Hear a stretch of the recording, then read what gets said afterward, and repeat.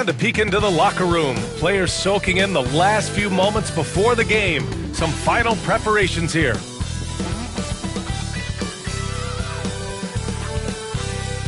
Tonight, the league and all of us here at 2K Sports celebrate Noche Latina, an opportunity to spotlight the amazing Latin culture in the NBA and its global fan base. This is Brian Anderson at the table with basketball royalty, Grant Hill and Clark Kellogg, Allie LaForce, our reporter. And a look here at the scoring trend over the last several months for Andrew Wiggins. And he's been trending downward in terms of his average points per game, and a number of reasons can lead to this. But he needs to figure out how to get back on track. So the Houston starting five. Tari Eason is out there with Alperen Şengün. Then it's Thompson, then there's Kevin Durant, and it's Shepherd in at the point. And for Miami, Davion Mitchell is out there with Tyler Hero. Then it's Bam Adebayo, then it's Andrew Wiggins, and it's Ware in at the five. Well, this last stretch of the season could be the final NBA games for some of the aging stars in the league. Grant, when did you know it was time? Well, you know, B.A., I made it 19 years in the league, and at 40 years old, I was kind of happy to be done. But I hope that all the guys retiring this year have the same closure I had. Now here's Adebayo. I got him. They set a pick. Over Eason, 6 to shoot. It's hauled in by Houston. Last time they met was in Houston. They really scrapped out a win last time. Foul trouble on the other side helped them immensely. You know what? Oh, hey, how about Big that? time right there. Big time. Woo! That's unreal. I mean, Thompson, that boy's going to hit his head on the rim one day. Oh. Pass to Adebayo. This one for three. It's rebounded by Şengün. All right, let's check in with Allie LaForce. I caught up with the head coach for the Heat. I asked him about the many difficulties that Kevin Durant presents to a defense, and coach said with most guys you can force them left or right or send help. With Kevin, he can always shoot over the top of you. Sometimes you feel helpless in that regard. Not a lot of solutions for a 7-foot sharpshooter, guys. All right, appreciate it, Allie. Pass to Ware. Here's Mitchell. Count it. Just taking it right to the rim, and no one was there to greet him. Well, this early, they should be showing a lot more energy on defense. It's not there. On the wing, Durant. Hounded by Wiggins. Durant's shot is off. And even with the miss, that's a high percentage shot for him. Hero against Thompson. Outside Mitchell.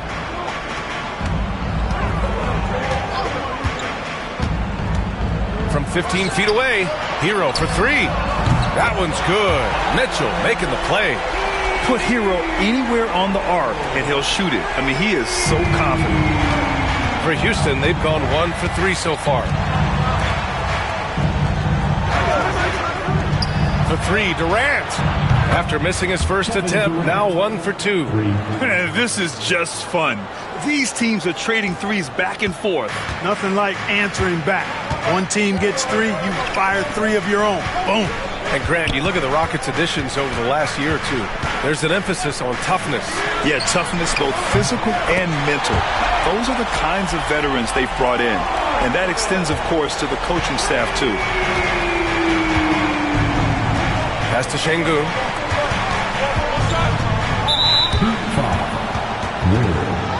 First personal foul. First team foul.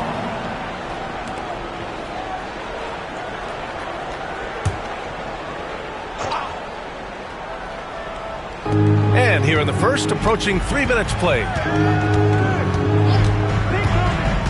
Down low. Şengün. It's good on the putback. Way to work the glass. Buffet style. Second chance buckets. They can make a big difference. Here's Hero. Looking at his stats, he's getting just over 23 points a game. And he's having an ugly quarter from the field. It seems really frustrated. From the wing, and the Rockets tack on 2 more.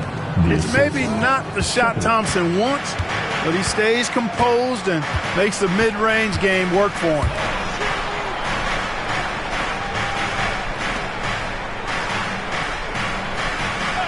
Now here's Mitchell. Defense right on him. Hero, no good. Houston in the lead. Here's Thompson. Adebayo grabs the board. That's the shot you hope for. Right at the rim. Just couldn't capitalize. Pass to Hero.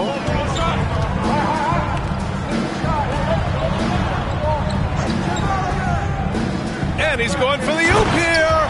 And an emphatic jam on the lob. Nicely executed play there. The pass on target, and Wiggins with the explosive finish. And Ime Udoka has called timeout. We might see him looking to make some tweaks to the strategy here. Their last game, a win against the Magic, looking to carry it into this one. A comeback like that one, so late in the game against a tough opponent, I doubt anybody saw that one coming.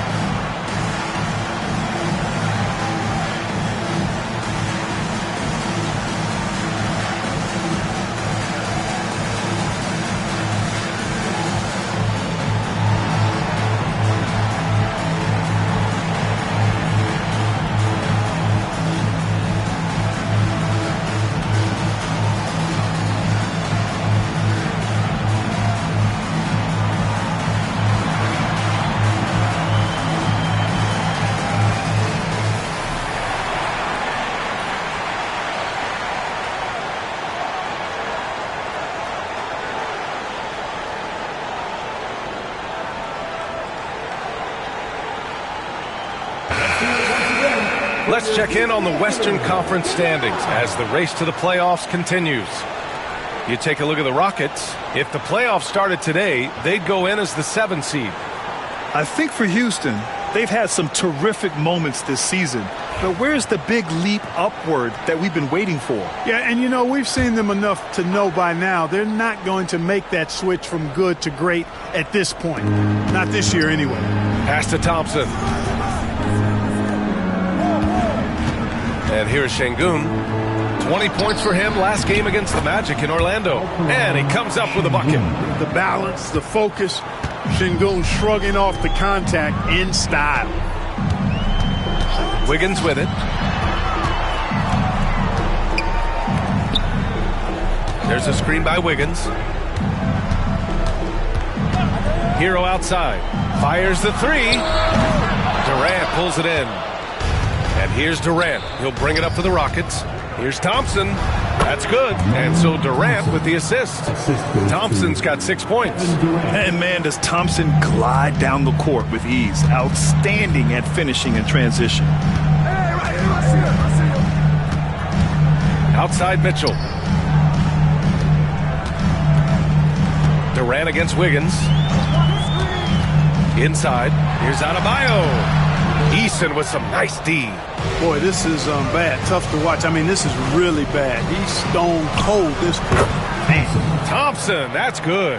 And usually teams go on runs from a bunch of layups and dunks, but that's not the case here.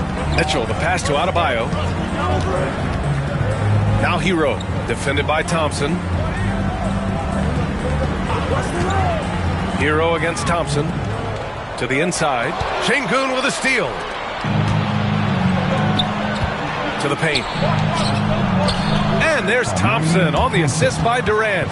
10 points for him. I just love the ball movement. When you look at the career of Kevin Durant, he's had an amazing list of teammates, Grant. Yeah, that's true, B.A. And it started with Westbrook and Harden. Then he had Steph, Clay, and Dre, Kyrie, and then Booker and Beal. That is quite the list. The Rockets lead by 7. Back to Thompson. Pass to Eason.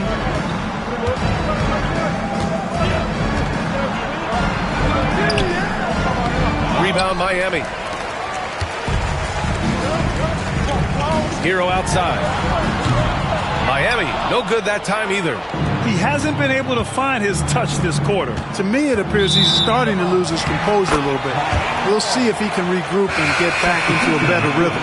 Norman Powell, he's checked in for Miami. And a change for the Rockets. Van Vliet's checked in.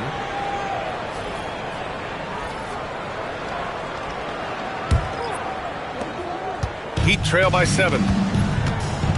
And so it's Eric Spoelstra with the timeout here. He wants to give him a breather and talk things over. Defeated by Detroit in their last game. He'll try to put that one behind him. And guys, it really was a thrilling duel all the way to the end. You hated to see anyone walk away the loser. I tell you, it's too bad one of them had to lose because I thought both teams were evenly matched in that game. If you see yourself on the big screen, then you know what to do. Show us your move.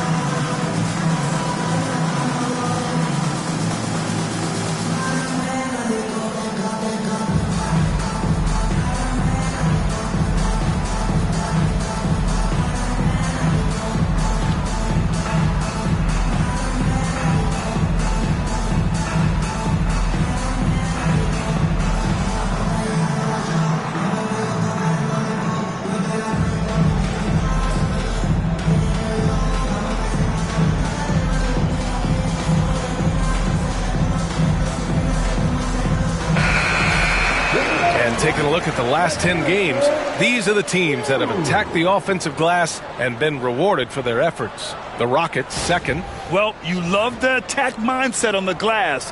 They've imposed their will physically.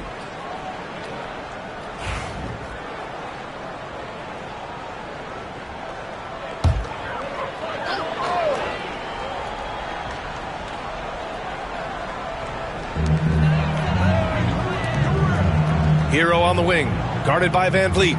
Wiggins with a screen on Van Vliet. Hero with the bucket. Hero's got 5. They're just letting the play develop. Hero is gifted at reading and breaking defenses down. Van Vliet, the pass to Şengün. Eason against Adebayo. Here's Durant. And he banks in the layup. 5 points in the game. And why go away from attacking inside if the D has no answer for you? Heat trail by 7. The 15-footer. Hero, no good. Already +5 in terms of rebound margin. Pretty clear. They're dominating that area. They've come out with a lot more energy and effort so far. Pass to Durant. Şengün, a screen on Wiggins. To the middle. And Şengün, throw it down. Working that pick and roll action superbly. Şengün knows exactly where he needs to be. Offensively, it's been a struggle for him. Yeah, they need to string together some shots to have any kind of chance. Don't want to let him get into a rhythm from out there. Hero against Van Vliet. Outside Durant.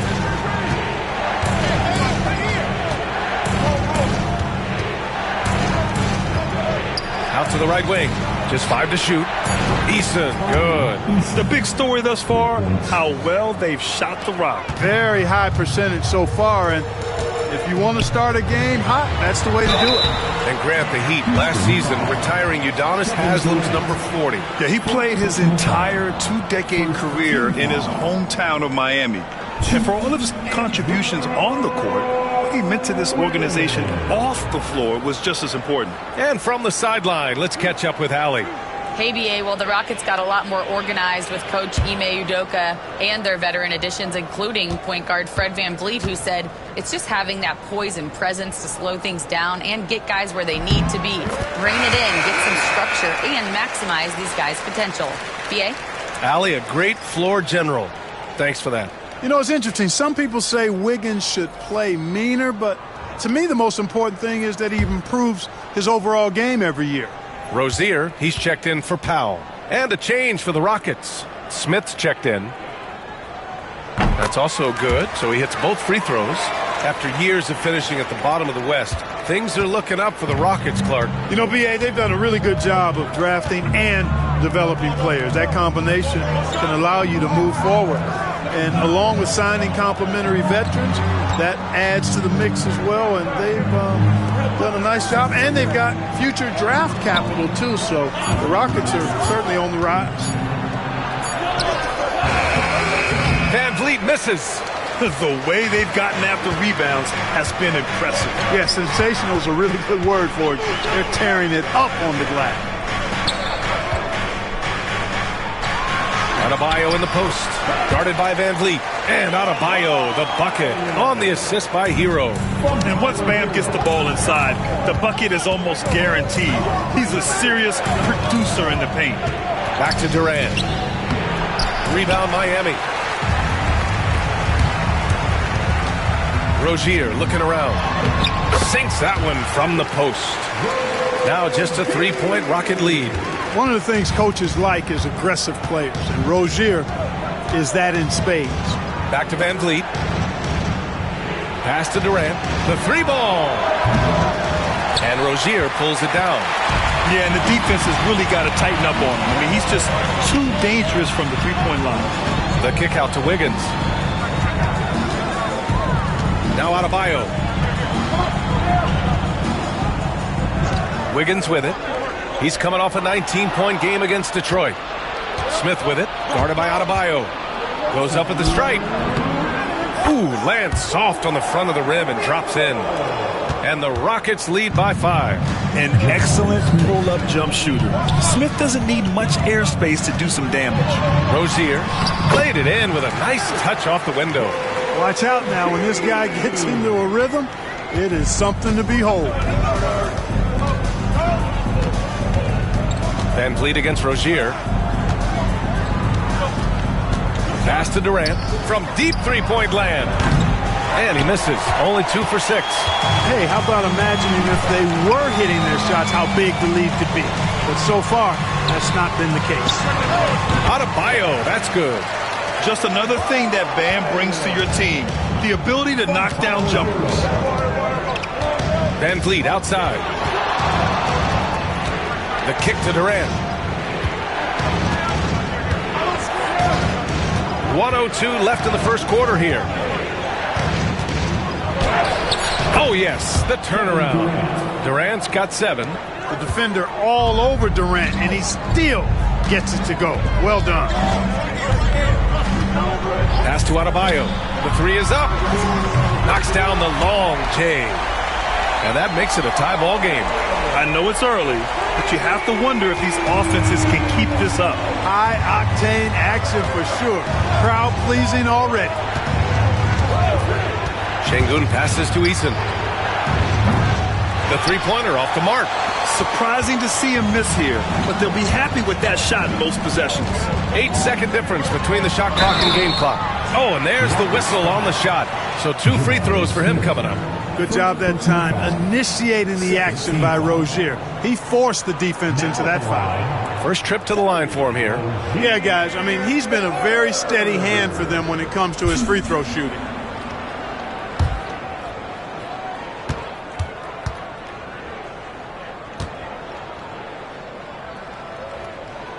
And that one falls. That puts him up 1 point in the game now.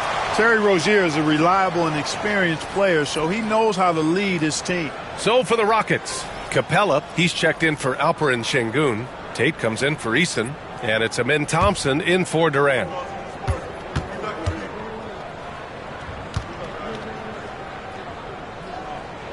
Both free throws good from Rozier. It's not luck that he's so steady at the line. It's through repetition and hard work. Van Vliet scanning the floor.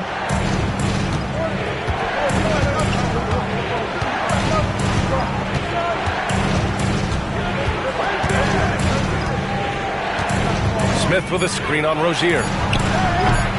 Van Vliet misses. And at the end of one, a closely contested game so far. Heat out in front, up by 2. Don't go away. We'll be back with the second quarter in just a moment.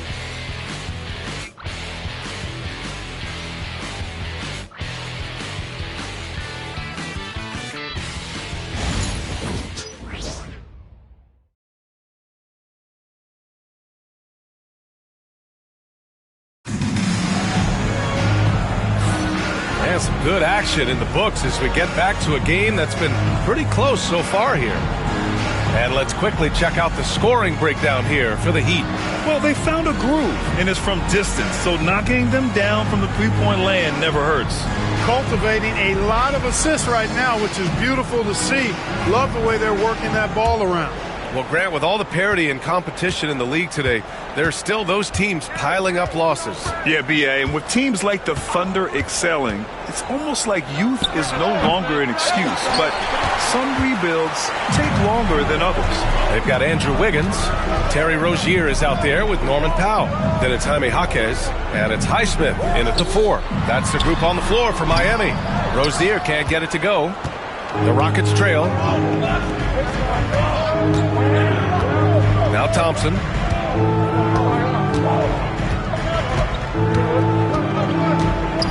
Pass to Capella. Oh, he powers right through the defender for the dunk. Draws the foul, too. And he'll go to the line. It's going to go on Jaime Jaquez. And this is his first trip to the line tonight. And, guys, it's something that he's going to have to work on more and more because he's still not getting the kind of shooting percentage he would like from the line.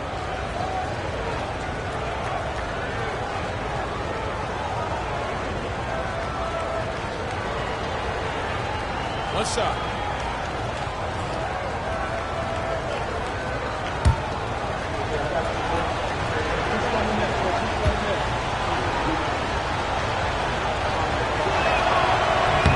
That's good from Capella.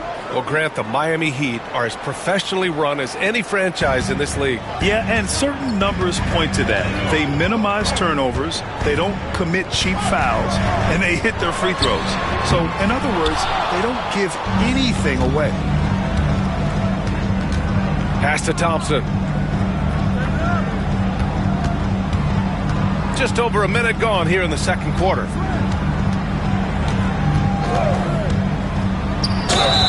And they're going to count that bucket, and they'll send him to the line. It could be a three-point play.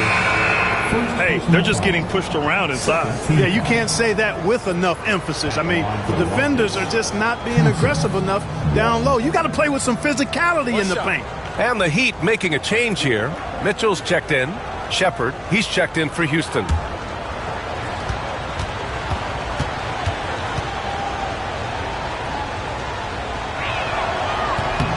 And what I like about Thompson, along with the high-level athleticism, he has a high-level feel for the game. Powell outside.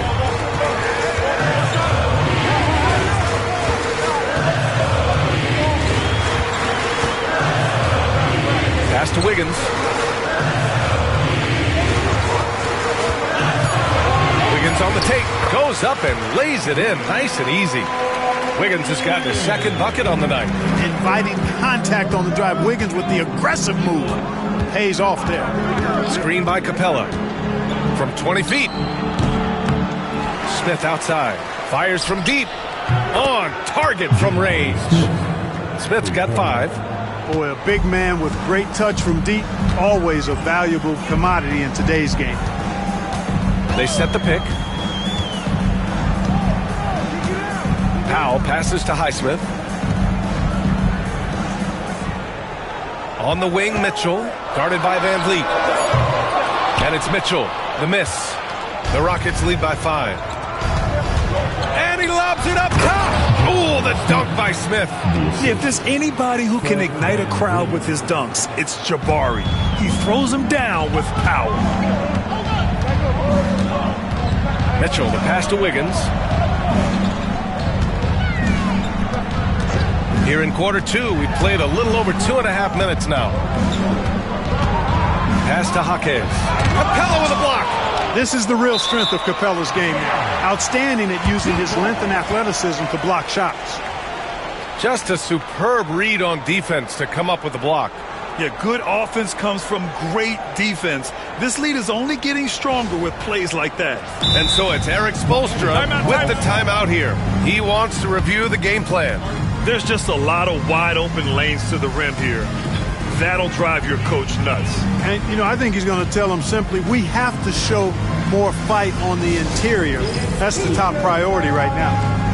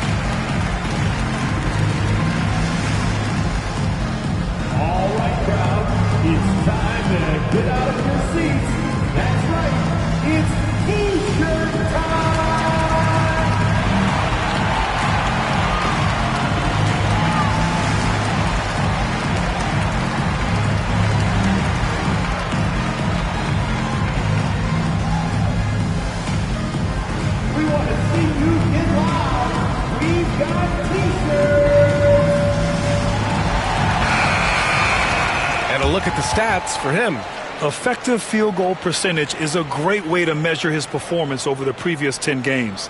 It's been much improved, a sign that his game has been evolving.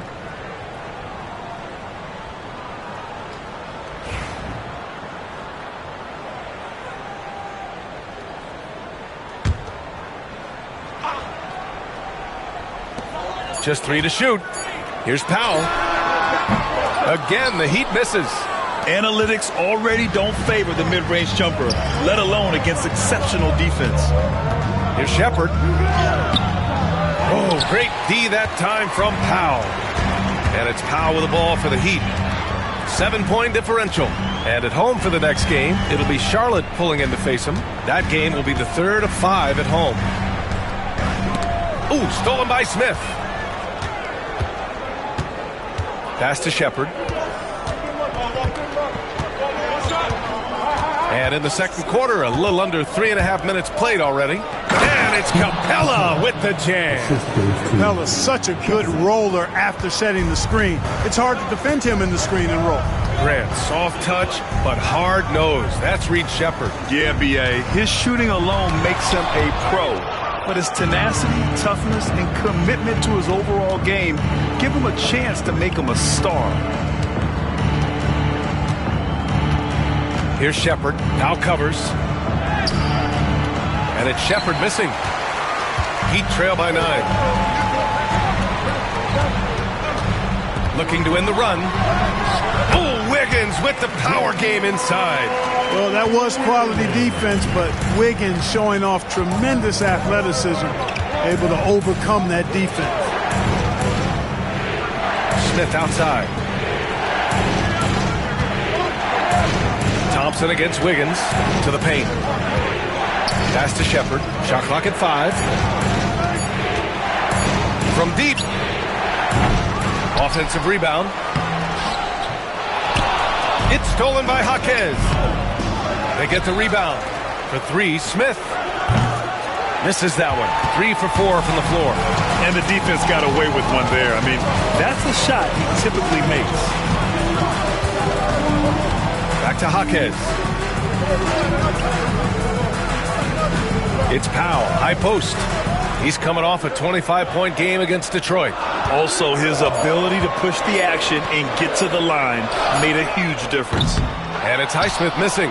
I'll tell you what, they've been aggressive and they've been physical. Well, they're working the glass, really battling in that area of the game, and that's helped them stake this lead. Van Vliet outside.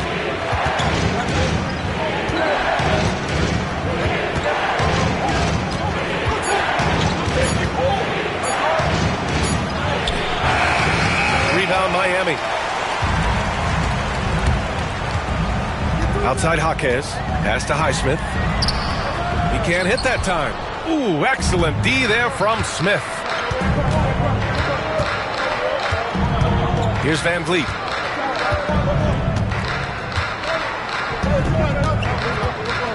Here's Shepard. Now covers. Thompson outside. Fires the three. And yes, it's good. He's 7 for 8 now. Boy, he's been a rock of offensive support so far. And when they've needed a basket, they've turned to him. Wiggins with a screen on Smith. And he got the whistle on the way up. So he'll be headed to the line for a pair. It's his first trip to the line. Boy, I tell you what, he's really coming to his own this year. I mean, that is an enormous step up from what he shot at the line last season.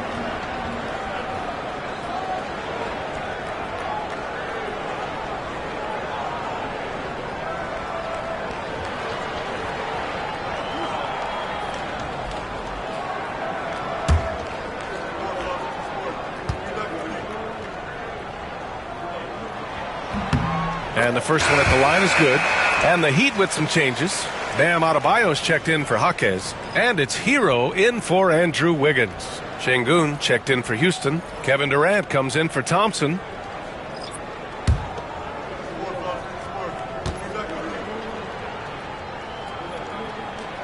And so he makes both from the line. And Ime Udoka has called timeout. I think right now he must be looking at some adjustments. Yeah, coach no doubt wants to use this timeout to review the matchups and maybe make some adjustments as well. Yeah, and I agree. I think there's going to be a new wrinkle in their game plan when they come out of this timeout.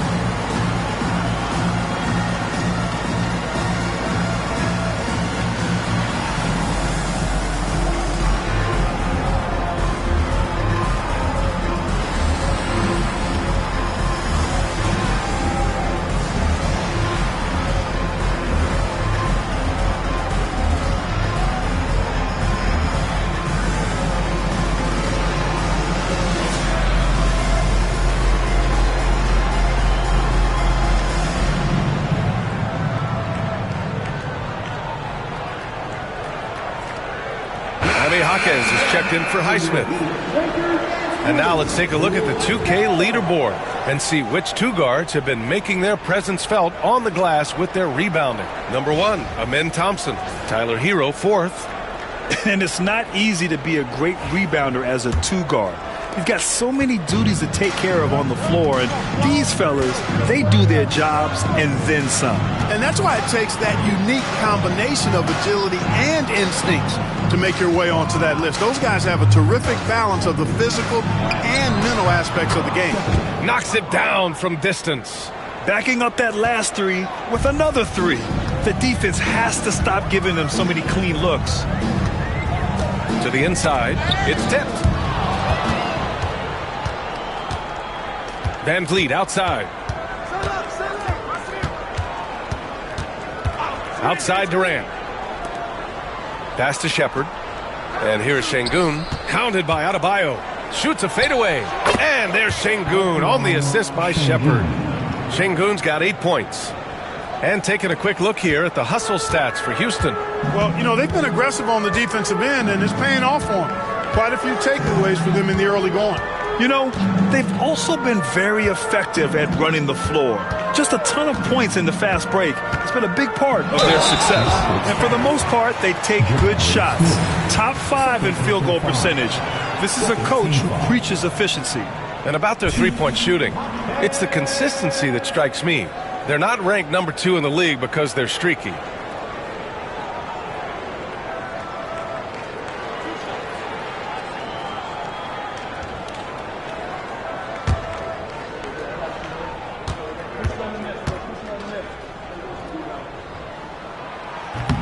He's off on the first.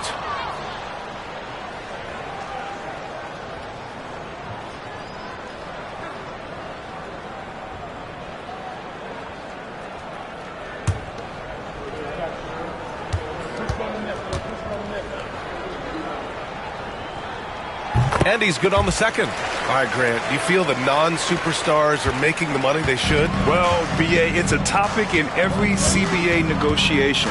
But I think we're trending in the right direction. But it seems like there's always more work to be done. Love when Şengün looks to score, especially from the interior. Outside Jaquez. Back to Mitchell. Bearing his second of 3 attempts. And once more this half, they find a way to get great position inside. Houston leading by 12. And let's swing it over to the sideline and hear from Allie. Hey, Brian. Well, Kevin Durant steadily climbing up the top 10 of the all-time scoring list. He said, I've been in the league for half of my life now. It's a blessing to be playing on this platform and doing what I love to do. I just want to continue to keep putting in good work and keep adding to what I already did. One of the greats, Allie.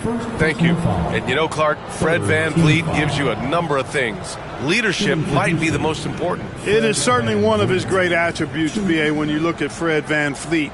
Not very big, not super athletic, but a winner. Tough-minded, and highly skilled. Doesn't make mistakes with the ball, gets other people's shots, and has proven to be a clutch and consistent quarterback at a really high level.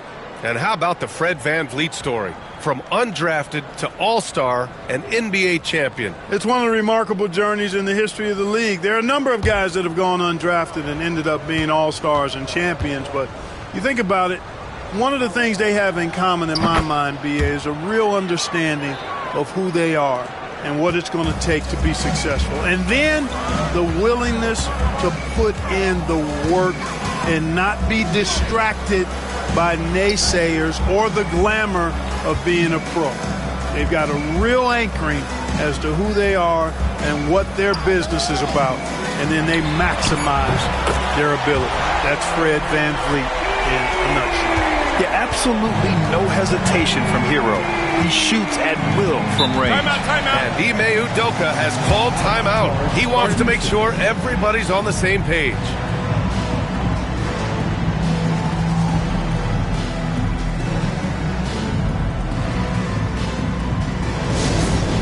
Representing courtside for your Heat High Squad, make some noise! On the floor,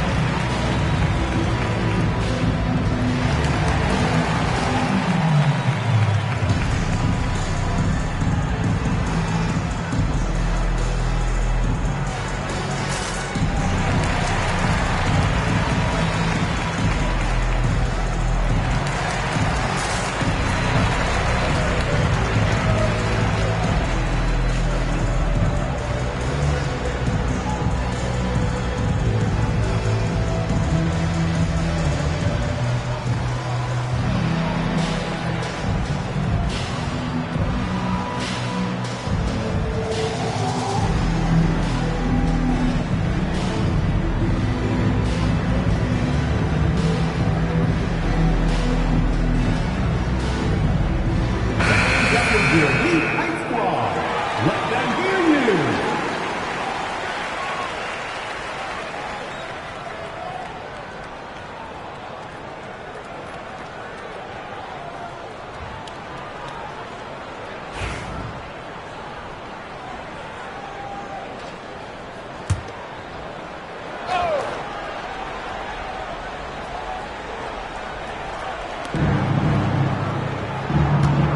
Adebayo against Capella.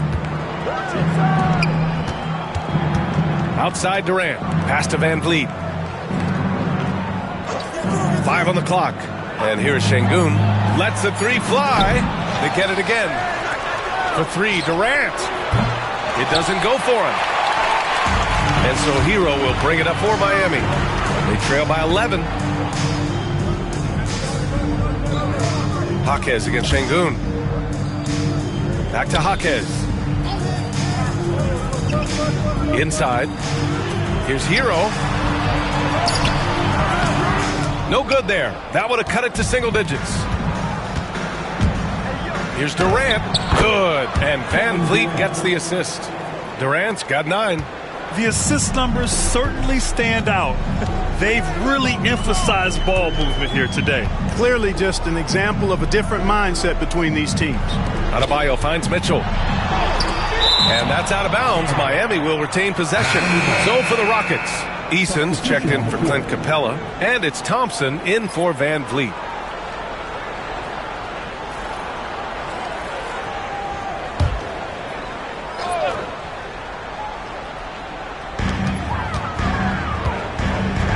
Wiggins against Durant. 4 on the clock. The Heat need to get one up in a hurry. Hero for 3. Kevin Durant pulls it in. Houston leading by 13. The 3. Sinks that one. Now shooting 5 of 10 and looking sharp. Great touch from KD. Great range, too. Pass to Ware. Durant against Wiggins. Shoots over Durant. A tad short, but it's good off the front iron. Wiggins got 6 in the quarter. And off the jump, they were effective from deep. I don't know why they haven't continued to fire from out there. Yeah, I mean, test the hot hand. You're exactly right. I say let those triples fly. Şengün. And Şengün throw it down. Excellent in the screen and roll. Şengün with a wide base and natural strength, and he makes excellent decisions with the ball. Adebayo in the post. He's against Eason.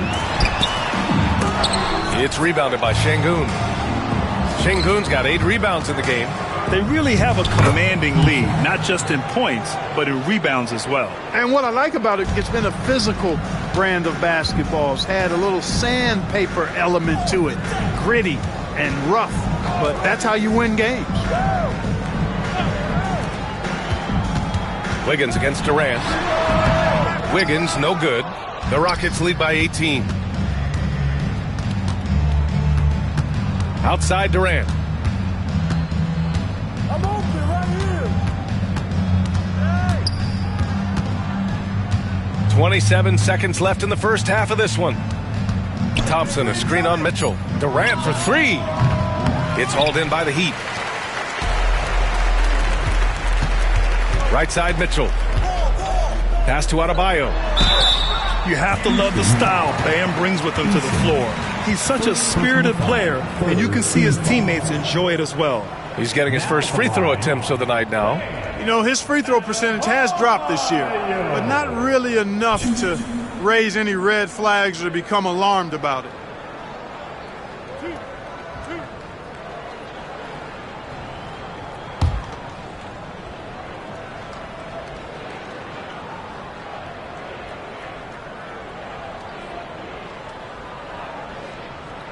First one falls.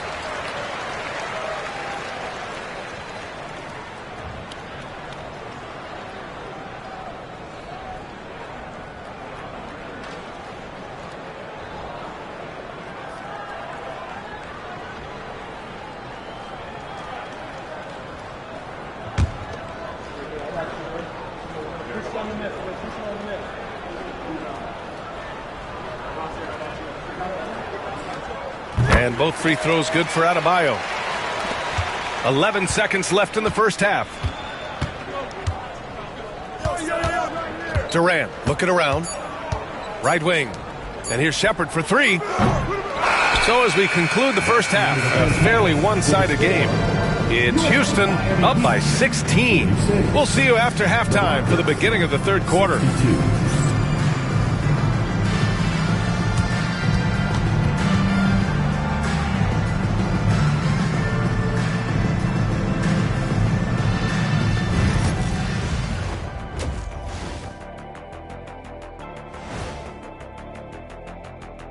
Welcome, everybody. Right off the bat, let's see which games are still to come tonight.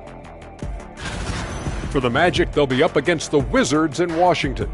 7 p.m. Eastern Time for tip-off. This is going to be either a lopsided game or a terrific upset.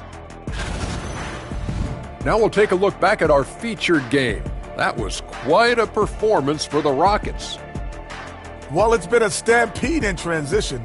They'll run it right down your throat if you let them. I'm going to do something I haven't done in a while. I'm going to give you a compliment, just like you, Jet, in the blink of an eye.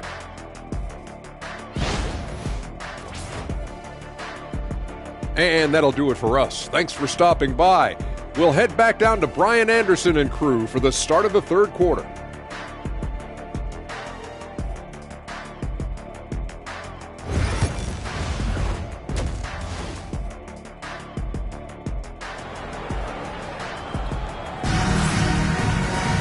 And as we dive into the second half, we'll find out if the next two quarters are any different from the first two. So far, it's been a runaway. Well, you got to like what we're seeing from Amin Thompson. Through the first two quarters, he's been on fire. Explosive offensive performance. And you know what? I'll be interested to see just how much he's got left in the tank. That first half had to take a lot out of him.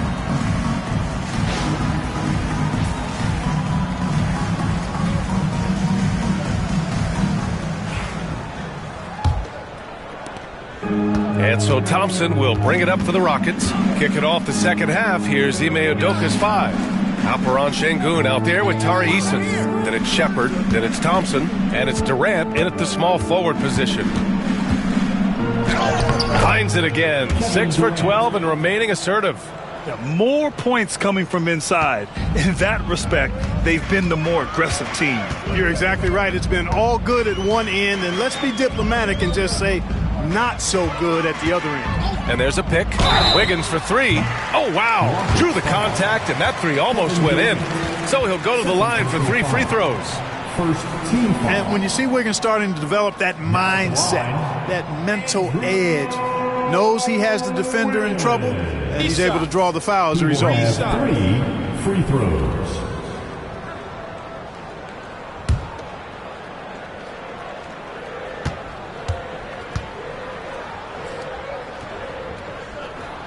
That free throw, no good. A decent free throw shooter is Wiggins, trying to become more than that, though, given how often he gets himself to the line.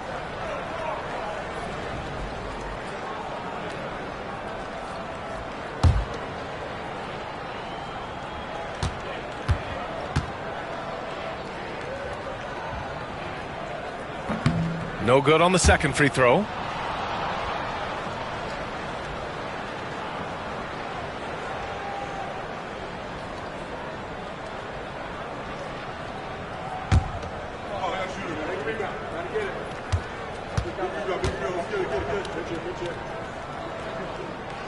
And he nails the third. Houston leading by 17. Here's Shepard. Over Mitchell. And Şengün throw it down. Hey, he's one of the best on the offensive glass, so you got to get a body on Şengün. Mitchell, the pass to Hero. Mitchell, a screen on Thompson. Here's Hero. So it'll be 2 free throws. He was fouled in the act of shooting. It's going to be on Amin Thompson. These are his first free throws of the game.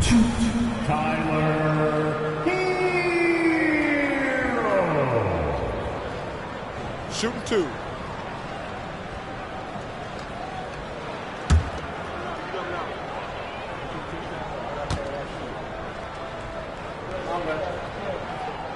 And that one falls for Hero. Now, you talk about player development. In a few short seasons, Hero became a true offensive weapon, someone who can hurt you in so many ways.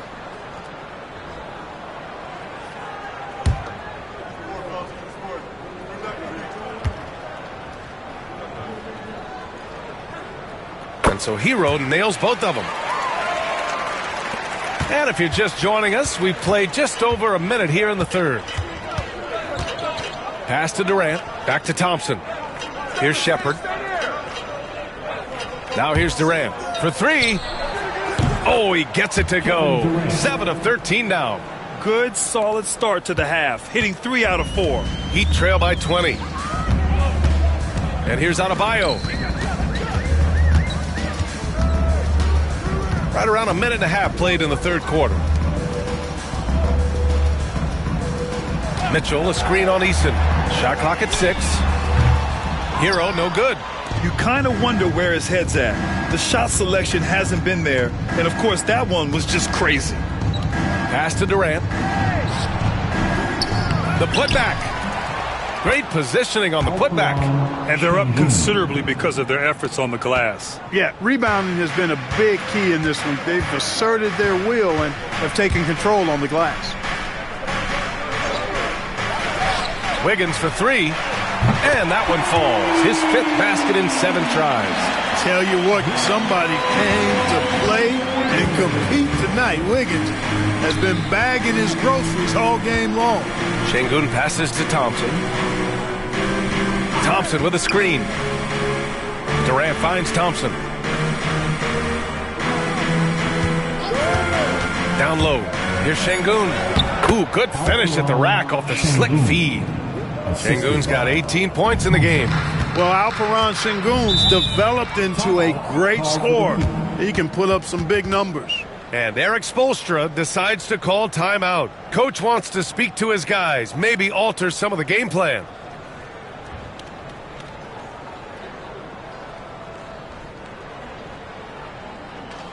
Okay, fans, it's time to get on your feet and make some noise for your Miami Heat Panthers.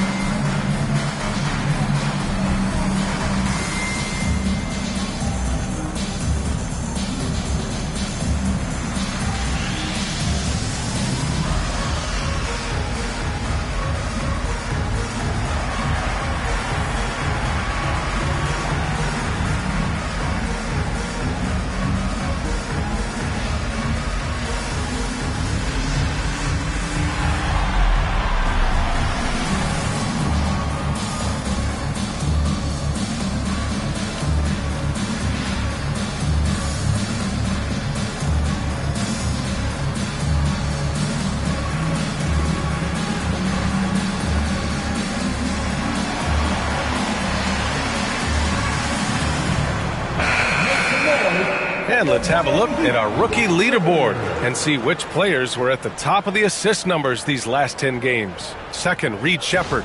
I mean, you love the way he's connecting with his teammates. The timing has been a surprise. Outstanding ball handler. He's a pace setter as well, facilitates nicely.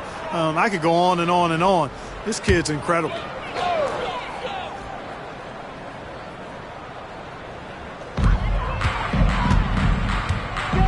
Now here's Mitchell. As far as his production, he's averaging about 8 points per game. Hero, no good. Yeah, and the defense really respects his shooting ability, and they showed it with that tight coverage. Pass to Eason. Thompson scanning the floor. Durant with it. Checked by Mitchell. Oh, and he got fouled on his way up. He'll head to the line to shoot 2. Boy, that's a tough take there by Durant. He gets off the shot, his finesse coming into play there, and he's able to draw the foul as a result. Houston shooting their 5th and 6th free throw attempts tonight. It's something they've been working very hard to correct and to change. I mean, they know how important it is to fix that inability at the free throw line.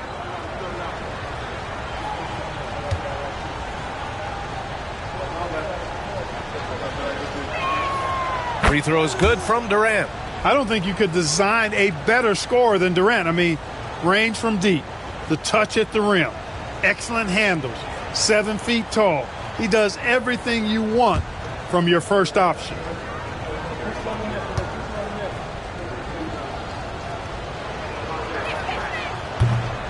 So 1 for 2 that time at the stripe.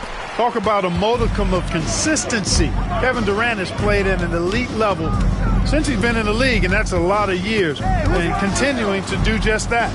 Outside for Mitchell. Puts up a 3. Eason pulls it in. Far from an ideal start here. I mean, this half just 1 for 4 so far.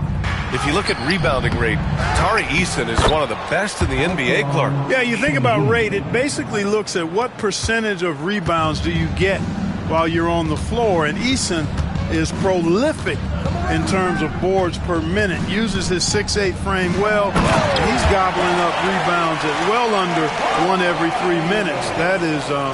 That's a lot of heavy lifting there, folks. And so it's Durant who brings up the ball for Houston.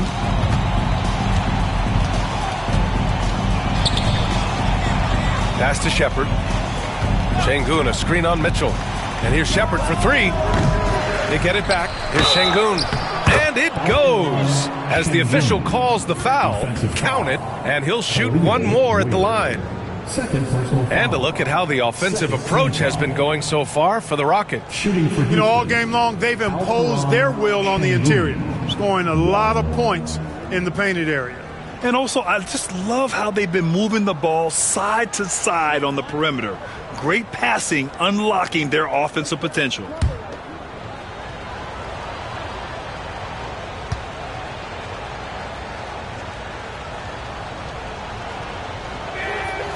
The NBA becoming more and more global, Clark. Şengün, a perfect example of that. Yeah, Alperen Şengün out of Turkey. Right now on the fast track to being the best player to ever come out of his homeland. So still very young, but boy, his future is quite bright. And the shot goes. Adebayo's got 4 points this quarter. Boy, he's doing everything he can at this point. The rest of his teammates need to step up and give him some help. And Ime Udoka has called timeout. He's going to talk it over with his guys.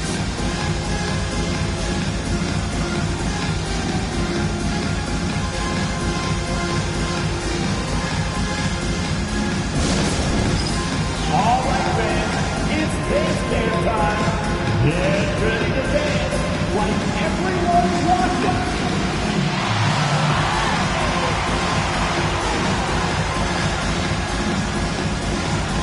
Keep it going.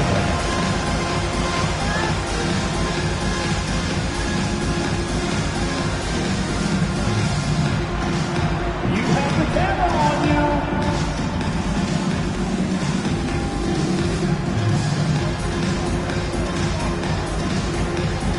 You gotta dance like everyone's watching.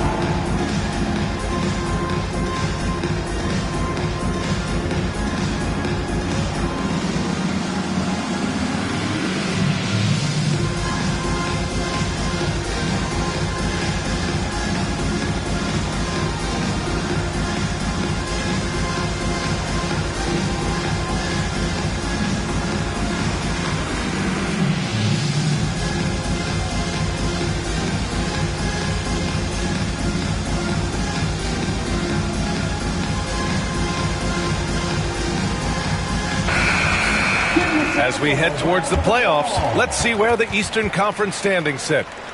You take a look at the Heat, their season's basically over, barring some sort of miracle. I think for the Heat, there's no doubt they feel the pressure mounting. I mean, failing to match those expectations from the start of the year is apparent. And, you know, any fixes they've tried during the season have only compounded their problems. Thompson finds Eason.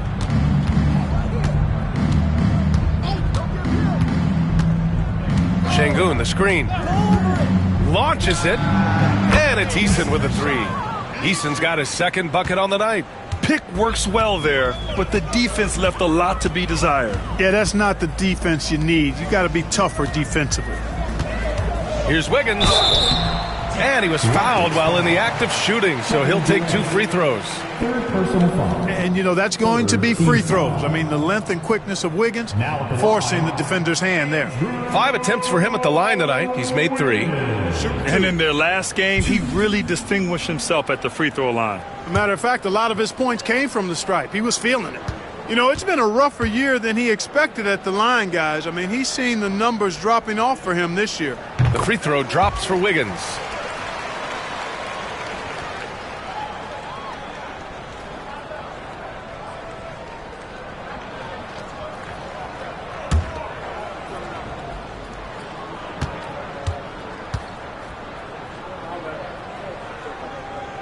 And Wiggins drops them both. For Houston, they've gone 8 of 12 from the floor in the third quarter. Pass to Shepherd, looking to get it going. And it's good. Off the back of the rim and in. Shepherd's got 5. Shepherd is good at measuring the defense. He knows his passes are coming his way if he has space to shoot. Here's Adebayo. Here's Ware. Still no points. 6 on the shot clock. The kick out to Wiggins. Jacks up at 3. It's hauled in by Houston. Şengün's got his 16th rebound on the night. Here's Durant. Adebayo grabs the board. Adebayo's got 7 rebounds in the game. It's Hero on the take. And the layup is good off the glass. Hero's gotten 4 this quarter. And just took it to the hole and finished through the bump. Hero knew there was going to be some contact and still converted. Pass to Şengün. Got a hand on it. Thompson against Hero. Wiggins with it.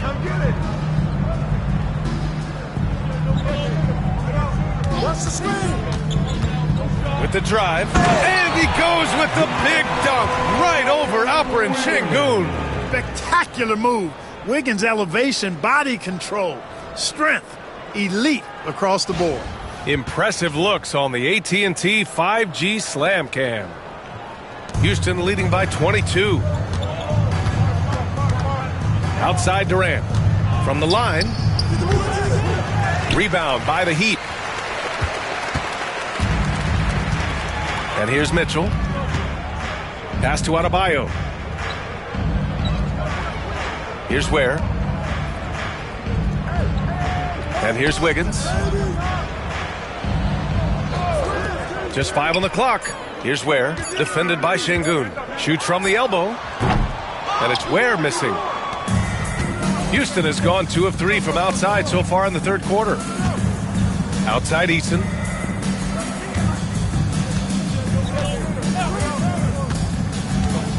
It's Şengün, high post.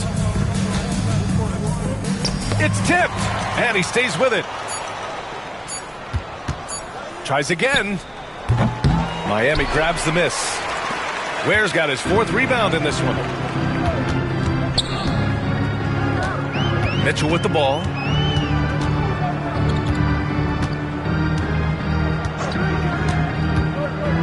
Pass to Adebayo. Hero against Thompson. From the arc. It's rebounded by Şengün. Şengün's got his 18th rebound here tonight. All over the place. Durant, the pass to Thompson.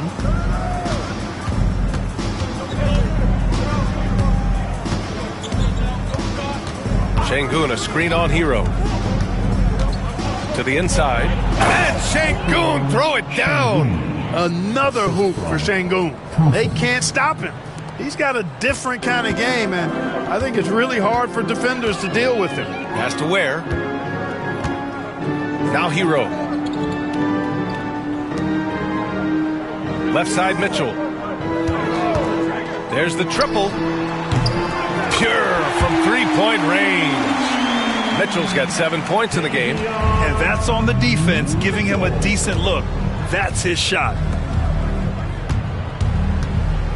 Here's Şengün. Rebound Miami. Got the ball where he wanted it, but then got swarmed. Here's Hero. Thompson pulls it in. Not his best night, and not the team's best night. Sometimes it just goes that way. Fades. And it's Miami with a rebound. Adebayo's got rebound number 9 now. What an effort here tonight. Wiggins outside. Şengün against Adebayo. Oh, that bucket gives him his 7th field goal in 12 tries. And bouncing off defenders, Adebayo kept his eyes on the rim. Thompson outside. Oh, a beautiful reverse layup. Thompson's got 20. Yeah, showing a little versatility with their offensive attack. In the first half, it was about the three ball. In the second half, they've emphasized interior scoring. From deep, Mitchell.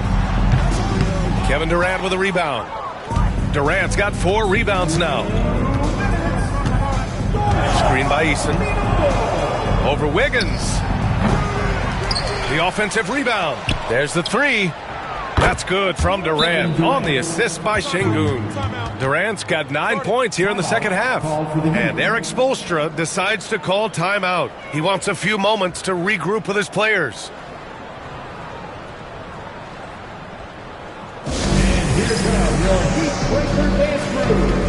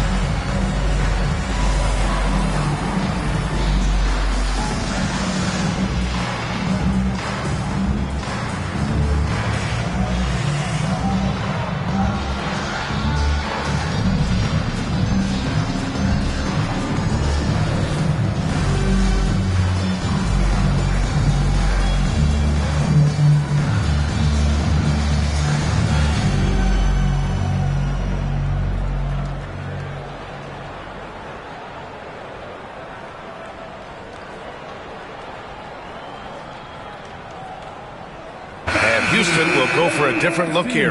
Clint Capella, he's checked in for Şengün. Smith comes in for Eason. Tate's checked in for Durant. And Fred VanVleet is subbed in for Shepherd.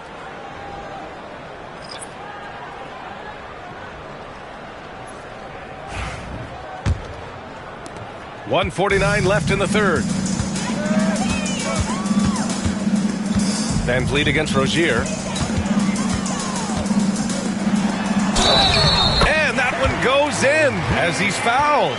It'll be 3 points if he converts the free throw. And this is his second trip to the line tonight. Defensive foul. Clint Capella. Second personal foul. Team foul number 4. One shot. Now at the line, Terry Rozier III.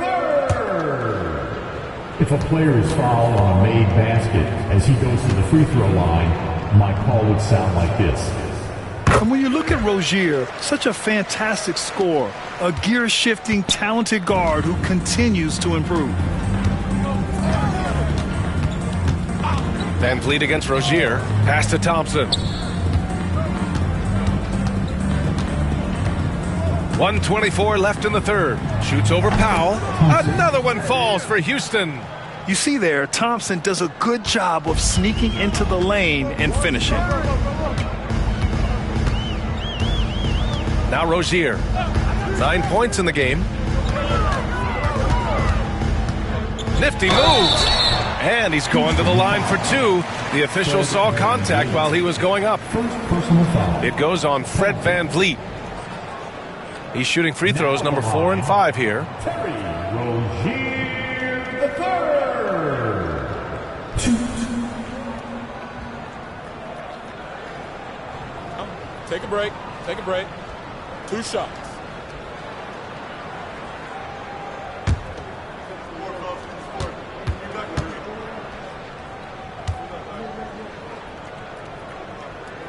That free throw good from Rozier.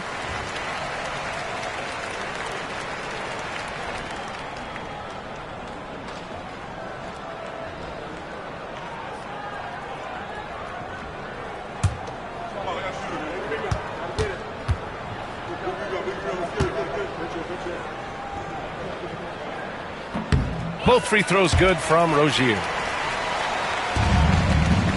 And so it's VanVleet with it. He brings it up for the Rockets. 54 seconds left in the third quarter. And a foul called on the way up. so he'll take 2 from the free throw line.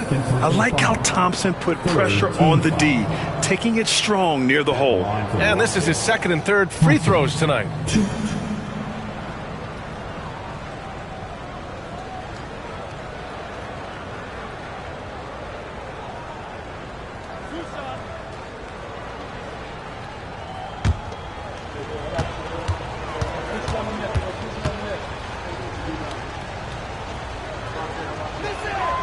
And he knocks down the first one. Hey, when you look at Thompson, his physical attributes jump out at you right away. I mean, he is a freak athlete with tremendous upside. Mitchell's checked in for Miami. And a change for the Rockets. Shepard, he's checked in for Tate. Both good from the line that time. 51 seconds left in the third quarter here. Now here's Powell. No made baskets yet. Pass to Highsmith. Clock at 6. Back to Powell from behind the arc. Thompson pulls it in. Thompson's got his 4th rebound in this one. Here's Shepard. 3-second difference between the shot clock and the game clock. The shot from the low post is good. Shepard's gotten 4 this quarter. And just not letting up at all. I mean, you have to love this approach. You want to get the ball to the guys who make plays. If it's working, keep working it. That's what I say. Keep the pressure on them. Powell right side. Shoots over Shepard. Powell, it's good. Powell's gotten his first bucket of the night. And as we conclude the third, pretty much a blowout here. It's been a one-sided affair. Rockets ahead, running away with it. And we're coming back in just a moment. Get ready for the fourth quarter when we return.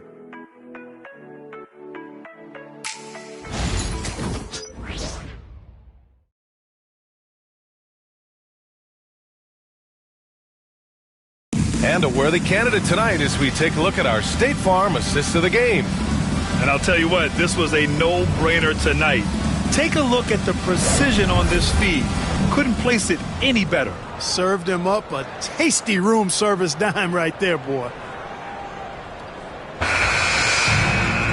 And 1 quarter to go in a game that, to this point, has not been an evenly fought contest. We've got Mitchell, Jaime Jaquez out there with Norman Powell. Then it's Bam Adebayo, and it's Rozier in at the 2. That's the group in the game for the Heat. And just an effective offensive talent. Adebayo plays so hard, and that's really what drives his game. Şengün, a screen on Mitchell. Here's Van Vliet, and he lays it up and in. And the defense has no one to blame but themselves. I mean, they just let him get right to the rim. You know, he should be getting extra attention from the defense, not less. Here's Rozier. Banked it in off the glass. Boy, pushing hard, Rozier able to catch the defense off guard that time. His speed, the difference. Pass to Şengün. Hey, Grant, when you look at the mentality of today's players, what are the differences from back in your day? Well, B.A., through the wonders of technology, players interacting more directly with their fans and telling their own stories. Also, there's a brotherhood. It's a bit more brotherly, with players on different teams more friendly than in days past. And, you know, I'm not sure how I feel about that. Van Vliet, the pass to Şengün. Mitchell grabs a miss. Heat trail by 19. Pass to Adebayo. Cash. He's 9 for 14 in the game. Man, that's now 10 straight points in the paint. I'm not sure what's happened to their defense, man. I think they've really got to start committing more bodies down low and really kind of close that area off defensively. Şengün, a screen on Rozier to the middle. Shot clock at 6. Here's the break. On up the court. And so he draws the foul, headed to the line to shoot a pair. No debate there. He got hammered. Blatant contact. Straightforward call. Simple.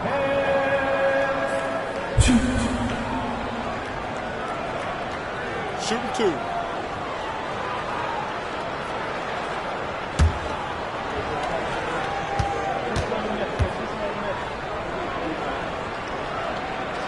The free throw drops for Jaquez.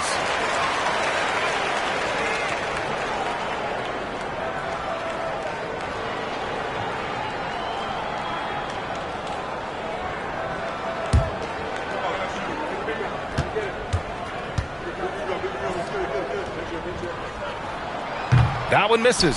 Since being selected in the 21 draft, Alperen Sengun has really improved.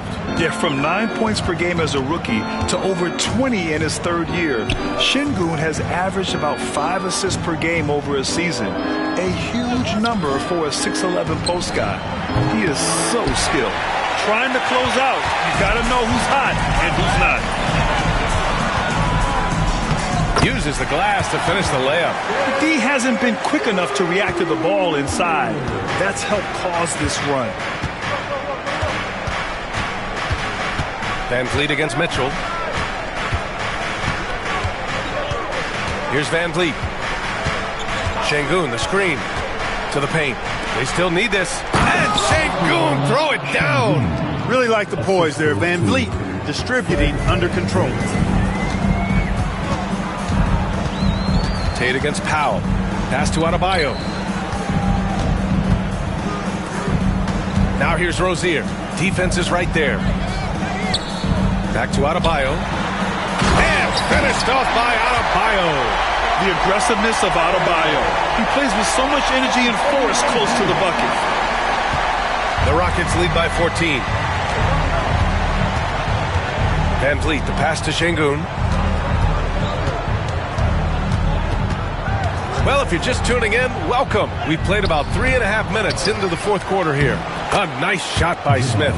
Coming out of the half, making a commitment to the offensive boards has proven successful.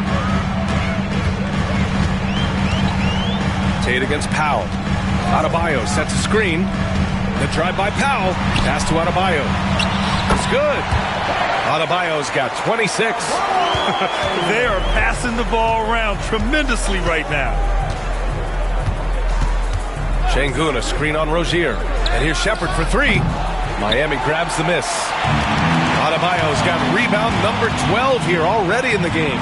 The perimeter game has failed him thus far. Hit one from range in the first half, but nothing since. And force-feeding the ball inside. I mean, no reason to go away from what's working. And when you make 5 in a row in close like that, it also takes pressure off your perimeter guys, too. Here's Smith.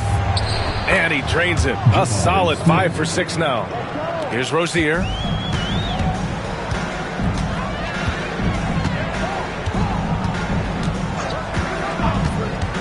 Lots of room. It's rebounded by Sengun. Yeah, you have to knock those down. Open shots inside the arc are rare in this league. Mitchell against Van Vliet. Tries to break his ice. And there's Shepard. That one's good on the assist from Van Vliet. Van Vliet's got his 4th assist with that last one. Mitchell against Van Vliet. On the wing, Mitchell.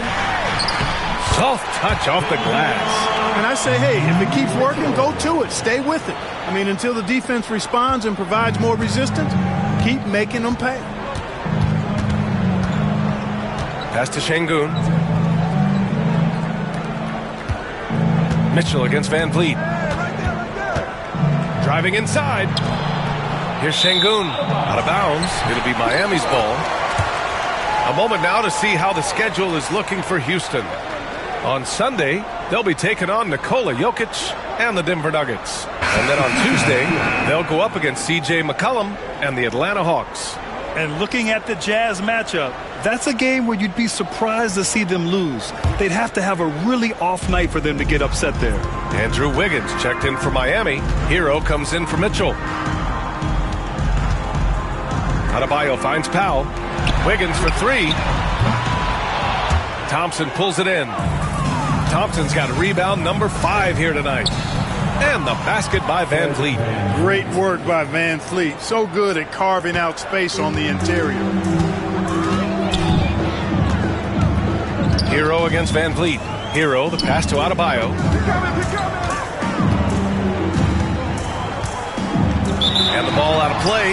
The Rockets will have it. Şengün checked in for Smith.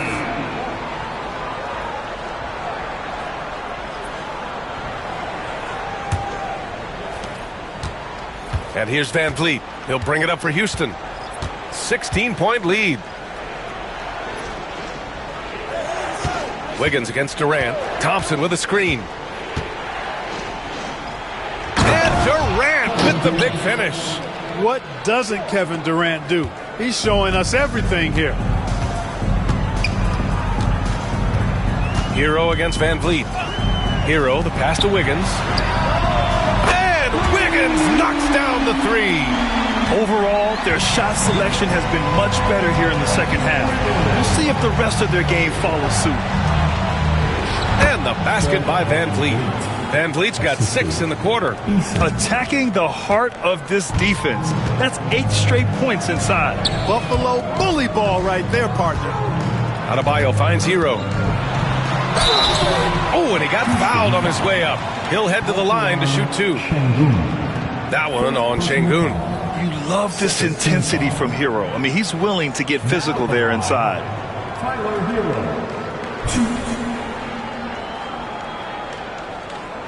Take a break. Take a break. 2 shots.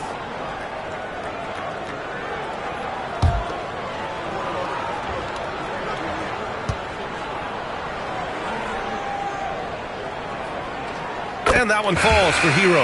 Miami making a switch here. Mitchell's checked in. And a change for the Rockets. Shepherd, he's checked in for Fred Van Vliet.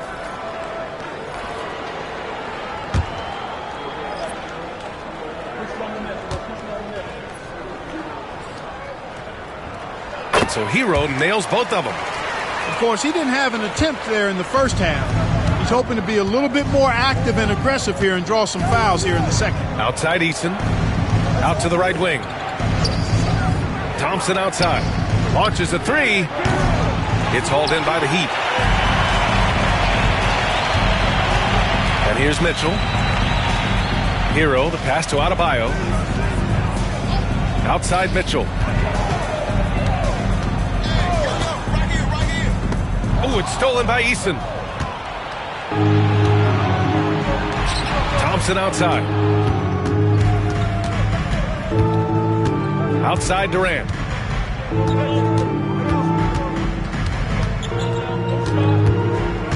Tries to spin move. Down to 5 on the shot clock. Durant draws the double. It's hauled in by the Heat. Ware's got 6 rebounds here tonight. Heat trail by 15. Mitchell deciding where to go with it. Pass to Wiggins. Wiggins with a screen on Eason. Now here's Hero. Let's go with a 3. He buries it from 3. Hero's got 5 points in the quarter. And it looks to me like he still has some of the shooting touch that he displayed in the first. Şengün, a screen on Mitchell. Inside. And Şengün throw it down. Şengün finishing with authority. There you go, big fella. They can feel you. Hero outside. Back to Mitchell. Adebayo, a good look. It's rebounded by Şengün.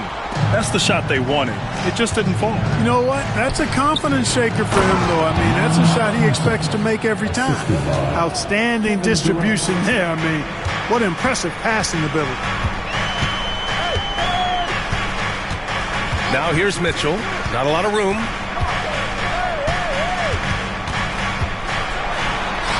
And he gets it to go. You know, this has been a totally different half for him.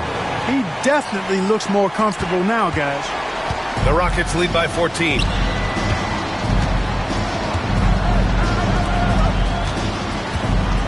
Here's Şengün. And it's out of bounds to the Rockets as Houston retains possession.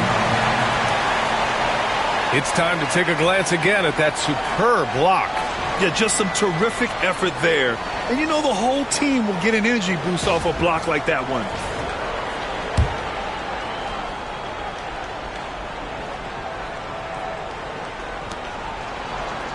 Durant, the pass to Eason. Here's Thompson. And he's going to the line for 2. The official saw contact while he was going up.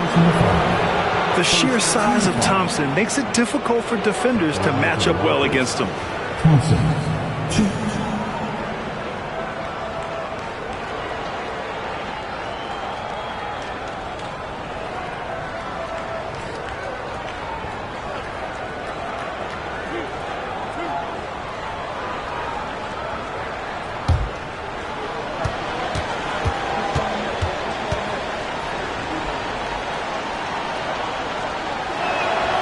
First free throw is good.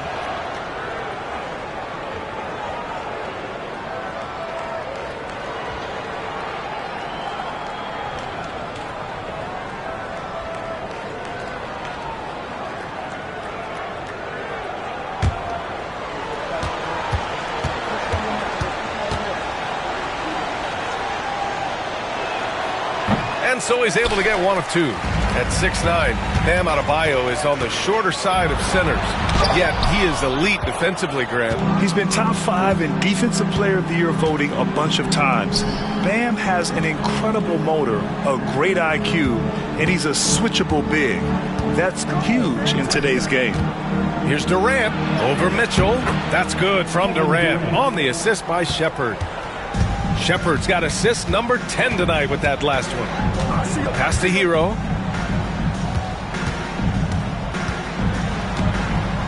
To the middle. Oh, it's stolen by Eason. Hero against Thompson. Outside Eason. Şengün with it. 6 on the shot clock. The rebound by Ware. Ware's got 7 rebounds in the game. And this one hasn't been in doubt for a bit now. They came out on a mission, and you can bag up this win for the Rockets. And it seemed like steals ended up making the difference in this game. No question. Their ability to force mistakes and turn them into points gave them an upper hand tonight. And give them credit for what'll be their 38th win of the year. Only a 2-game series, and they win both. They have to be satisfied with this. That's a nice feeling to get the sweep. Even though it is a small number, still nice to get that sweep. And we get spoiled sometimes, but we should take a second to appreciate what a sensational performance this has been for Alperen Şengün. Boy, this game really had his name all over it. I mean, he relished being the guy to carry the load offensively. And it's a completely new group for the Rockets. And so it's Houston with it. It's a 14-point game. Pass to Capella. Here's Okogie. Now covers. Outside Tate. 6 to shoot. The 3 is up. Sends it home from three-point land. They really came in with the right mindset today. I can guarantee you their flight home will be filled with some smiles. Yep, to have a stress-free win on the road, very satisfying. The fans are already headed for the exit. Third personal foul. Third team foul. Terry Rozier the third. Take a break. Take a break. 2 shots.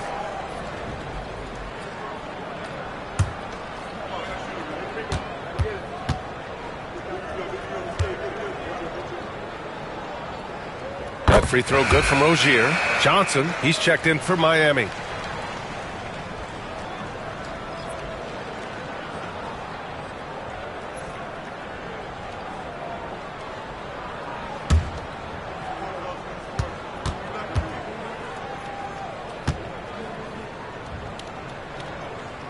Both free throws good from Rozier. Now Tate. There's 37 seconds left in the fourth quarter of this one. Pass to Capella. Van Vliet against Rozier. Van Vliet, the pass to Tatum.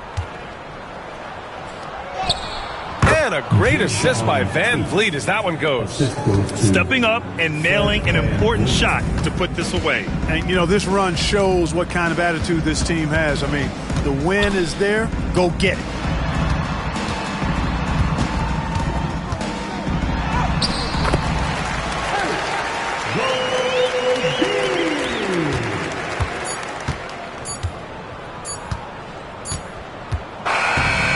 So it's the Rockets taking care of business in this one.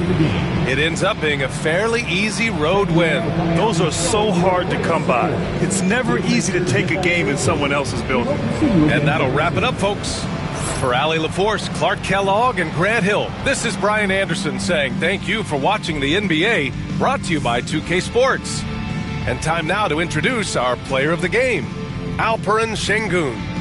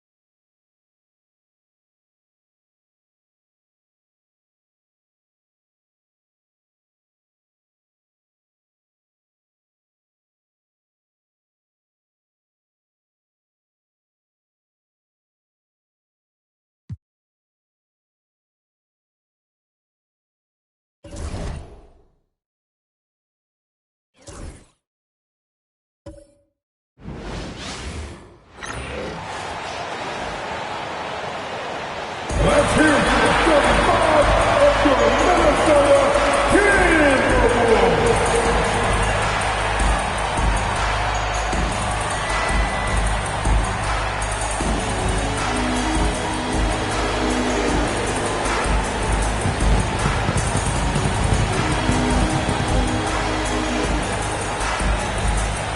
Starting at point, standing 6'4", number 0, Dante DiVincenzo.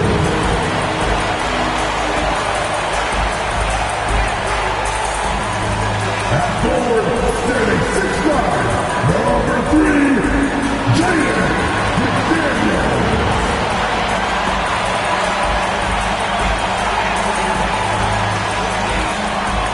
At the power forward position, at 6'9", number 30, Julius Randle.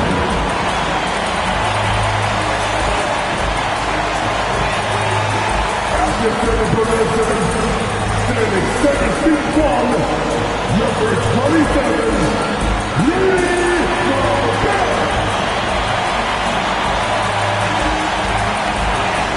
At the other position, standing 6'5", number 5, Anthony Edwards.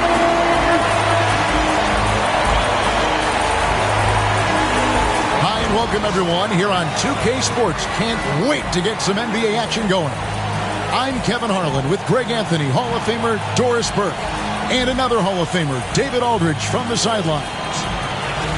And checking out some numbers for Zion Williamson. And guys, for a measure of how he's performing offensively, look no further than the true shooting percentage. There's been a steady drop in his last 5 games, and he's got to be scrambling now to get that feel back. And the starting lineup for the Pelicans, and for Minnesota. Edwards on the wing. He's joined by McDaniel. Randle out there with Gobert, and it's DiVincenzo in at the 1. So, Greg, it doesn't get much better than this, does it? Major playoff implications in this one tonight. Both teams have a lot on the line in this contest. Seeding in the postseason can make or break a team's chances. Randle outside. Here's Edwards. And finished off by Edwards. How about the handle of Anthony Edwards so much tighter? That is so good. Murray outside.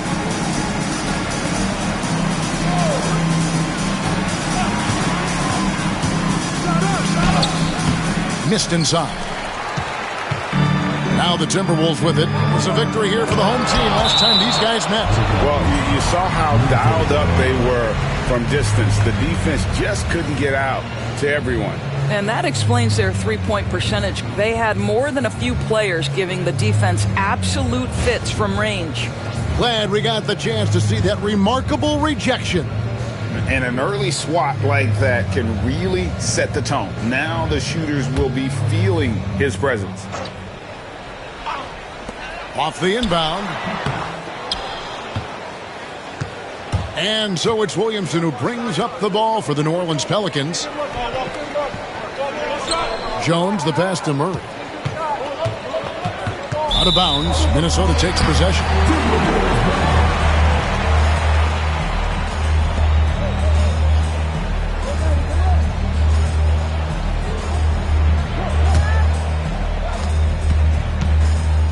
For Minnesota, they've gone 1 of 3 from the field to start this one so far. DiVincenzo passes to Randle. Oh, drew the foul and almost hit the three-point bucket, but he'll go to the line to shoot 3.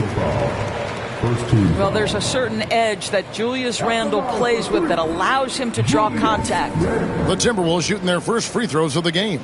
And team free throw numbers really about as good as you could ask for, around 80% on the season.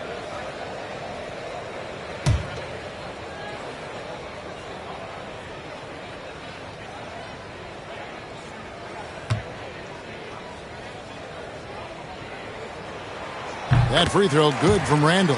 Greg, this is some kind of note. Last year, Minnesota, for just the second time, had ever won a series in the postseason. Yeah, they've been bounced in the first round, 10 of 12 appearances. But last year's team was different. Their elite defense fueled the conference finals run.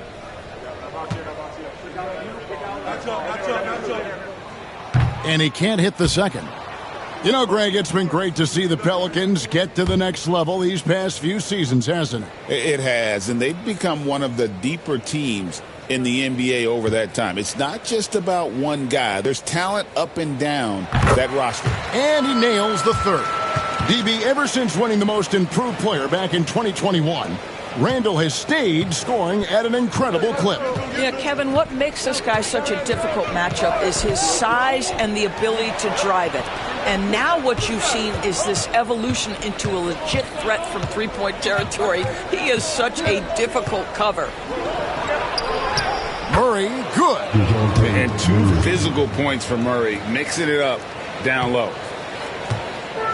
For the New Orleans Pelicans, their last game a loss to the Timberwolves in Minnesota. And stolen by Williamson. Again, New Orleans turns it over.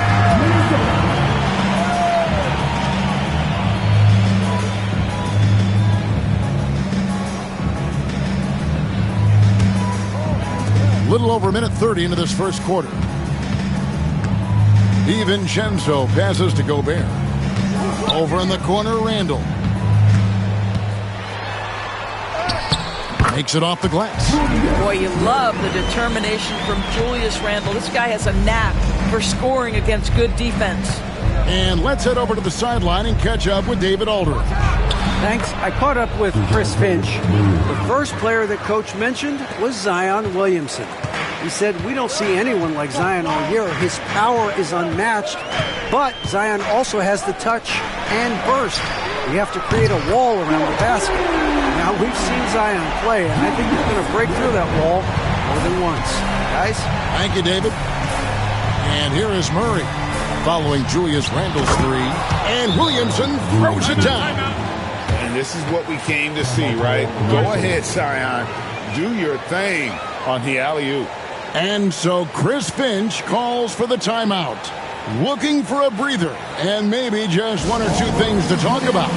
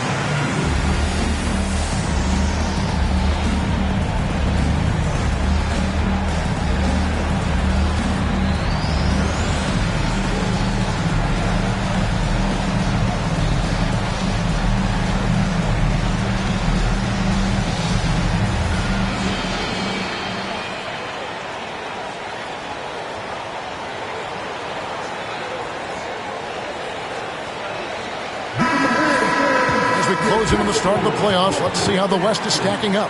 We take a look at the Timberwolves. They've done well enough to be in 5th place in the conference so far. And, of course, the New Orleans Pelicans, just a few spots below there. And I think for Minnesota, they've stayed right there, just in sniffing distance of the conference leaders. That's a solid accomplishment at this stage of the season. Yeah, even so, though, I'm sure they're not satisfied just being near the top of the standings. They're going to be looking to make a major push as the season winds down. Count it. How about the finish through contact by Rudy Gobert? Wow. Pelicans trail by 5. Murray outside. Shoots over DiVincenzo. Murray, no good. Pressured that shot by getting a hand up just as good as a block. And he did it without fouling, and that's become an art, changing shots without making contact. Now here's Edwards. He's coming off a 25-point game against New Orleans. Well, you also have to credit the way he controlled the pace of the game and was able to create for his teammates. And so here is New Orleans after the basket by Minnesota. Back to Murray.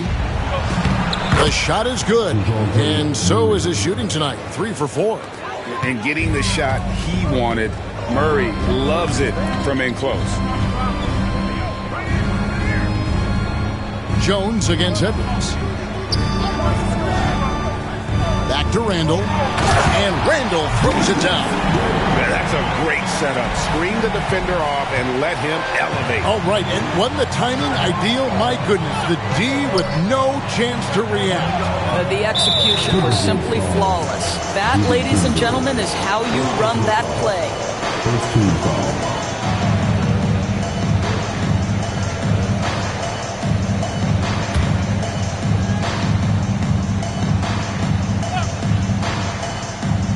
And so it's New Orleans with it. 7-point differential. Williamson against Randall. And contact on the shot, so he'll be shooting free throws here. Greg, one of the best assets of Zion Williamson is his versatility. And the combination of power and skill, it's obviously unique. And what I love about him is he's making better and better decisions. He's become as reliable as he is explosive.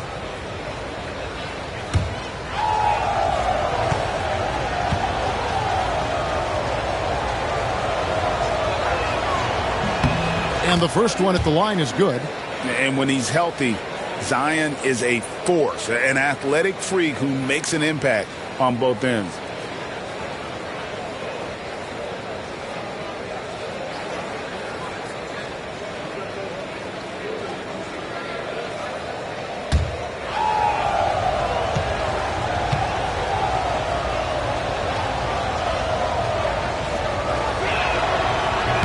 He hits one and misses one, each at the line. Now the Pelicans have lost in the first round GA of the playoffs in 2 of the last 3 years. And with how good the West is right now, they knew they couldn't stand pat. They felt the urgency to make some changes this offseason in order to take the next step. Yeah, another nice bucket down low.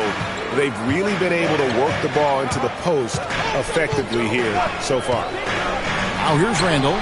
He's got 9.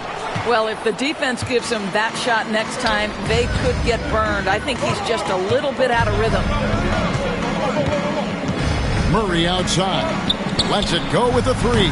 Gobert pulls it in. There's some defense for you. For someone who's as good at shooting the 3-ball as he is, you need a defender who's equally good at guarding against him. Well, making it look very easy. Right at the rim, McDaniels with the finish. And so it's Willie Green here calling timeout. He's made the decision. He wants to huddle up with his guys.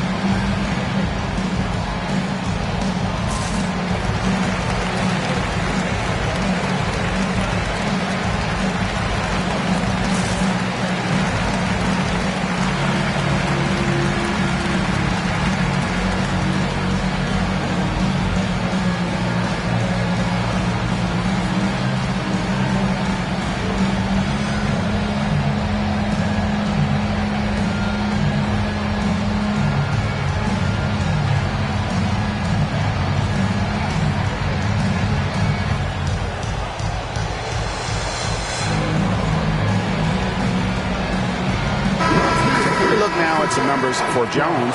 How last month turned out for him, averaging 9 points per game, 2 assists, and 3 rebounds. You know, you look at the numbers and you think that this is great, but we know that he's capable of even bigger production. You know, the numbers look okay, but the eye test tells us unequivocally he is capable of more. That is the sign of a star right there. Now here's Murray. He's got 6.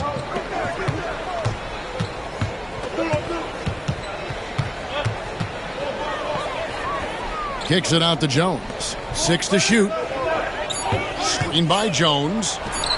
Gets it to go from beyond the arc. And they don't want to get in a habit of giving him open looks from 3. First quarter still, but not who you want to leave open. Gobert with a screen on Jones. To the middle. And slam dunk by Gobert. Really nice decision making by Anthony Edwards. If you're going to play in the NBA, you've got to read off pick and roll action. And here is Murray. His numbers are looking pretty good. He's got his scoring average up around 18.5 points a game. Jones finds Williamson.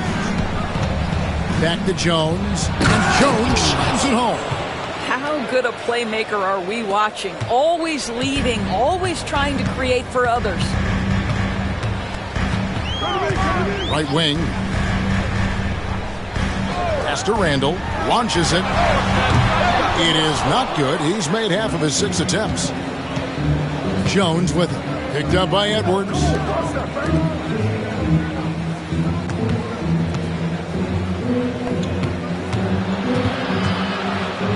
And here is Murray. Defended by DiVincenzo. DiVincenzo against Murray. Off target with the free throw line, Jay.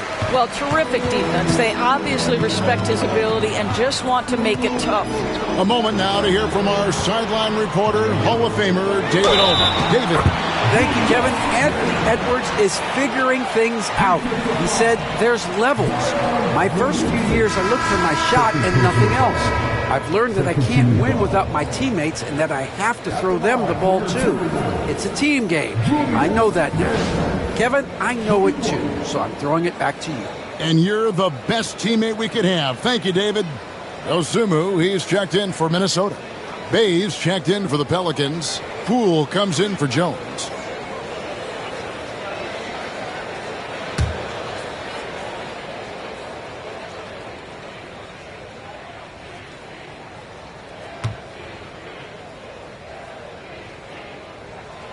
That one misses for Randall. Guys, what you love about Julius Randle is the well-rounded nature of his game. Because he works so hard on his shooting ability, it makes his dribble drive that much more dangerous. And the call will be against Julius Randle. That's his first foul. And the next one puts him in the bonus. On defense, the Timberwolves leading by 5. 6 on the shot clock. Sweet move. Gobert with the block. One of the best to do it. Gobert adds another block to that career total. Let's take a second look at that fantastic block. And this is how you protect and grow a lead, by making a huge effort on that end of the floor. The Timberwolves making a switch here. Milton's checked in. Jose Alvarado, he's checked in for the Pelicans. And so it's Willie Green here calling timeout. He's going to have a discussion here on the sideline. All right, look who's coming off the court. Come on, get back for your Timberwolves.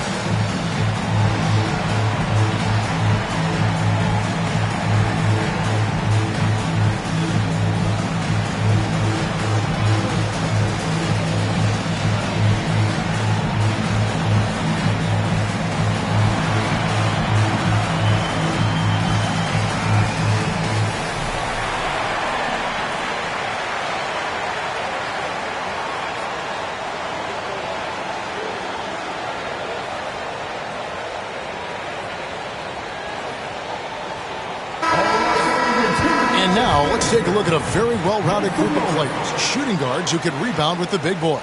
Second is Anthony Edwards. And these are sort of your do-it-all guys. I mean, even if rebounding isn't necessarily a priority for shooting guards, it's still something that helps your team get wins. Oh, no doubt about it. Their contributions on the glass provide their team with a huge bonus. As hard as they work on the glass, it makes things a lot easier for their teammates in the post. Lessens the load a little bit on those interior guys. Now, here's Milton.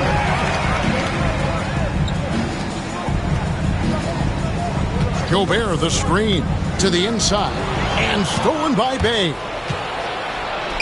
And New Orleans pushing it up now. Shooting foul as the whistle blows. He'll shoot 2 free throws. And a chance here to look at the numbers for Anthony Edwards. And his sweet shooting stroke places him in the top 15 league-wide in three-point percentage. You've got to play him tight. And as you said, one of the NBA's most potent scorers. Always up to the challenge. His top 5 ranking has him right there with the elite. Take a break. Take a break. 2 shots.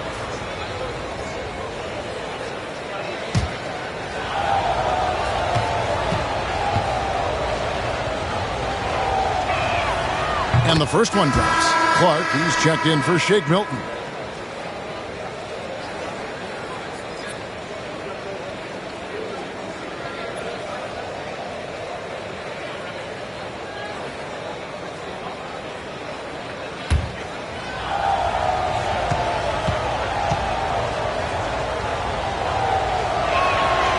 Good on both. And what an advantage. You really feel like you can always trust him when he's at the line. Over to the wing. Randall passes to Edwards. Clark outside. Randall outside. Pass to Dosunmu. And here is Clark. Here's Randall. Beats the shot clock but can't get it to fall. Pelicans trail by 3. Now here's Bay. Down low, here's Poole. Anthony Edwards with the rebound. Minnesota's gone 1 of 2 from long range in the first quarter. Greg, it's not the first skill you think about, but Jordan Poole is unreal at the foul line. I mean, led the league in 22 at 92.5%, beating out teammate Steph Curry by 0.2%. Poole's always been amongst the league leaders in attempts. And it's the Pelicans with the ball. Anthony Edwards making his last shot. Some solid defense from Clark. Boy, that's one he wishes he could have back, especially against soft defense. Randall kicks to Edwards. Rule with the steal.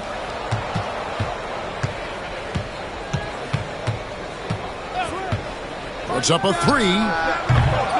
Minnesota with the rebound. And the great shooters know when they've got enough opening to go for the 3. I didn't think it was a bad choice on that possession.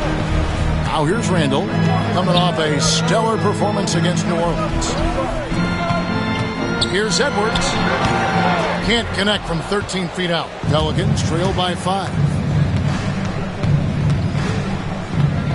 Pass to Alvarado.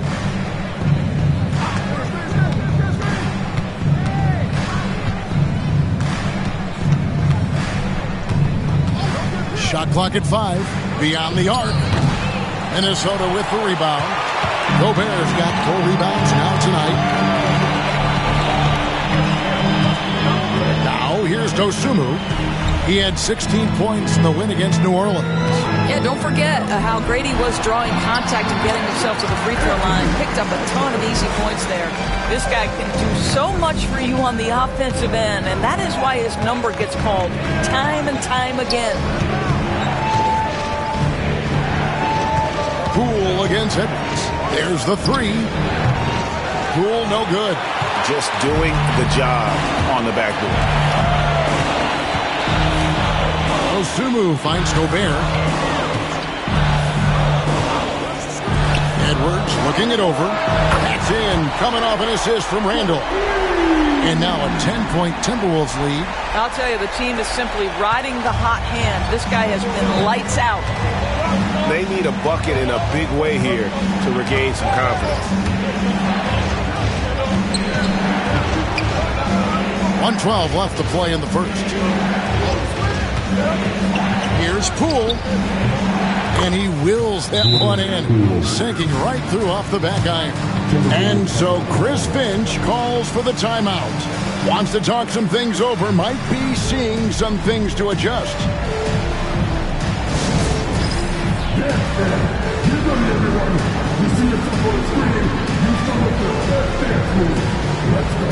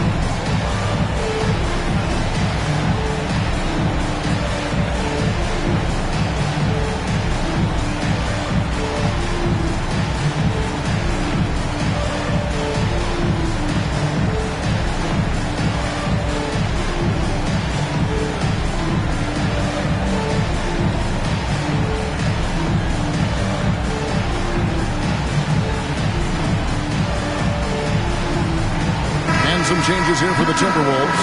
McGee, he's checked in for Gobert. Reed comes in for Randall. And it's McDaniels in for Clark. New Orleans making a switch here.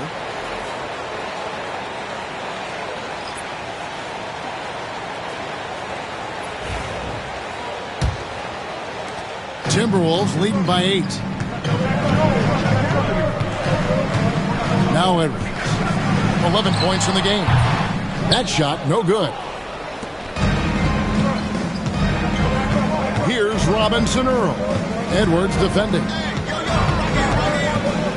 Robinson Earl, the pass to Murray. Inside. It's tipped. Stolen by McDaniels. Here's the break.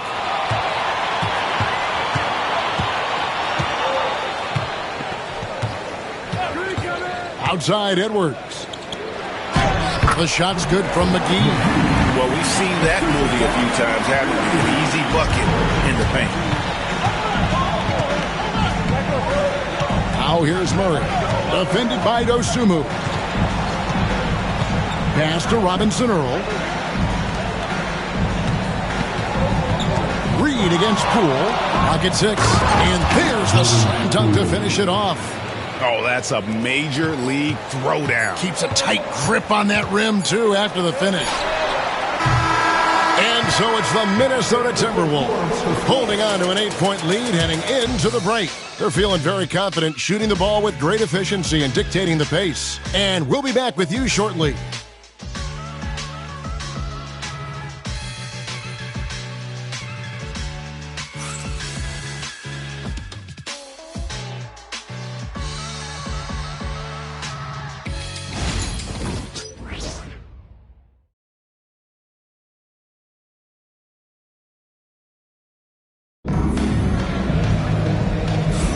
And hope you've enjoyed the broadcast so far. Halfway through the first half in this one. Let's quickly check out the scoring breakdown here for the Timberwolves. How about the ball movement so far? I mean, the unselfishness, everyone here just playing for one another, and that can be infectious. Another big component of their early game tonight has been points off turnovers. Great job converting on those chances. And awards now have a minimum amount of games needed to qualify. An interesting twist to this whole story. Yeah, and it seems logical because of the uproar from the fans and the media that they implement this. And how can you be that impactful in reality, though, if you only play half the year? JaVale McGee is out there with Naz Reid. Then it's Jaden McDaniel. Then it's Dosunmu. And it's Clark in at the shooting guard. So that's the lineup for Minnesota. Pelicans trail by 6. Poole on the wing. Rebounded by McGee. I didn't see that miss coming. I mean, he's usually been money from that range. Clark. It's good. He makes his first shot of the game. Assists like that have typified their effort today. Terrific ball movement. to Bay. Here's Robinson Earl. For three, Murray gets it to drop, and now he's shooting at a 5 for 8 clip. And that's the shot he's developed and worked really hard at. Murray's hands lightning fast. Dosunmu with it. He has yet to score. McGee is screen on Murray. Got a piece of it. And it's McGee with the jam. Nice, strong finish on the inside. But Greg, that's what he does. He's got the dunker mentality. Murray surveying the D. Basket is good. He'll get a chance for one more at the line. There's Murray flexing on the D there. Big time score despite the contact. And Greg, remember, in DeJounte Murray's rookie year, he played in the Western Conference Finals.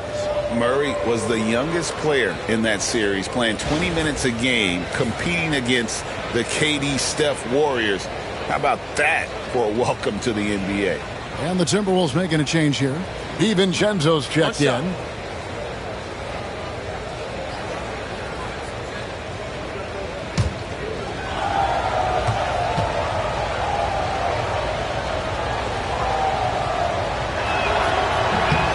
And, you know, one look at Murray's game, and you can tell he's been well coached over the course of his career. His awareness, his work ethic, this guy is just always bringing it. Now, here's McDaniels. 20 points for him last game against New Orleans. So for the Timberwolves, their last game, a win against New Orleans. Yeah, and that one, their intensity on the offensive end was not matched by their opponent. That led to some easy buckets. Well, let's give some credit to the coaching staff as well, recognizing the weaknesses in that defense and going after each one of them. For New Orleans, they have shot 80% from the line tonight, going 4 of 5 so far. And really, the form at the line all season has been terrific, 79% as a team.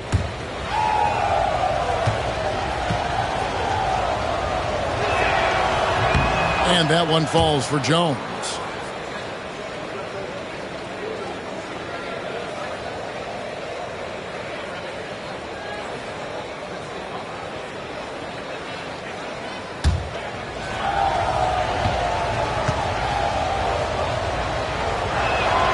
And so Jones nails both of them. And guys, this is the way to stay in the game. They're doing a masterful job from the line. Perfect this quarter. DiVincenzo against Murray. On the wing, Dosunmu. Still yet to score. Reed finds McDaniel. Count it, good. Yeah, Jaden McDaniels with a very good sense for when he should look to score it, especially in the painted area. Pass to Bay. Murray down low, defended by DiVincenzo. Well, this is what you call your big man playing big. Terrific work on the glass. McDaniels passes to DiVincenzo. And here's McGee. Timberwolves passing it around. To the paint. Bay with the double team. Here's McDaniels. It's hauled in by DeJounte Murray. Right now trying to get into a rhythm, but so far this quarter, boy, he is struggling to make anything go down. To the inside. No stopping him there. Jams it in as he's fouled. Chance now for a three-point play. That's on Jaden McDaniels. For New Orleans, they have put up good numbers at the charity stripe, converting 6 of 7. Randall's checked in for Minnesota. And the Pelicans making a change here as well. Trey Murphy's checked in for Jordan Poole. What's up?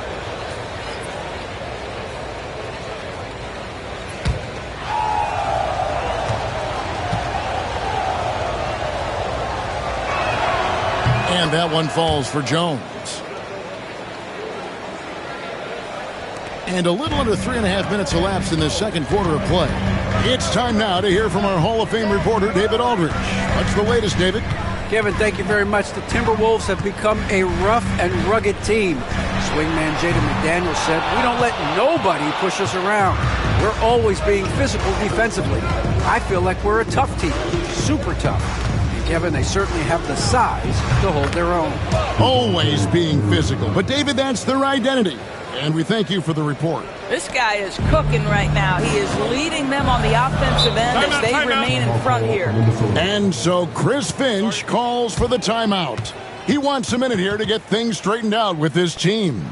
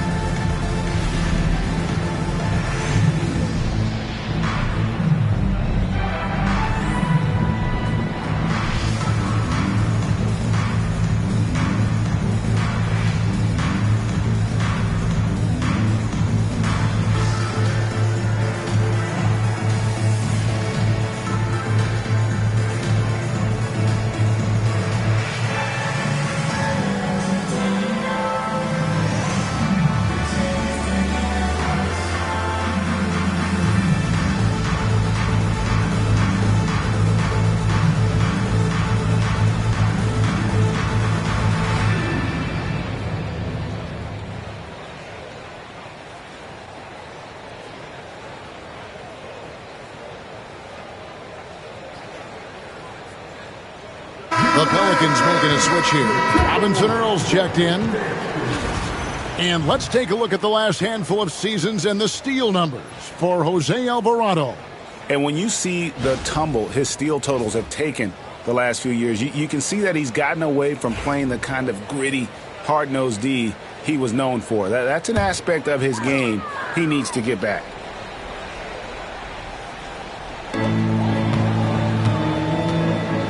Murray against DiVincenzo. Reed with a screen on Murray. Now here's Dosunmu. He's covered closely. Here's Randall. Pelicans pull it in, coming off that loss against the Timberwolves. And defensively in that one, they needed to come up with big stops to quiet that crowd, and that's obviously easier said than done. I'll tell you this, it looked like they wanted to get out of town as quickly as possible. The problem is their defense went with them. Yeah, way to play in attack mode and get to the line. For New Orleans, they have been coming through at the charity stripe. They've made 7 of their 8 attempts. Take a break. Take a break. 2 shots.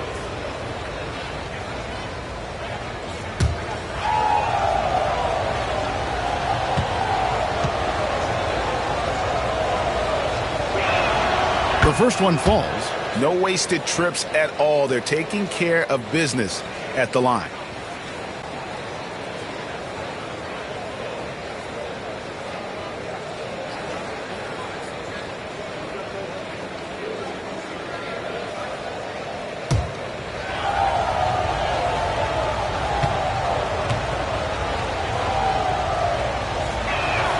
He hits both from the stripe. They've upped their percentage to around 90 from the line today. Great job this quarter.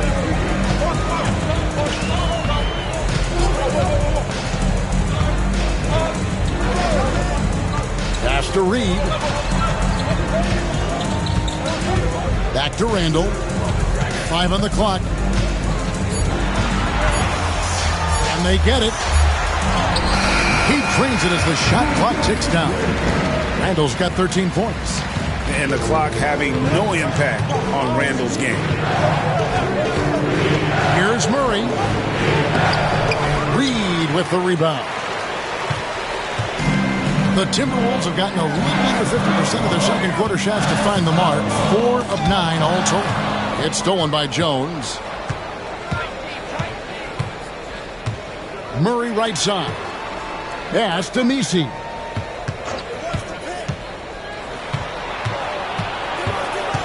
From 6 away. They get a hand on it. Oh, trying for it. Timberwolves trail. And now the Timberwolves on the break. Here we go. Here's Dosunmu. The shot goes in. First shot, first basket. That's unselfish basketball. Opted to pass up his own shot and dish to a teammate instead. DiVincenzo against Murray.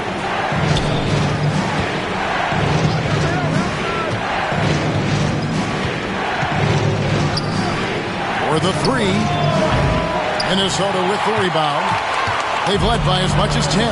Next game, they'll take on the Pacers in Indianapolis at Gainbridge Fieldhouse. That will be a getaway game for them, a one-game road trip. And too much time in the lane, they get called for the 3-second violation. So Minnesota making some changes. Clark, he's checked in for McDaniel. And it's Edwards in for Dosunmu. The Pelicans also changing it up. Zion Williamson's checked in for Jeremiah Robinson-Earl. And Poole subbed in for DeJounte Murray. Back to Poole. He's looking for Williamson and finds him. And all around the rim that time before dropping in. Williamson's got the game tied up here for the Pelicans.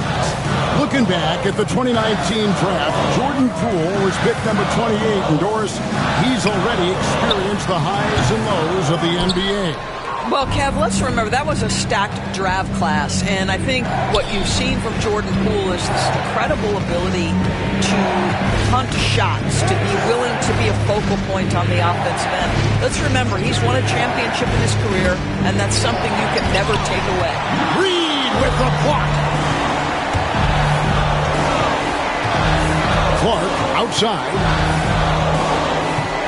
Pass to Reed. DiVincenzo. And the three off target.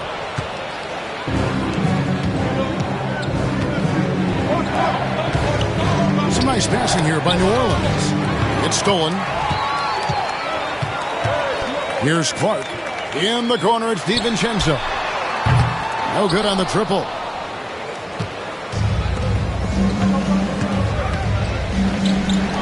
Poole, the pass to Williamson. Goes back up. A rebound by the Timberwolves. And here's the fast break. Randall leading it all the way. Too open that time. Made it look too easy. Randall's got 4 points in the quarter. Boy, Julius Randle is getting to his spots and starting to really cook. And so it's Willie Green here calling timeout.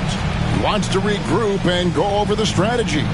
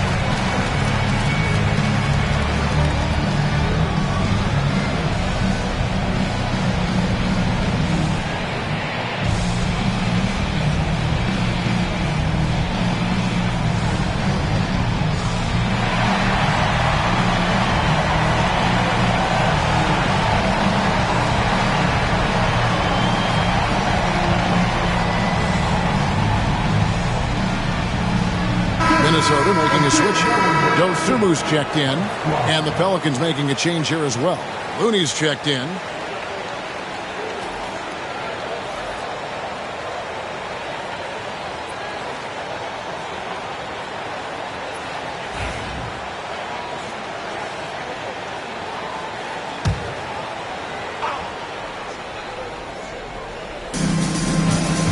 Jones kicks it to Looney.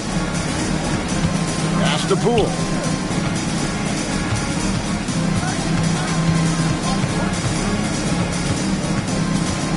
Now here's Jones.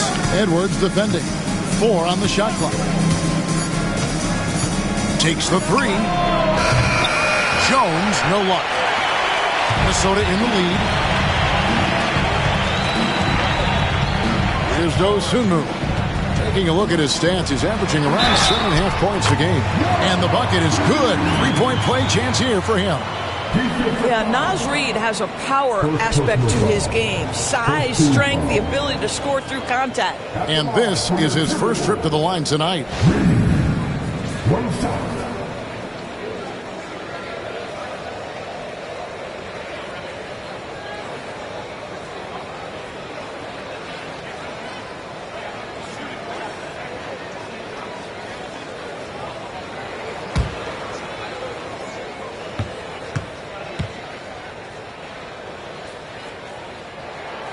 Well, the beauty of someone like Naz Reid, he's proven already in his career, you can bring him off the bench to great effect, or if you need him to be a step-in starter, he's equally capable.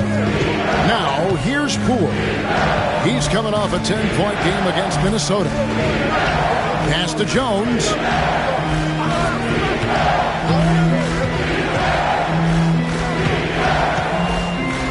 Right block shot. And no good. Trying to use the glass. Timberwolves leading by 5. Randle outside. Back to Dosunmu. Goes up to the stripe. Can't get it to go. His 5th miss and 10 shots from the floor. Guys, they're looking for a way to score here. Yeah, they've had a tough time taking the lid off. Here's Poole. Reid with the rebound. I'll tell you, this guy is doing absolutely everything he can to get himself going, but the team is struggling because he's struggling. And he needs to get back to what he was doing in that first quarter when he was in attack mode, drawing fouls and getting to the line. 2 shots.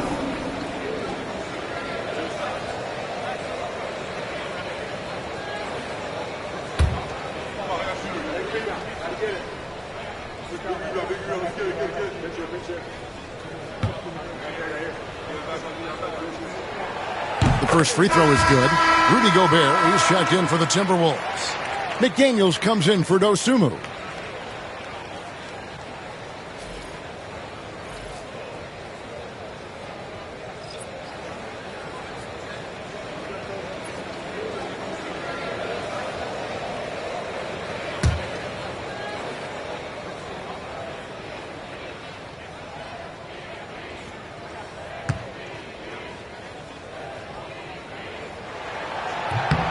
Both free throws good from Randle. And Murray's got the ball here for the Pelicans. They trail by 7. They've got the Pistons ahead of them in their next game in Detroit. That'll be the 3rd game of this 3-game road trip. Jones against Edwards. Outside, Jones. That shot wide open. Jones has got his 3rd bucket of the night. Minnesota with the ball. They're on a 12-4 run right now. Randle outside. Here's Edwards. It's rebounded by New Orleans. 1:44 left now here in the second.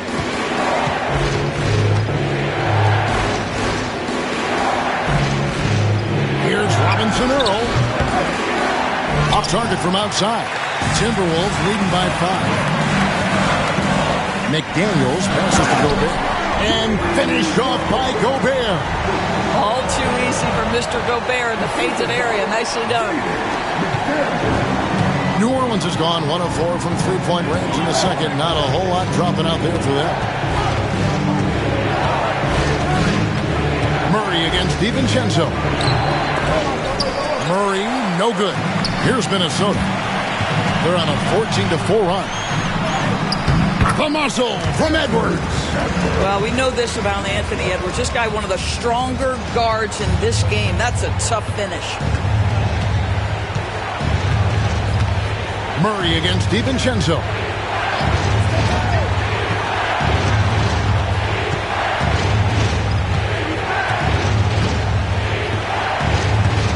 Just 5 to shoot. from deep three-point territory. Julius Randle with the rebound. Randle's got rebound number 5 here tonight. He is just really almost playing for the other team. The shooting has just been poor. Well, don't think twice. Ball touches your hands, you let it go, Anthony Edwards.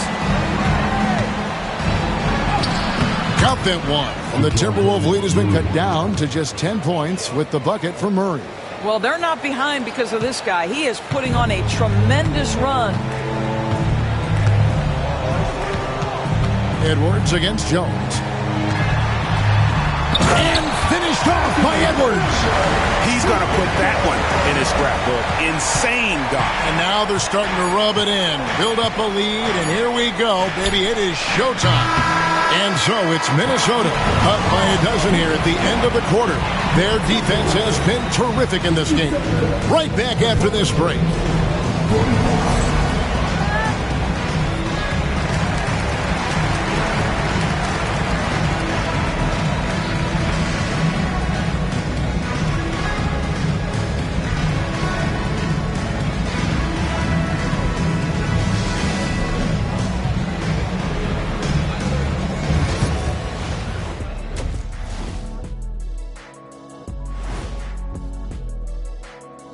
Hey, everybody. Psst. I got a secret. We're approaching the playoffs, and we are starting the show with a breakdown of the Western Conference standings. A look here now at Minnesota. They've come up a little short of expectations. The talent is unquestioned, but their focus has been wavered. The consistency just hasn't been there. That said, I sure wouldn't want to meet them in the playoffs, though. Now let's talk about that lopsided first half. Obviously, a lot of work to do for the New Orleans Pelicans. They're within striking distance. They've done a few good things out there, but rebounding is not one of them, Shaq. Probably the difference in the game, which I'm sure Coach is reminding them of. Thanks for joining us. Now let's toss it to Kevin Harlan for the start of the second half.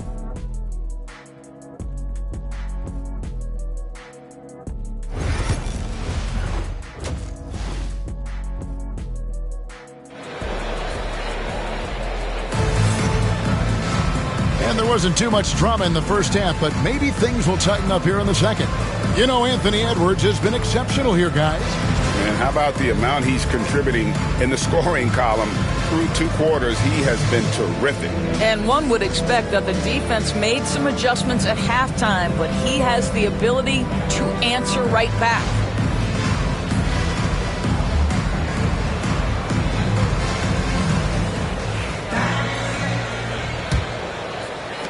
Pelicans trail by 12. Tipping off the second half, here's Willie Green's 5. Here's Jones.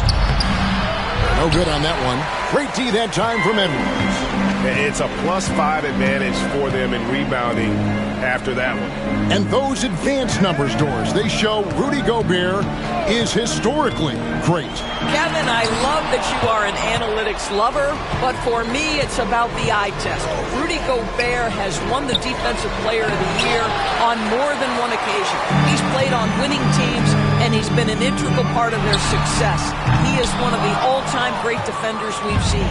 And I think that one could have easily have fallen for him.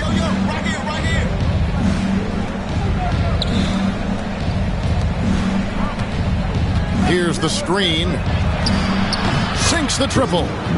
He's got 8. What a beautiful stroke from range. Defensively, you've got to try to take him out of his comfort zone. Randle kicks to DiVincenzo. Back to Randle. A Timberwolves working the ball around now. Gobert the pass to McDaniels. Gobert with a screen for McDaniels. And they wasted no time getting those 3 points back. McDaniels got the lead up to 12 now for Minnesota. DiVincenzo against Murray. Pass to Williamson. Back to Murray.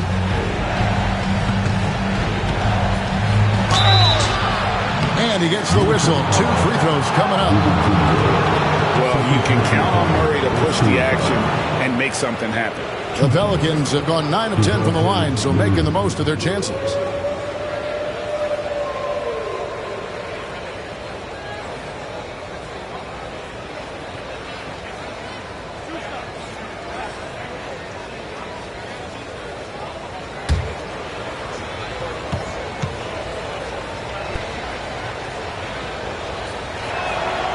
first one falls for him.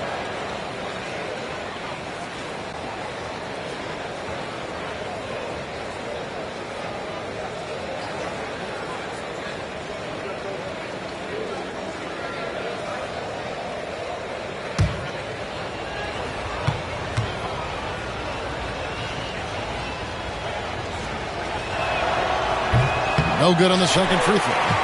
Just a solid performance on the interior. The rebounding has been off the charts. Gobert finds Randall. Here's DiVincenzo. He's covered by Murray. Randall outside.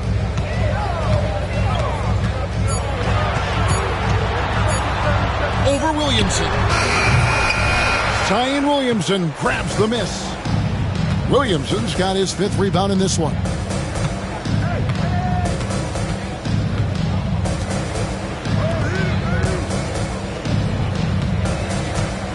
Williamson double team.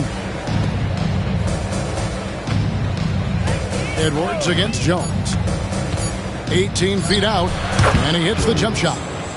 Jones has got it back down to single digits for the Pelicans. Well, it doesn't get much easier than that. Even a decent shooter is going to make that with no pressure.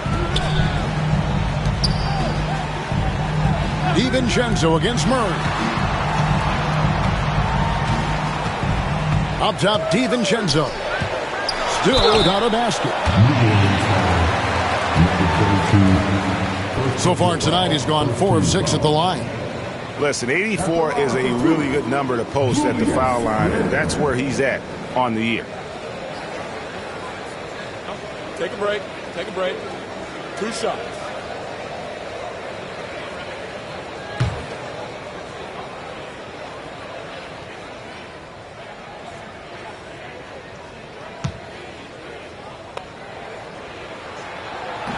And he makes the first.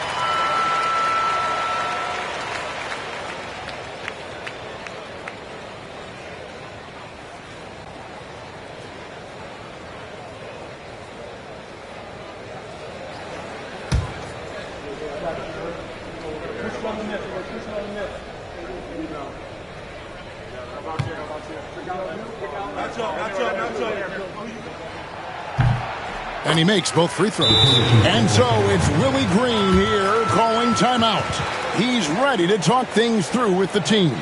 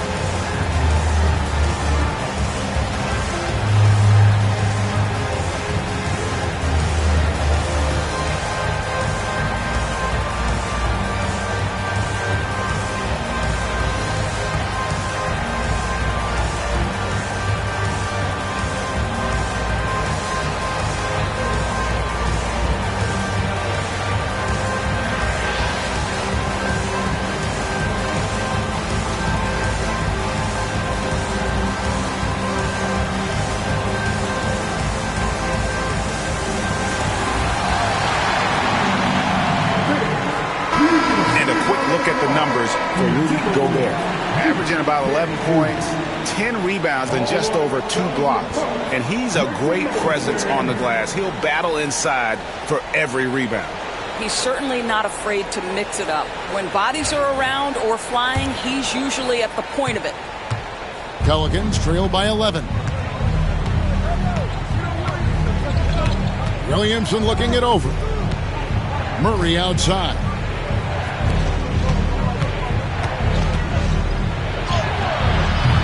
That one's not going to go. Minnesota's gone 1 of 2 from beyond the arc since coming out of the break. Up top, DiVincenzo. He's covered by Murray. Pass to McDaniels. Gobert with a screen for McDaniel. Just 3 to shoot, and slam dunk by Gobert. How quickly does Rudy Gobert move off the screen? His mobility makes him a tough cover in the pick and roll.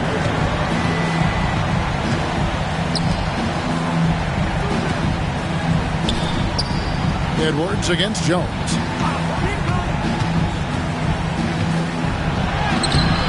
That shot is off. Great D that time from Edwards. And so Edwards will bring it up for the Timberwolves. This is the most they've led by, 13 points. Randall passes to Edwards. That's in. Coming off an assist from Randall.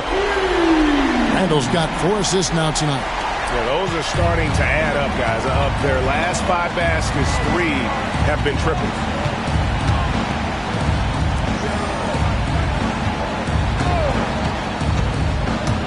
Inside. Kicks it out to Jones. Buries it from 3-point range. Jones has got 5 points in the quarter. Well, offensively, this guy has been cooking. They're definitely not losing because of him. Randall a screen on Murray. And here's DiVincenzo from the arc. Pelicans with the rebound. He is single-handedly dropping the temperature in here with that cold streak. He is trying to shoot his way out of it, and it might be better for him to pass the basketball at this point. Here's Williamson. Kicks it out to Jones. Back to Williamson. Offline with his 3. The edge on the glass is the difference. It's allowed them to build this lead. And Randall throws it down. The guys, over the years, we've seen Randall become a much more aggressive scorer. You love his tenacity. Back to Murray.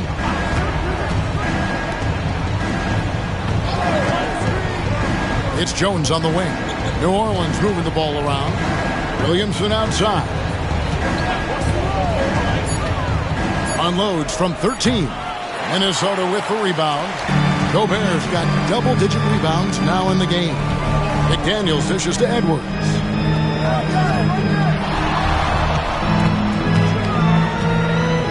Fires the 3. Traps in the tray. Edwards got 24 points. Edwards, such an explosive scorer. You don't want to concede that three-point shot. Boy, that's going to make him feel good. You know, when Rudy Gobert is down low, it strikes fear into the opponent. This is a guy who has led the league in blocks and rebounds at different times. Inside the paint, he is just a nightmare to battle against. Randall passes to Edwards. Here's the 3. Randall no good. And you could tell he thought that triple was going to fall. Down low. Lays it up and in off the pretty assist. 10 points for him. And that lead pass allowed him to get straight to the rim unabated in stride. Timberwolves leading by 16. And so Chris Finch calls for the timeout. He wants to check in with his team and regroup.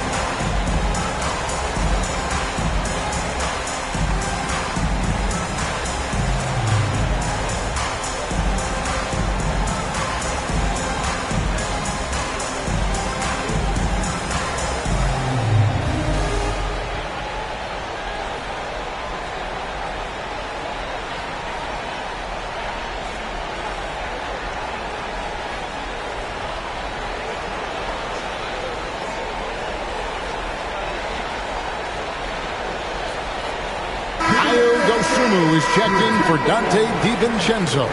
Poole's checked in for the Pelicans.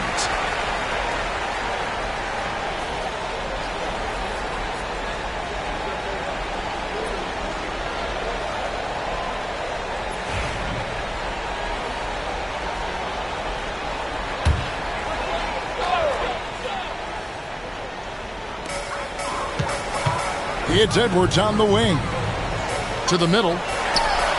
And there's Randall on the assist from Edwards. Edwards got assist number 7 for him tonight. Pelicans trail by 18. They could use a big shot here to get this offense going. Too many empty possessions. Right now, they need a basket. To the inside. Outside for Murray. Fires for 3. Rebounded by the Timberwolves. Gobert's got 12 rebounds here tonight. Big time effort. +8 in the rebound differential. One more reason why they're in control.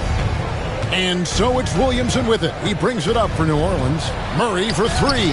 Knocks down the 3-ball. Murray's got 22 points. And we've seen so much offensive growth from Murray. He's become a guy who can have nights like this. With the bucket. Big miscommunication on defense. He recognizes it and quickly takes advantage. And that's typical of this guy. He's always reading the situation, reacting quickly, and capitalizing. Murray, no good. Well defended that time. He's a shooter that the D has to close down on quickly when he's ready to pull the trigger. And that strength and concentration from Anthony Edwards. Yes, there's contact. Doesn't bother him. Pelicans trail by 19. Murray outside.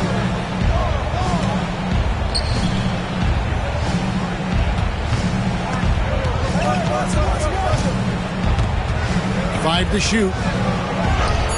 And the layup's good off the glass. Murray's got 6 here in this quarter.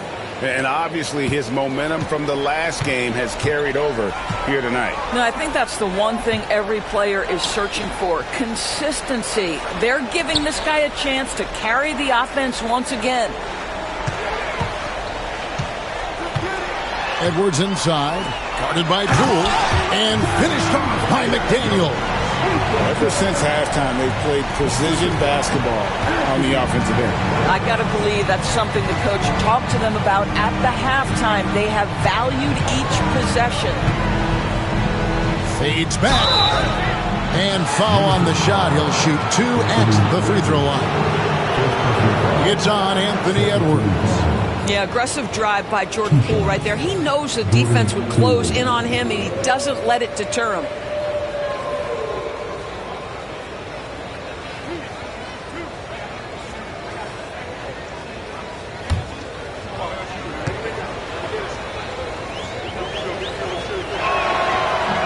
He misses the free throw. One thing we know with Jordan Poole, guys, confidence is never going to be an issue. This young man has the attitude there's nothing he can't do on a basketball floor. Here's what Minnesota's going with right now. JaVale McGee's checked in for Gobert. And it's Naz Reid in for Julius Randle. And he sinks the second. Minnesota leading by 18. Reed with a screen on Poole. Pass to Reed. Shoots the 3. Drills it from outside. Reed's got his second bucket of the night. This has always been an aspect of Naz Reid's game, the ability to spread the floor from 3. Murray finds Williamson. Bay with it. Poole on the wing.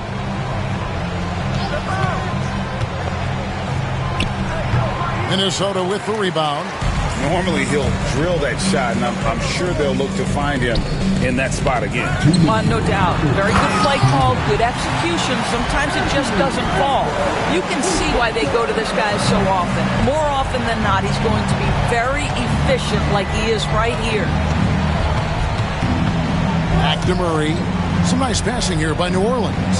Murray a screen on McDaniel. Pass to Poole. Shot clock at 6. Three-pointer. And it's McDaniels with the rebound. It's almost like he's trying to make things hard on himself. You know, he's just got to slow the game down, try to get some easy ones. Anthony Edwards has got his rhythm, and he's got a well-rounded offensive game. Look out. Williamson outside. Poole with the screen for Williamson. Back to Murray.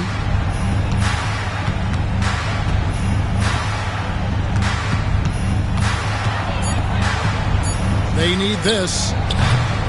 Rebound by JaVale McGee. McGee's got 4 rebounds now tonight. Reed with a screen on Poole. For 3, Edwards.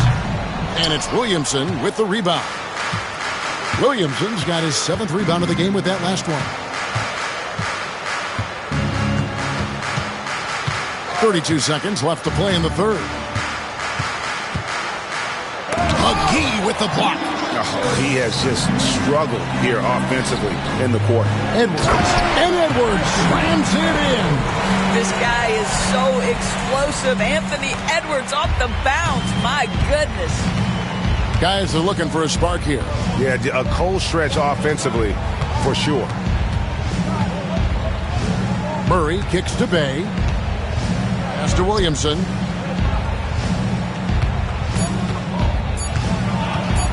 Shoots over Reed. Anthony Edwards has been leading the charge for the Minnesota Timberwolves. Setting up teammates and getting buckets. He is looking as determined as ever. Don't go anywhere. We'll be right back.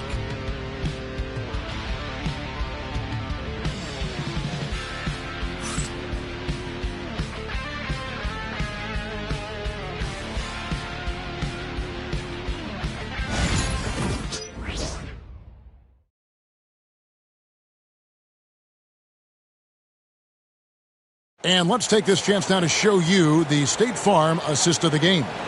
Yeah, and I like the fact we get to see this pass one more time. A magnificent feed, and you love to see your off guard taking over the playmaking duties with this much skill. You love the unselfishness, finding the best look, and it doesn't matter who's taking it.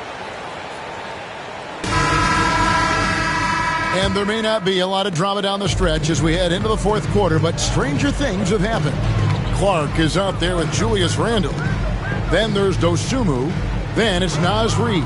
And it's DiVincenzo in at the point guard position. So that's the Timberwolves 5. Jones in the post. Defended by Dosunmu. The shot's good from Bay. Their three-point percentage has taken a big leap here in this second half. DiVincenzo passes to Randle. It's tipped. To the paint. Here's Poole. Terrific assist. A nice finish. Solid play all around. But Jordan Poole understands angles and English, the ability to twist a ball through the rim if need be. Clark outside. And we've played through about a minute here in the fourth. And it's Dosunmu with the jam. And the one-hand slam just looks so pretty when it's in his hand and he's the one doing the slam. Agreed. He is smooth as silk, even on a power finish. But give Naz Reid credit. He perfectly timed that block. Wow. Clark kicks to DiVincenzo. Randle against Bay. Good work defensively by Bay. And so Poole will bring it up for the Pelicans. Pass to Bay. Back to Poole. Up top Bay.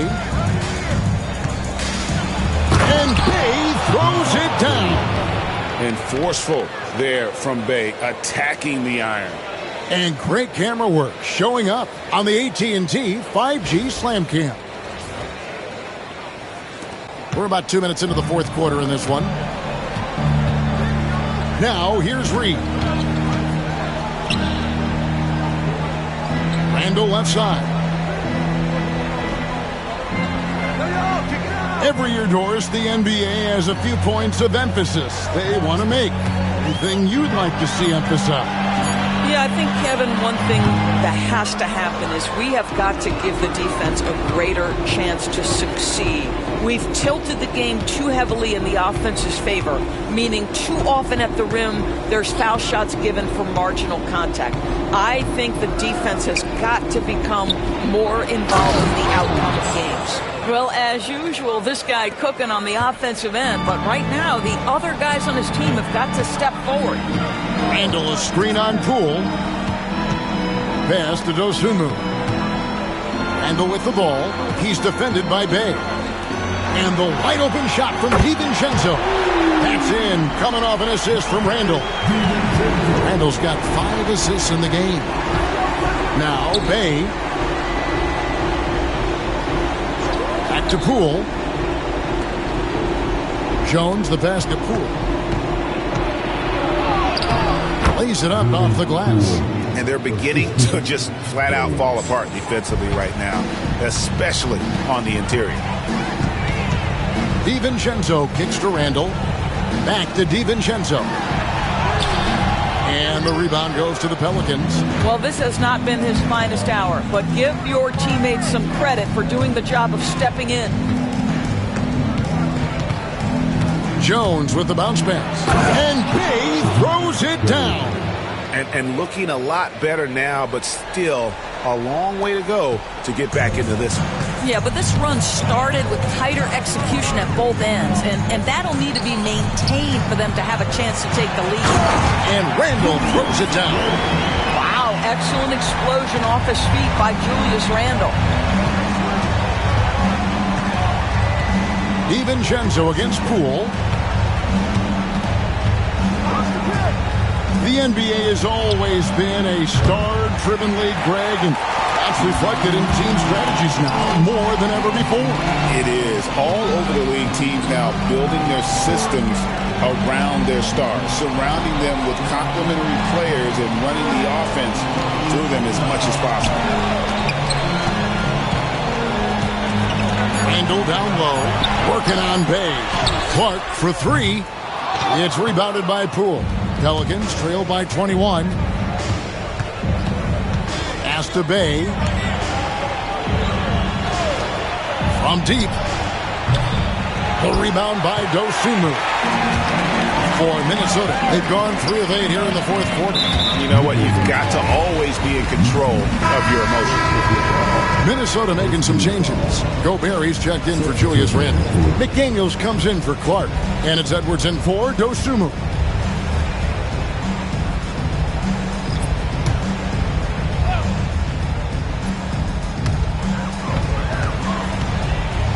DiVincenzo kicks to Edwards.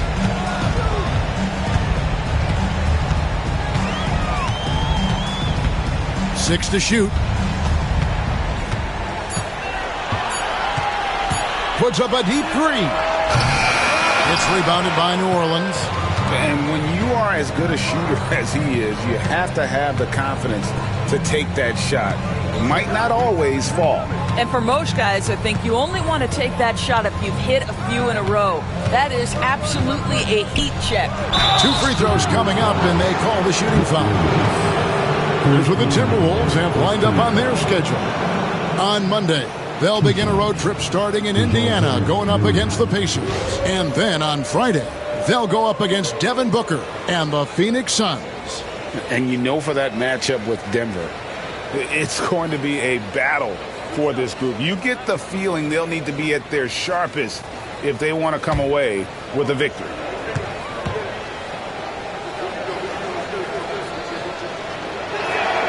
First free throw is good.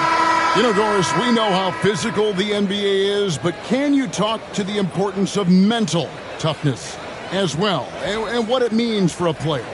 Kevin, I don't think a player can be successful in the NBA, and certainly a team cannot, without some level of grit and mental toughness. And what does that mean? How does that manifest itself? It means handling adversity. It means overcoming a key injury. There's a toughness required to be amongst the smartest, most resilient players or teams in the NBA. Well, he's got a great stroke. That one almost dropped. To the right side. Bay against McDaniel. side for Murray. They set the pick. Down low. A rim-rattling two-handed jam. Nice decision by Murray, choosing to move the ball to the open guy off the pick and roll. And here's Edwards. Gobert with a screen for McDaniel. Pass to Gobert. Good for the 5th time in 5 shots. He remains perfect. How about the timing? Could be the difference between an assist and a turnover. Nice delivery. Edwards against Poole. Spins. Here's Murray. Reed with the rebound. Reed's got rebound number 7 for him tonight.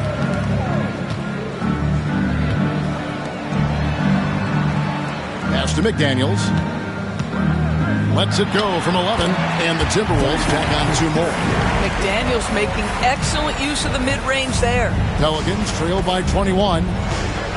Williamson dishes to Murray. Back to Williamson. Murray kicks to Bay. Murray down low. Defended by Dosunmu. Back to Murray. Rebounded by the Timberwolves. Reed's got 8 rebounds in this game. Here's Gobert. It's rebounded by New Orleans. Williamson's got rebound number 9 now. What an effort here tonight. Pass to Bay. The 3. Rebound Minnesota. I'm shocked that it didn't turn into 3 points. I mean, he makes you pay on those nearly every time. And here's Edwards. 3-pointer. And Gobert kicks to McDaniel. Another miss by Minnesota. And even without that 3-ball dropping for him, the defense should have done more on that last play. In recent history, GA, we've seen some so-called redshirt rookies really thrive in their first season. Oh, great call, partner.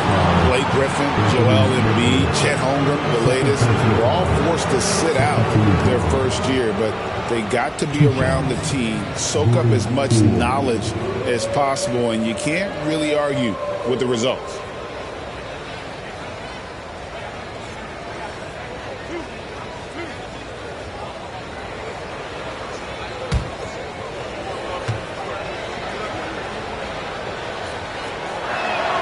And he knocks down the first one. Some changes for Minnesota. Randall comes in for Reed. And it's Dante DiVincenzo in for Dosunmu. Trey Murphy's checked in for New Orleans.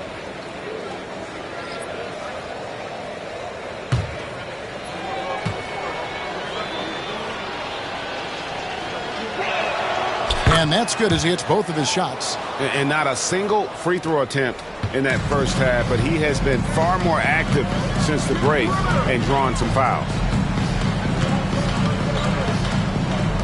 Outside Edwards.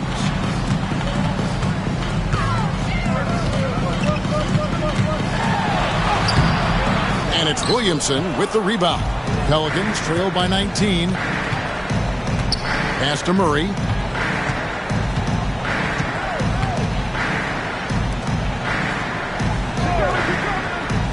Inside.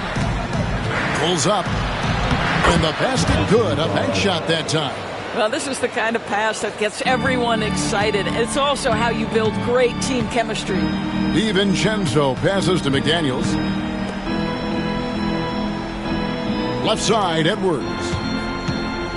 Unloads from 13. And he hits the jump shot. Edwards got 16 here in the second half. Well, you love his effort level, right? Particularly when it's winning time. He is going for the finish. And so it's Willie Green here calling timeout. He's very aware of the timing here and the significance of getting things squared away with his team.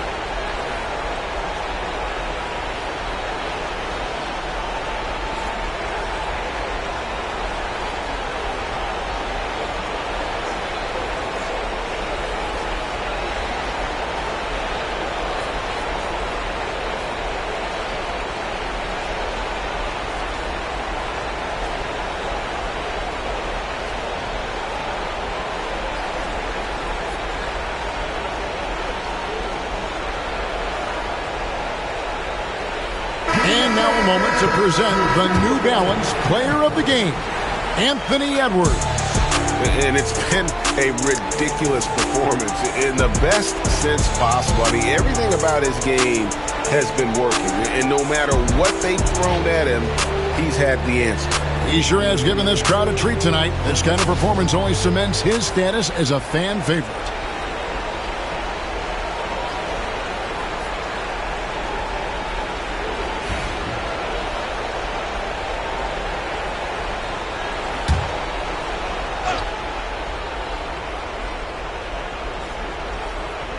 Here's Jones.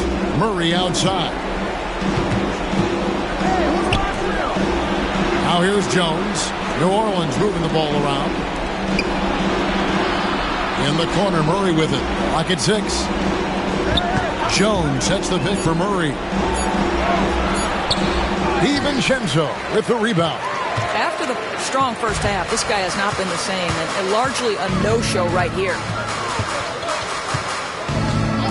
To McDaniels, and the call is going to be, yes, it is, an illegal screen. When a pick like that is questionable and creates that much of an advantage for the offense, you have to blow the whistle. I don't think there's any question. There are so many rules that favor the offense these days. You've got to be able to equal things out when an illegal screen is set. Pelicans trail by 19. Murray outside. To the inside, and he makes that one. Pick works well there. Not much resistance from the D. It takes incredible effort to stay connected to the hip of the offensive player. You've got to want to work. Pass to Edwards. It's tipped. It's stolen by Jones.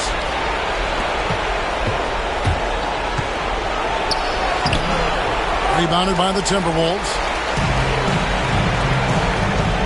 And this is what they wanted. I mean, to announce their presence in this matchup with authority. Very decisive. It can definitely be considered a statement win for Minnesota. What an effort in the transition game we've seen tonight from these guys. Really pushed the ball, and I think in doing so, created a lot of pressure on the defense. Yeah, definitely had a huge edge. And this is their DNA. When they run the ball and dictate the flow of the offense like we've seen here, these are the kinds of games they can have. And so when you look at the season record, this one will tally up win number 43 in the year. And they've really had a dominant run of games against this opponent this year. They played them 3 times and won every one. And you know, when you look at the huge impact he had, just a monster game for Anthony Edwards. No doubt he came to play tonight. This guy has been aggressive and effective. And New Orleans going with a whole new group out there.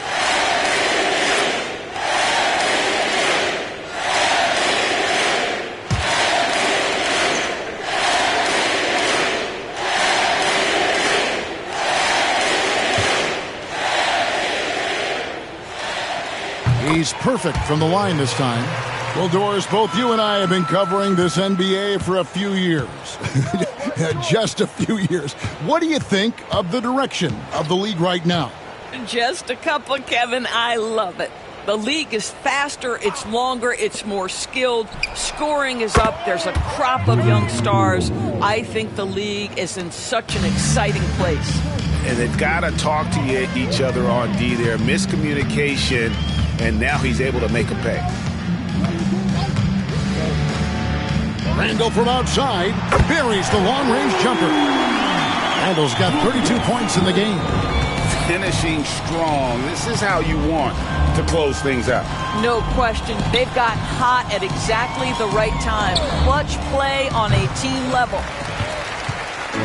And Clark has got the ball here for the Timberwolves. They have a 19-point lead. Now, here's Reed. Defended by Looney. Here's Randall. And he converts the layup. And the Timberwolves lead by 21. And you can sense that these fans, these players, they are ready to celebrate. Well, for all intents and purposes, this game is over. Just a matter of time here. The shot's good from Bay.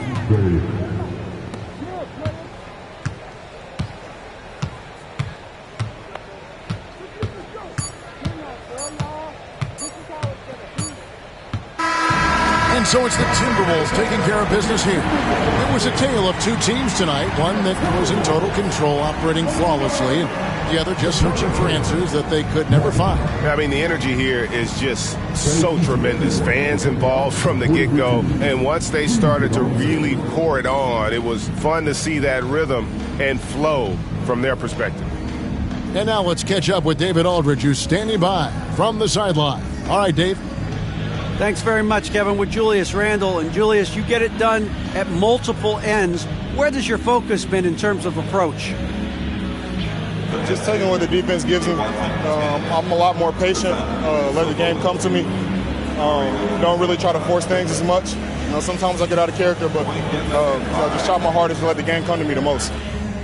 Well, you were a big part of the win tonight, Julius. Thanks for your time. Kevin, back to you. Thank you, David. And that about wraps it up. For Greg Anthony, Doris Burke, and David Aldridge, this is Kevin Harlan saying thanks for watching. And now, our player of the game, Anthony Edwards.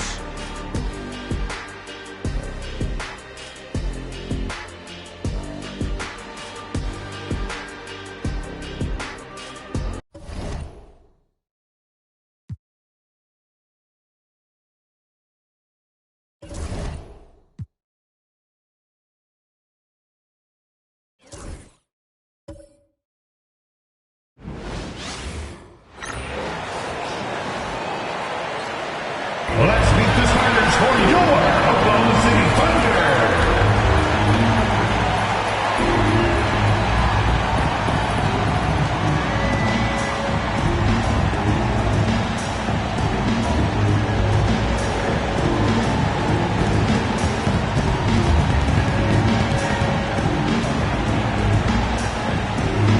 Starting at power forward at 6'9" number 6.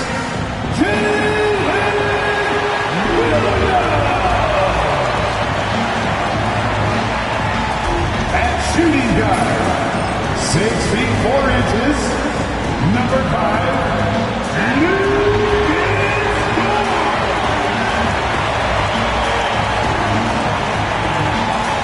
in the middle, 7 feet 1 inches, number 7, Chet Holmgren.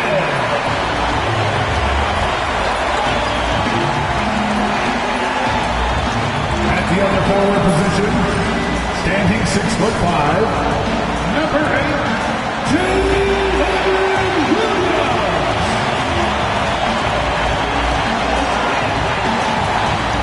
At guard, 6'6", number 2, Shai Gilgeous-Alexander.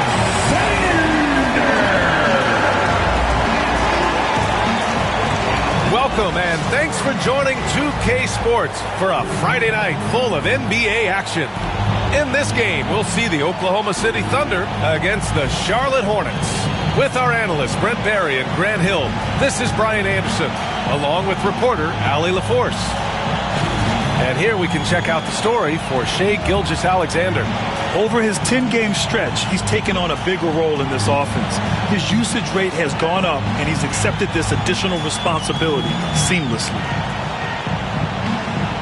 And a look at the starters for Charlotte.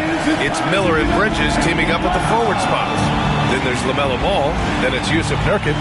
And for the Thunder, Gilgeous-Alexander runs the point with Dort at the 2. Williams is out there with Holmgren. And it's Williams in at the 3 slot. Brett, we're now in the later stages of the season.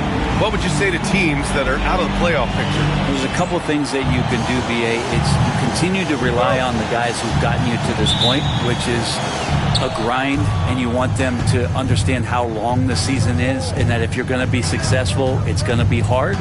And then the other thing you can do is turn over some minutes to younger players, obviously, to get development, put them in those situations, and continue to build those relationships for the strides that those players need to take come the offseason.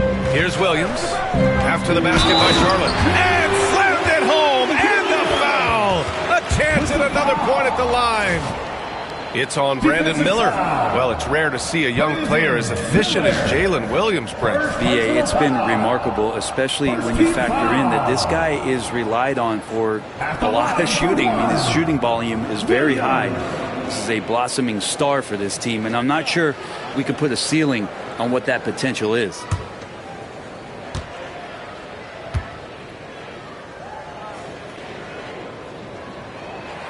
And Williams no good on that one. Grant, how about the rise of OKC? In just 2 years, transforming from a 24-win team to the top seed. Incredible, B.A. The Thunder drafted well and gave those picks lots of playing time. Plus, they made some fantastic trades. And of course, don't forget, OKC still has a boatload of picks. Now here's Gilgeous-Alexander. His last outing, he had 24 points. And it's in there. Gilgeous-Alexander, fantastic concentration. And Ball will bring it up here for Charlotte. Last time they met was in Charlotte. It was a narrow loss the last time they faced each other. A game they felt they should have won. Man, felt like they probably would have won if they weren't saddled with all that foul trouble. They had to piece together some makeshift lineups late in that game. That might have cost them. Clock is at 3. He drops it from range. And Ball makes the intelligent play, using the tried and true pick and roll to create an opening. A chance here to catch up with Allie from the sideline. Mark Dagnall gave me a few minutes to catch up with him. I talked with Coach about LaMelo Ball and what he said to his guys before the game, and he said to me, I just told our guys to be active out there. LaMelo is an energetic, springy player, and we can't let him out-hustle and outwork us. LaMelo is a challenging assignment for any defense. We'll see how this unfolds, guys. Great work, Allie. Thanks. For Oklahoma City, they've gone 2 of 3 from the floor. Outside, Gilgeous-Alexander from outside. And that one makes him 2 for 2. He's in his rhythm. And it's SGA showing he can play without the ball. Miller outside. Back to Ball. Good work defensively by Gilgeous-Alexander. For Oklahoma City, they've gone 3 of 4. Off to a nice start. Williams passes to Williams. To the paint. And there's Gilgeous-Alexander on the assist from Williams. Gilgeous-Alexander's got 7 points. Hornets trail by 4. And we've got a timeout called by Charles Lee. He's going to gather the troops and talk it over. Outplayed in the previous game on their schedule, losing to the Knicks. Yeah, I think they'd like to forget that game. You usually want to find some teaching moments, but in this case, it might be best to just destroy the tape. Yeah, and quick, like as quick as possible. That was a dismal showing, especially for them at the offensive end.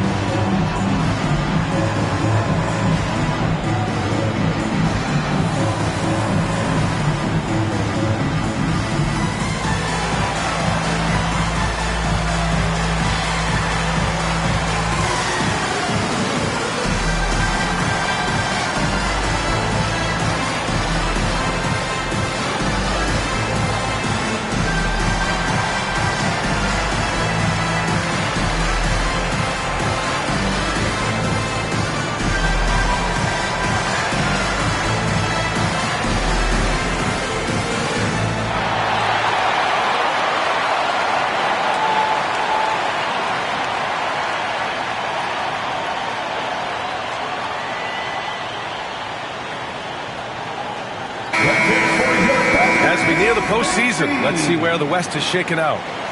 You look at Oklahoma City, they have looked in control all season long, aren't showing any signs of taking their foot off the gas anytime soon. I think for the Thunder, they've been terrific throughout the regular season, showing they may be just the team to beat in the postseason.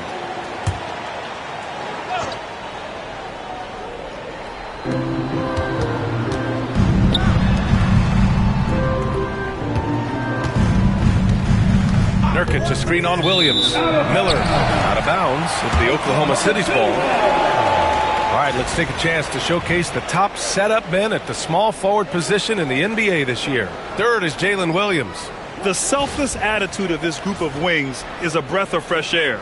I mean, they're all about doing what's best for the team. We've seen a lot of three men be great scorers over the past couple years, but these guys fit right in the category of being some of the best passers, almost point guard-like skills. Crisp ball movement is never an issue with any of them on the floor. Bridges down low, working on Williams. And he was fouled while in the act of shooting, so he'll take 2 free throws. The officials were right on top of that one. He's got his first free throws of the night right here. Taking 2 shots.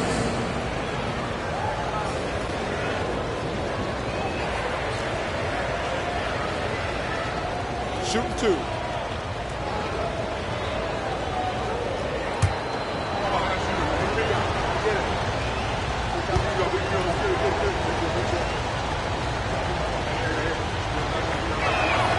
The first free throw is good. Grant, the Hornets are a team hoping to end a pretty substantial playoff drought. Yeah, it's been a long time since they made a buzz in the postseason, but their return could be closer than people think. A few smart moves here or there might be all it takes.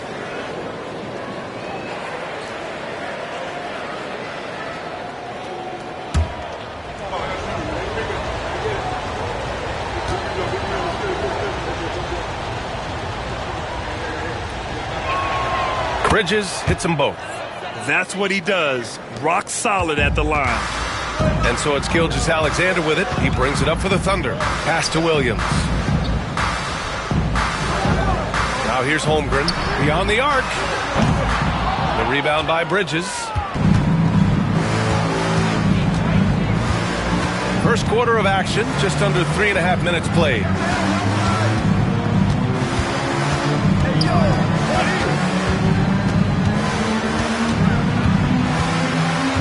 Five to shoot.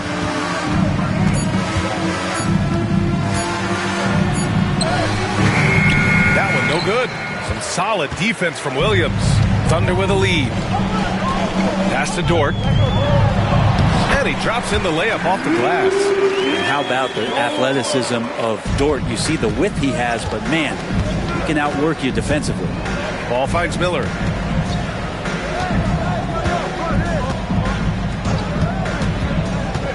Back to ball. Gilgeous-Alexander with a steal. He's all alone. And slam dunk by Gilgeous-Alexander. SGA able to slip out with that speed, escape up the court. From there, it's easy work. Bridges against Williams.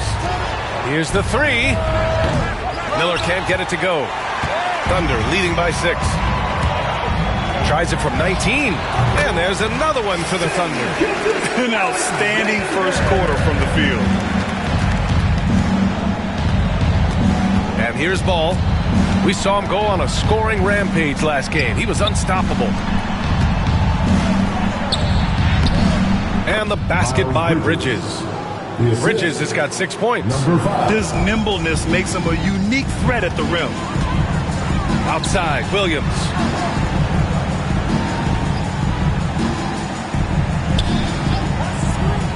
Back to Gilgeous-Alexander. Hey, he's now 6 for 6. He is cooking right now. This is what Gilgeous-Alexander does. He attacks you relentlessly. Hornets trail by 8. Boy, they need something to go to regain some confidence. No question. Way too many empty possessions for them. Ball no good. Yeah, just a little off his game this quarter. He's trying to work his way into a rhythm. Gilgeous-Alexander passes to Williams. Back to Dort. Miller against Williams. Clock at 6. Here's Gilgeous-Alexander again. Oklahoma City. He's off to a fantastic start. And we've got a timeout called by Charles Lee. A moment to rest and confer on the game plan.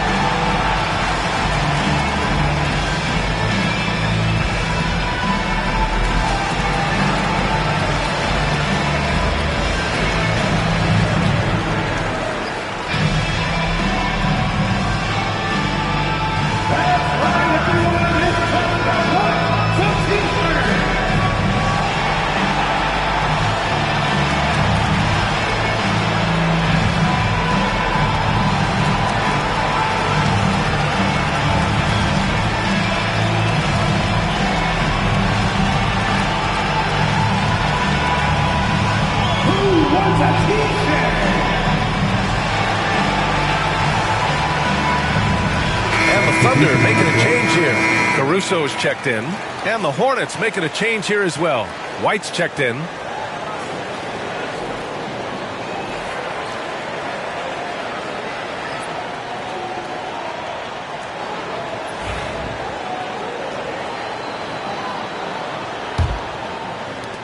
Hornets trail by 10.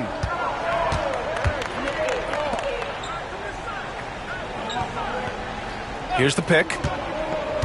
Back to ball. Gilgeous-Alexander with a rebound. Gilgeous-Alexander's got his 4th rebound in this one. Time for some consideration in the passing category, maybe, Kevin. The shot is just not on. Get somebody else going. He's established himself as an MVP candidate. But what is the ceiling of SGA in your mind, Brett? Well, if he's there now, is that good enough, BA? I mean, this guy has a chance to win an MVP award in the next 6 or 7 years and is going to be considered that caliber of player for that stretch. That's pretty awesome. He can put up big numbers, which is more impressive. And he drops the first. And over the last few years, SGA has emerged as an all-NBA level player, Brent.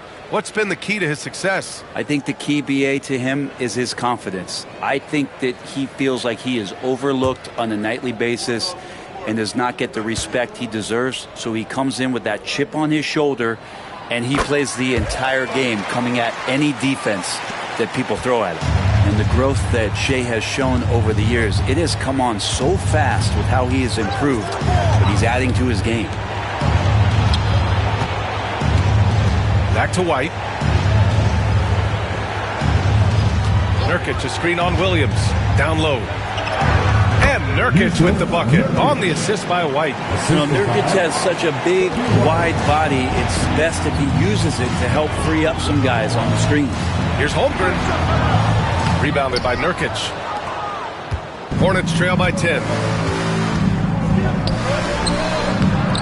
Bridges misses. That's the only kind of defense that's going to cut the mustard here tonight. You got to stay on top of a guy like that who can play at such a high level offensively. They've shown so much energy right from the start, particularly on the offensive end. Yeah, if you walked in at any point during this game to watch 5 minutes of play, one team played harder. You know who that was. And it's the Hornets with the ball. After the basket by Oklahoma City. 2 points. That one goes. Bridges has got his 3rd basket on the night right there. Yeah, this period, they're letting him go to work, and it's paying off. Now Gilgeous-Alexander, 19 points in the game. And the rebound goes to Charlotte.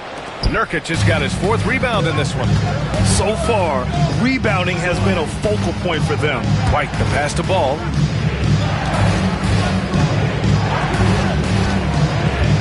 Pass to Bridges.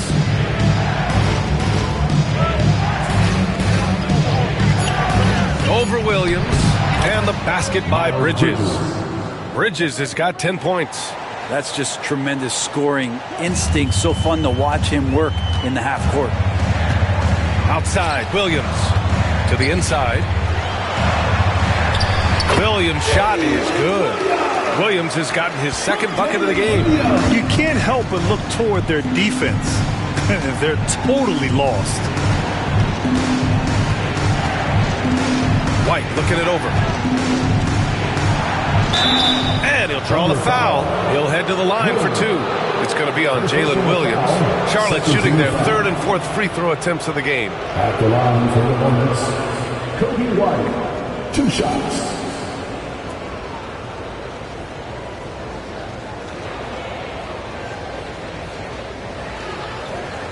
Shoot 2.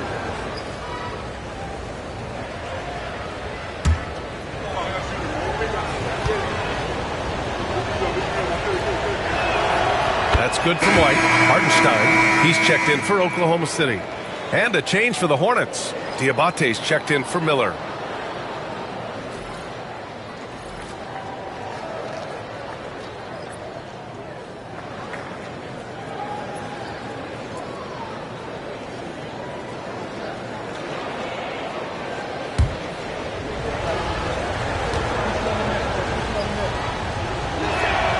White hits them both.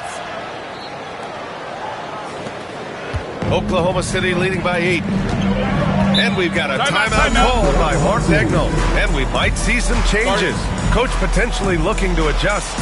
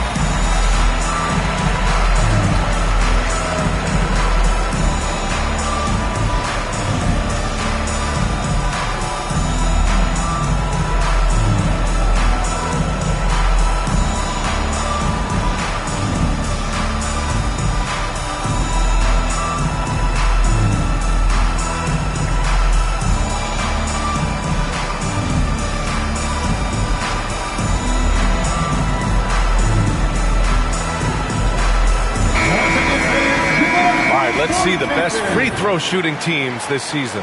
4th, the Hornets. And this is a team that knocks down their free throws at an elite rate. Whoever they go up against should always try to avoid fouling them at all costs.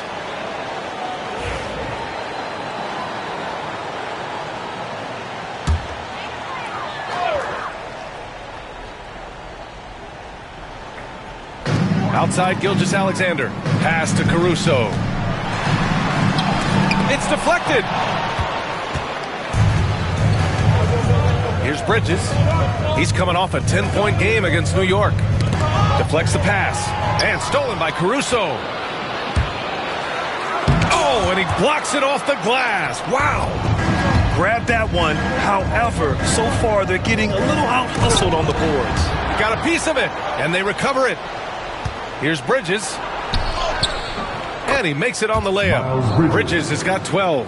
Can't blame the deficit on him. He's been scoring at will this period. Williams is screen on ball. Here's Gilgeous-Alexander. And he draws body contact. Looks like a blocking foul. He was in the shooting motion, so he'll head to the line. In that 2018 draft, you think about those names: Doncic, Jaren Jackson Jr., and Shai Gilgeous-Alexander. Boy, that's a lot to begin with. At the line for 2, Shai Gilgeous-Alexander.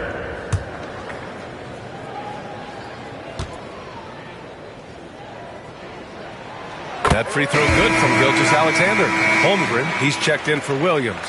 Miller's checked in for Charlotte. Mann comes in for Ball.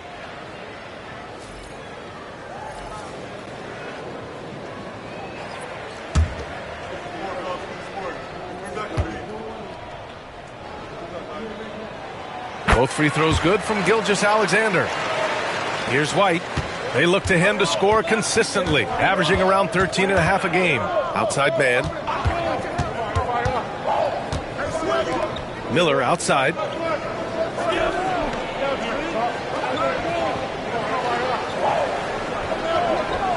Just 5 on the clock. Here's Bridges, and he drives in, and it's Bridges with the jam. And that's what you get from Brandon Miller. I mean, he can really whip passes there around the court. Ooh, a great look there. Brought to you by the AT&T 5G Slam Cam. And here's Gilgeous-Alexander. He'll bring it up for Oklahoma City. 6-point lead, and keeping us updated from the sideline, Allie LaForce. Hey, Brian. Well, a lot of change for this Hornets organization. New ownership, a new front office, a new head coach, some exciting new talent. They're renovating the arena and building a new practice facility. Other than that, not much has changed. BA? Business as usual, Allie. Thanks. Hornets trail by 8. A minute 42 left to play in the first quarter. Wow! Always fun to see point guards who can elevate above the rim like that. Oh, a strong mindset and even stronger finish. Well, just seeking out weaknesses in the defense and then exploiting it. Hardenstein passes to Gilgeous-Alexander. That one goes in. Gilgeous-Alexander's got 23 points. He's got a lot to do with the position that they're in. A very smart offensive performance tonight from him. Pass to Bridges.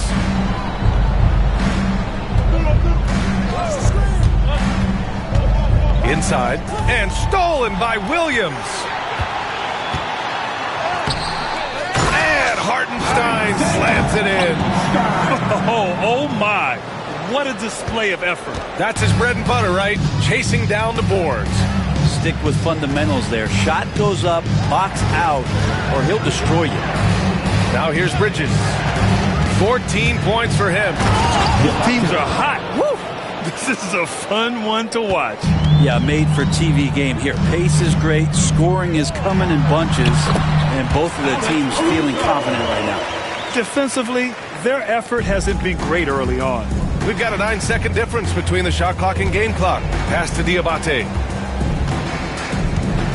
Here's Miller. Pulls it from the top of the key. Hartenstein pulls it in. Gilgeous-Alexander looking it over.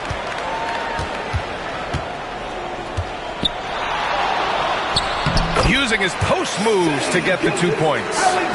And now it's a 12-point Thunder lead. Really taking charge of the game, largely with a detailed interior attack. Well, how good have they been on the inside? Yes, sir! Yes, sir! He hit it! Great shot! Whoa! The heave to beat the buzzer. Woo. That's an incredible shot there. Just let it fly, take a chance, and somehow that one goes in. And so it's the Oklahoma City Thunder. They have a nice 9-point cushion at the end of the quarter. Looking to run whenever they can. That's part of why they lead. All right, stick around. We'll be right back after this.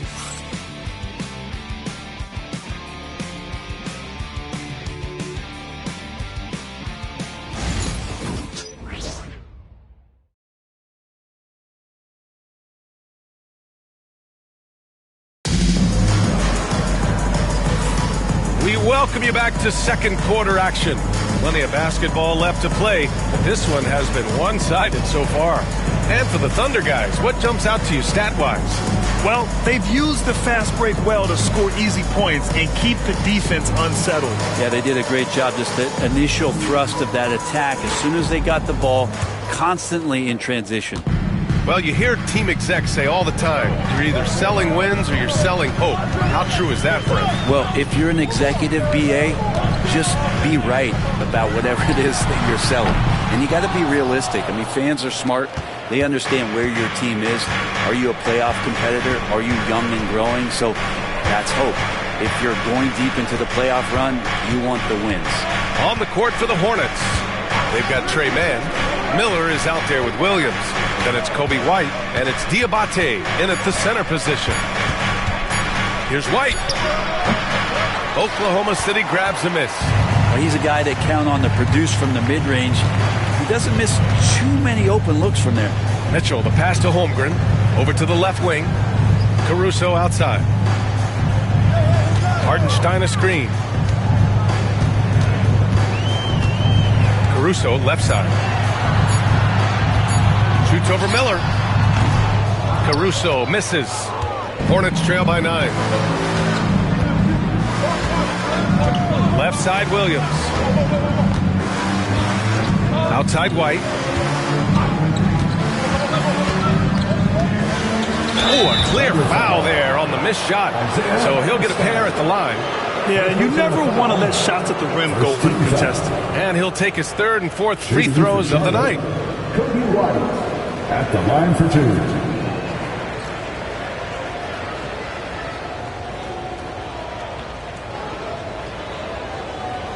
Shooting 2.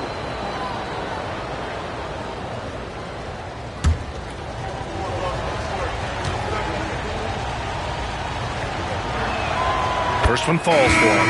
And the Thunder making a change here. Dortch checked in.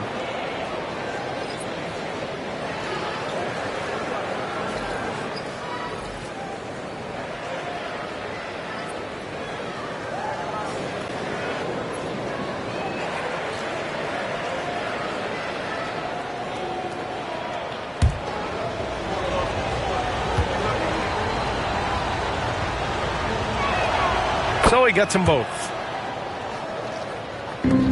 Oklahoma City leading by 7.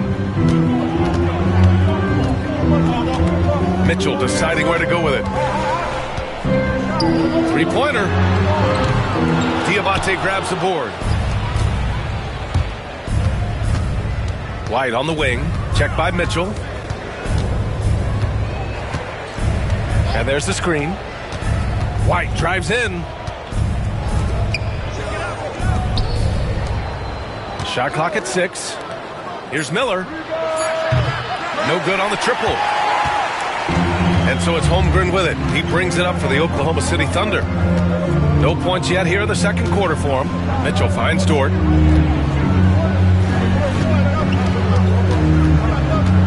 Mitchell up top. Screen by Holmgren. Unloads. Oklahoma City the rebound. Pass to Caruso. Holmgren with a screen on White. And here's Caruso outside. Knocks down the triple. Caruso's got 5 points. Offense has been hard to come by so far. A much-needed bucket right there. Yeah, the buckets have been few and far between, and neither team able to get into any sort of offensive rhythm. Rejected by Holmgren. Wow, I mean, the 7'6" wingspan coming in handy. Holmgren loves swatting away shots just like this. Dort outside. Pass to Caruso. 6 on the shot clock. Hartenstein a screen. Dort for 3. And can't get it to go. Now 1 of 2. And he probably thought he was going to bury that one. And coming off a major injury, Chet Holmgren was unbelievable in his first full season, Brent. Doesn't it feel like BA, he poured the concrete and a solid foundation for what his career is going to be all about? I mean, a terrific big with skill, size, toughness. The sky is the limit for this guy. Everyone in the building saw the obvious contact. Charlotte shooting their 7th and 8th free throw attempts of the game. Number 5 at the line for 2. Take a break. Take a break. 2 shots.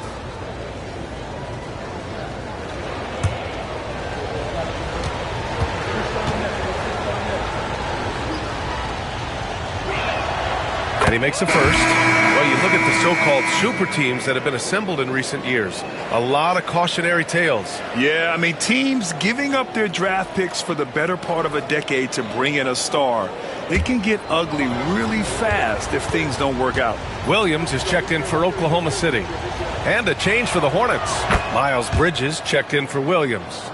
This is how you stay in the game. They're doing a beautiful job from the line. 100% this quarter. Here's Williams. So it'll be 2 free throws. He was fouled in the act of shooting.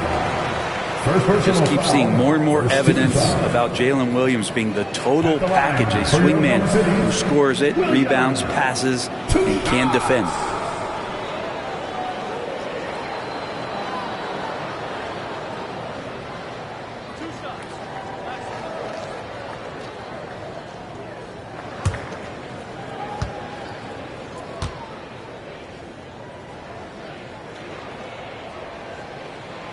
First free throw is good.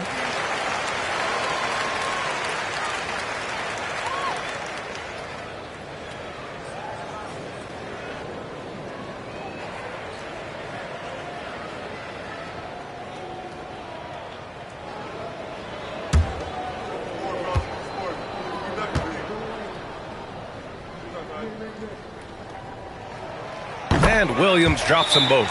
And we've got a timeout called by Charles Lee. He'll take the opportunity to regroup.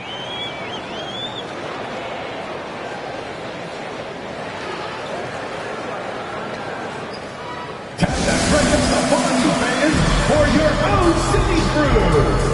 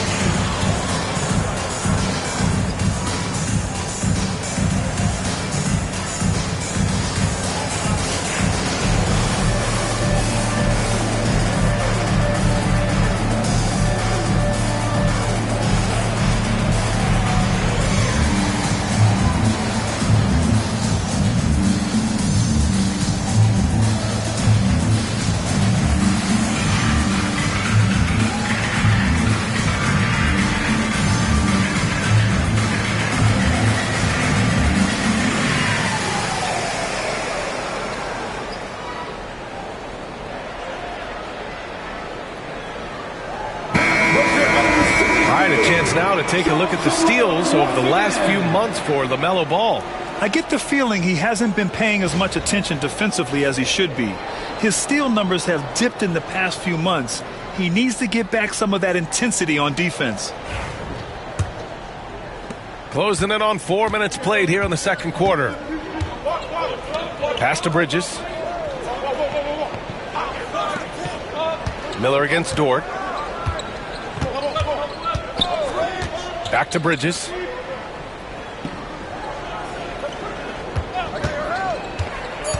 Down low.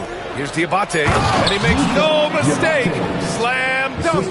This can make it so much easier for your teammate when you throw that lead pass that gets to him right on the money, whether that's on the run or in the shooting pocket. Pass to Hartenstein. Outside, Williams. Nails it from 3. Williams has got 11 points. A shot that Williams continues to work on. He loves seeing these type of results.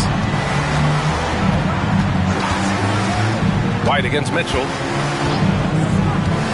To the middle. Miller, the pass to Bridges. There's a screen. Here's White. Good work defensively by Mitchell.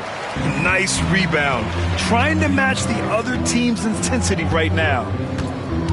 Dort with it. He's picked up by Miller. Dort, a screen on White. Here's Mitchell. Oh, and there's the whistle on the shot. So 2 free throws for him coming up. First personal foul. Kobe White picks one up. At the line for your Thunder, Mitchell taking 2 shots.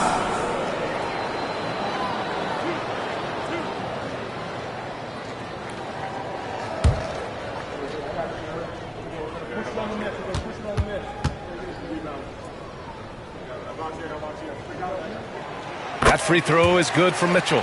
Yeah, just knocking down every free throw. I mean, I love to see this kind of efficiency.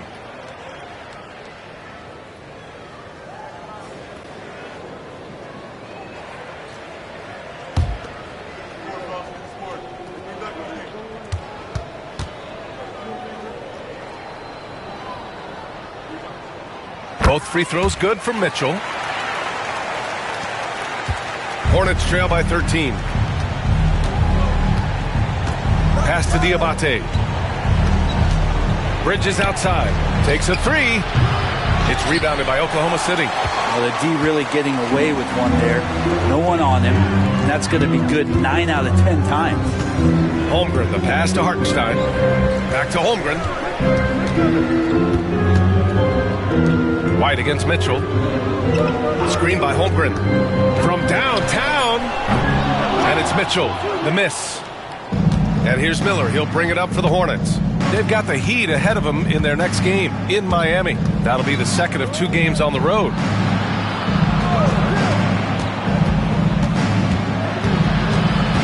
Back to White. 3-pointer. Hartenstein pulls it in. Thunder leading by 13. Outside, Williams. Outside for Dort. White against Mitchell. To the paint. It's picked off. Now here's White. Pass to Bridges. Here's Diabate. He's guarded by Hartenstein. Oh, he muscles it in through the contact. They call the foul, and he's on his way to the line. Man, what focus. I mean, the hoop and the harm. Incredible. So for Oklahoma City, Caruso, he's checked in for Holmgren. And Shai Gilgeous-Alexander is subbed in for Mitchell. LaMelo Ball, he's checked in for Charlotte. 1 shot.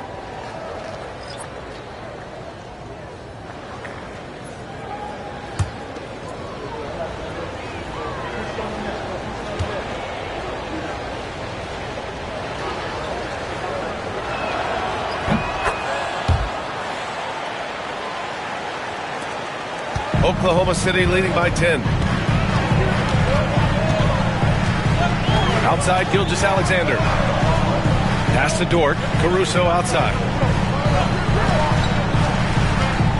Unloads from 13. Pulled the shot a little left. The bounce goes his way, though. Caruso's got 5 points now in the quarter. And he's going to nail these if you give him the space. That's just soft D. The defense also looking defeated. The lack of hustle is driving the coaching staff a little bit batty right now. And up the court come the Thunder on the break. Dort for three. It's hauled in by White. Hornets trail by 12. Bridges outside. Williams grabs the board.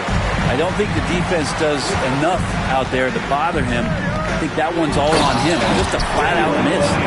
Good passing to set that up. Teamwork on display. Charlotte has gone 0 for 3 from deep to begin the second. To the middle. Here's Bridges. Count the bucket. Coming off a perfectly placed pass. Bridges has got 19 points. Disappointing as a player to have such a great game and still be trailing. Not over yet, though. And there's the call on LaMelo Ball. That's his first foul of the game. Williams has checked in for Charlotte. Coming onto the floor for the away team, number 44, Grant Williams.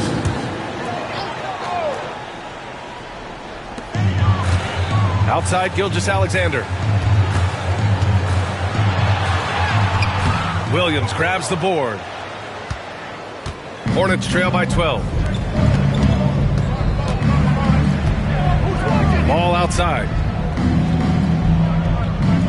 They set the screen. Just 5 to shoot. Charlotte needs to get one up in a hurry. For 3, Bridges. Oklahoma City grabs the miss. Gilgeous-Alexander's got 5 rebounds tonight. Williams finds Gilgeous-Alexander, and the layup is good. 27 points for him. Gilgeous-Alexander has blossomed into this forceful guard. Just look at this performance. Outside White. From outside the arc. Hits the trifecta. 5 points in the game. Easy look when the defender isn't fighting over the screen. And the coach over there just asking for one simple thing, and that's some effort. He got burned on that one. Let's go now to the sideline and catch up with Allie LaForce. Hey, Brian. Shai Gilgeous-Alexander, the 11th pick back in 2018, has developed to the point where he is in the MVP conversation. His coach, Mark Daignault, said he's improved every year. He's been in the league. It's a testament to his humility. He looks in the mirror. He sees what he needs to improve on, and then he works at it. Brian? All right, Allie, thank you. And Dort there on full display, both ends. Once he swipes it away, the offense comes easily. Pass the ball. And the foul is called. He missed it, so he's got a couple of free throws coming his way.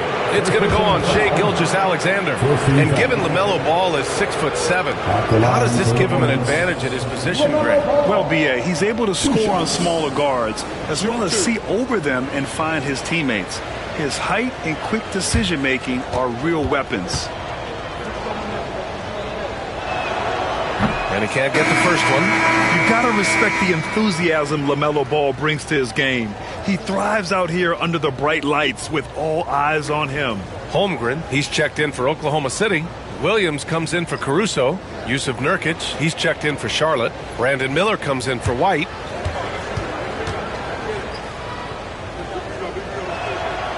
Second free throw, no good. That's a strange trip because typically he's pretty much money from there. And they're +5 on the boards after that rebound. Not a good idea to take a nap on Shai Gilgeous-Alexander and that athleticism. So much power. Way to get up. Ball against Gilgeous-Alexander. Pass to Nurkic. Inside. Count it. 2 for 4 from the field now. Yeah, this story in the second quarter much different than the one in the first. We're finally seeing some aggression. Gilgeous-Alexander passes to Williams. And so the ball out of bounds. Gilgeous-Alexander tucks it last. As the playoffs draw closer, here's what the East looks like. You look at Charlotte, a really frustrating season for them. They're looking forward to the draft.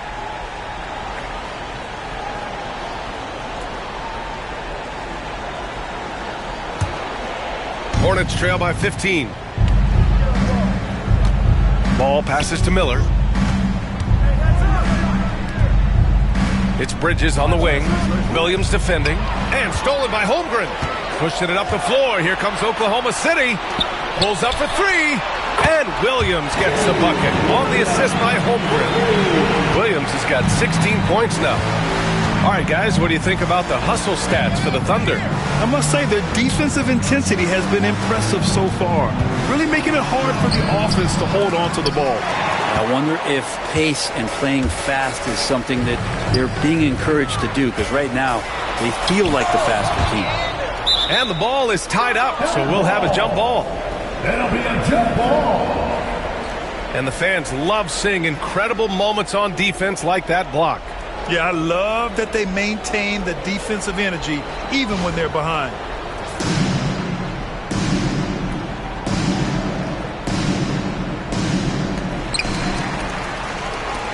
Hornets trail by 18. Bridges outside. Nurkic high post. Working on Williams. The three from Ball. LaMelo knocks down the long one. Fearless from beyond the arc, LaMelo has unlimited range and tremendous confidence.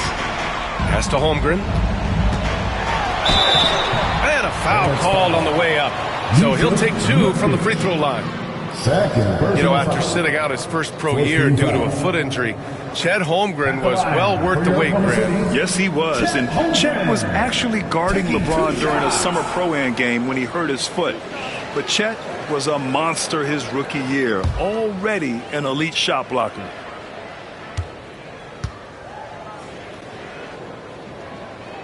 That free throw good from Holmgren. Yeah, and many believe Holmgren must add muscle over time to his wiry frame. We'll see if he focuses on doing just that.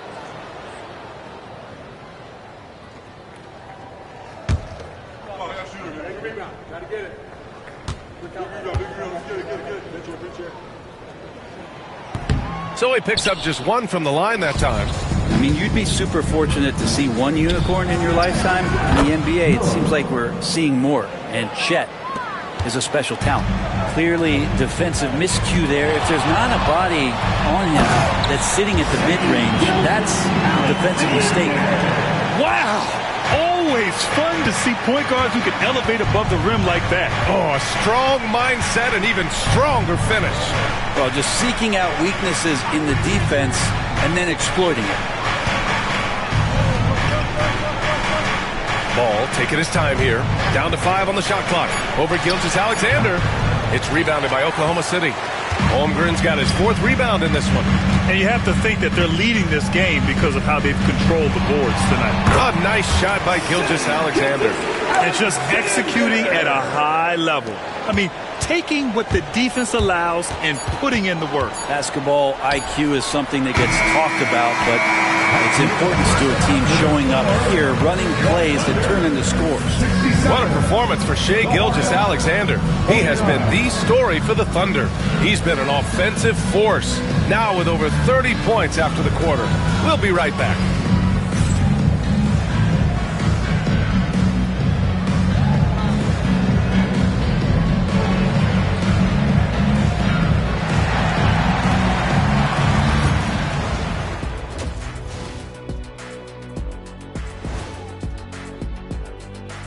Thanks for stopping by, everybody. The story tonight, everything, and I mean everything, is working well for the Oklahoma City Thunder. When you shoot it efficiently, the probability of winning goes way up. It also saves you wasted energy. Yeah, sometimes teams try hard, but they're disorganized. Not these guys. And now, as the regular season marches on, here's how things look in the West as we near the final stretch. You know, right now for the Thunder, they've been phenomenal. All the lofty predictions, the expectations, they've all come true. Now comes the hardest part, the postseason. Every team is going to be gunning for them. And that'll do it for us. Thanks for stopping by. We'll head back down to Brian Anderson and crew for the start of the third quarter.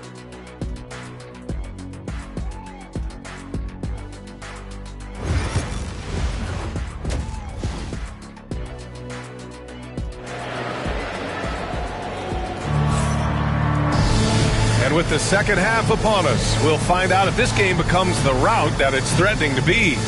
You know, Shai Gilgeous-Alexander has been exceptional here, guys. Using all that momentum behind him to finish with power. Gotta love watching him dive toward the rim. This is why the best athletes in the world play this game. If he finds a hole, he rips through and throws it down.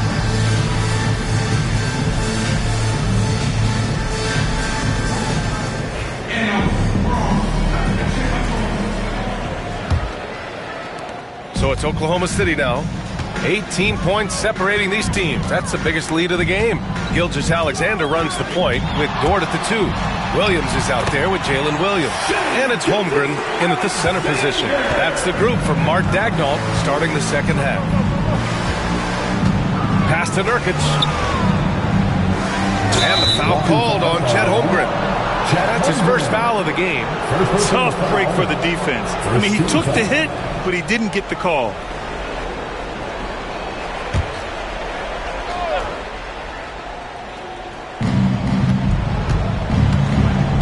Miller against Williams. Now here's Miller. The D's right on him. 4 on the clock. 3-pointer, Bridges. The Thunder pull it in. They really have a commanding lead, not just in points, but in rebounds as well. Here's Williams.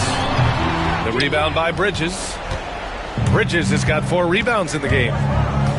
Pass to Ball. Bridges, a screen on Gilgeous-Alexander. Out to Bridges. Nurkic, a screen on Williams. 3-pointer, Bridges. Drains the triple. Bridges has got 22. Well, here's the problem. He's shooting the lights out, but they're still behind. They need another guy to step up. Williams against Bridges. Back to Gilgeous-Alexander. It's stolen by Nurkic. In transition. Deflected. And that's a relentless effort from Dort. Just a great physical defender. And wrestling for it there, but no one has possession. We'll have a jump ball.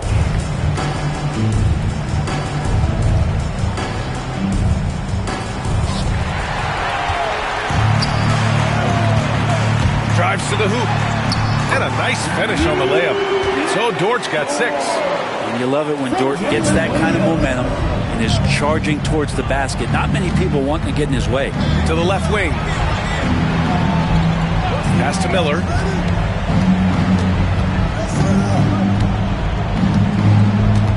Takes the 3. The rebound by Shai Gilgeous-Alexander.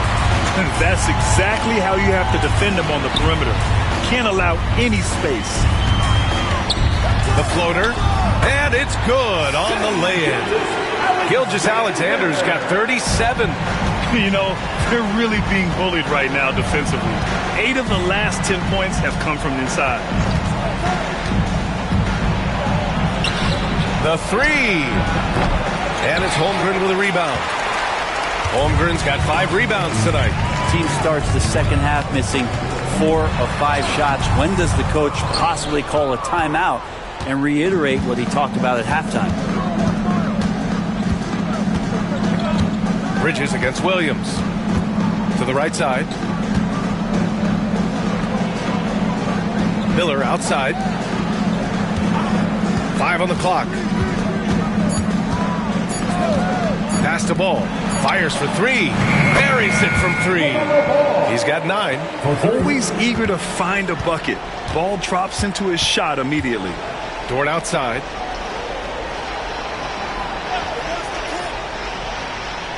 Now Holmgren. 4-3.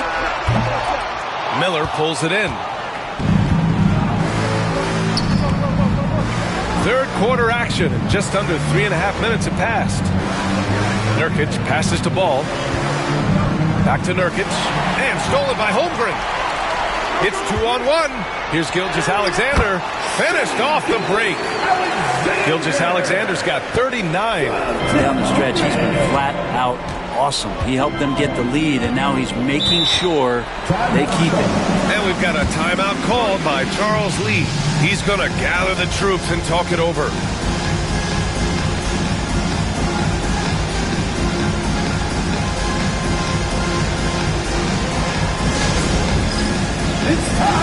dance cam. If you see yourself on the big screen and you know what to do, show us your moves.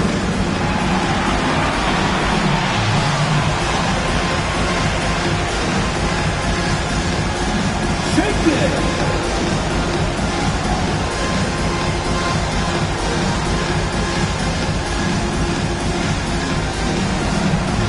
Let's see it.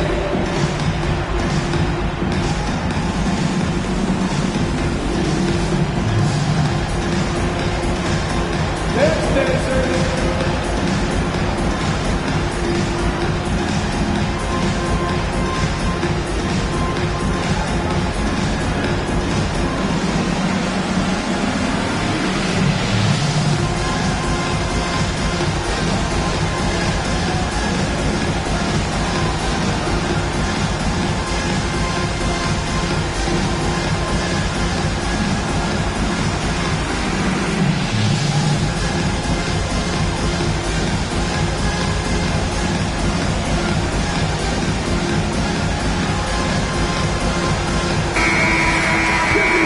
Defenses have been locked down since the All-Star break. Well, here they are.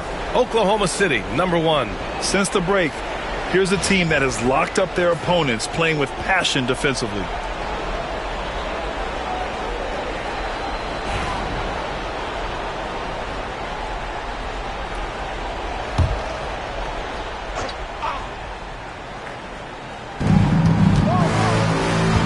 Miller, the pass to Nurkic. And there's a whistle. He'll head to the line to shoot two. You could tell that Nurkic was looking to get the foul on that shot, and he got the job done. First trip to the free throw line for him in this one. Yusuf Nurkic. 2 shots.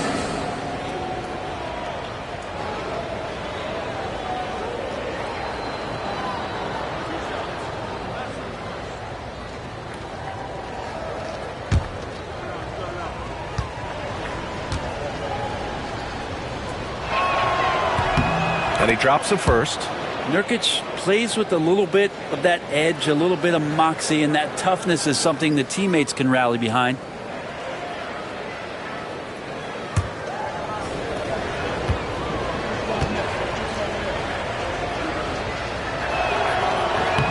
Both shots good from the stripe.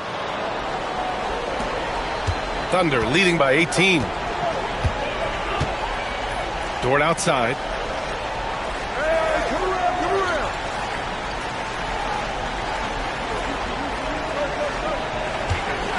Up top, Holmgren. Shot clock at 5. Shoots from the line.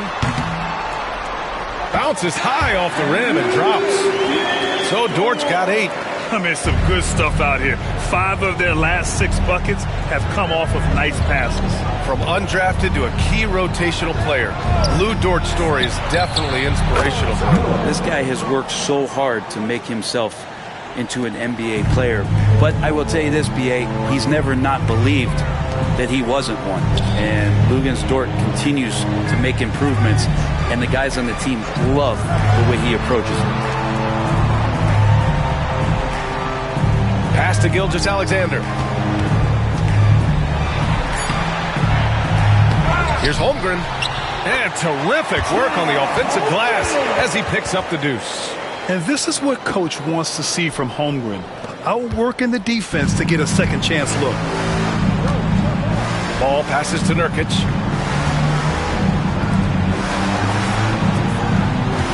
And here's Bridges.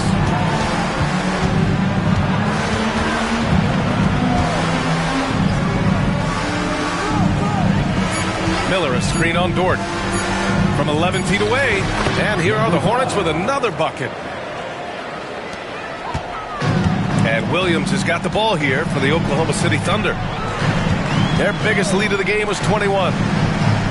Williams a screen on Bridges. Williams passes to Dort. And Nurkic with the block. Nurkic big and blocking.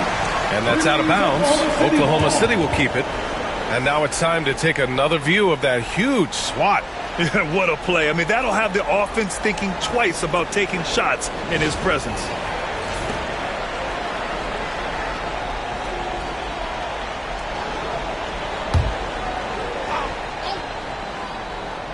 Clock at 4. Off the inbound. And he got the whistle on the way up. So he'll be headed to the line for a pair. It's on Brandon Miller.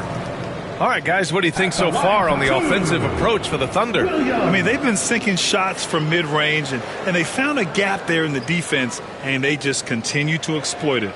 Well, looking at the stat sheet, I could just see here tonight sharing the basketball. The stat that comes up most is assists. So sometimes you have to look for your teammate. That makes things happen. They've done it. He misses the free throw.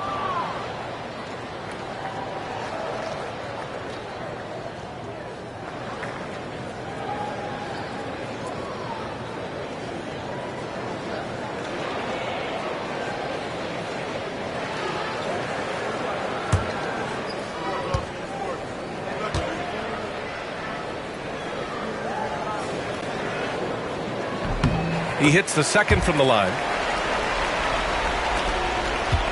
Hornets trail by 18. Ball outside. Up top, Bridges.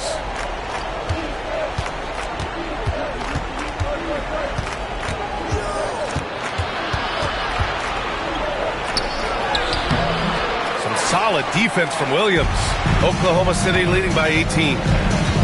Left side, Gilgeous-Alexander. Toward outside. Lets it go from deep. Gets rebounded by Charlotte. Nurkic has got rebound number 8 now. Gilgeous-Alexander against Miller. Here's Bridges. And he was fouled while in the act of shooting, so he'll take 2 free throws. And this will be his second trip to the free throw line. Shooting for Charlotte, Miles Bridges, taking 2 shots.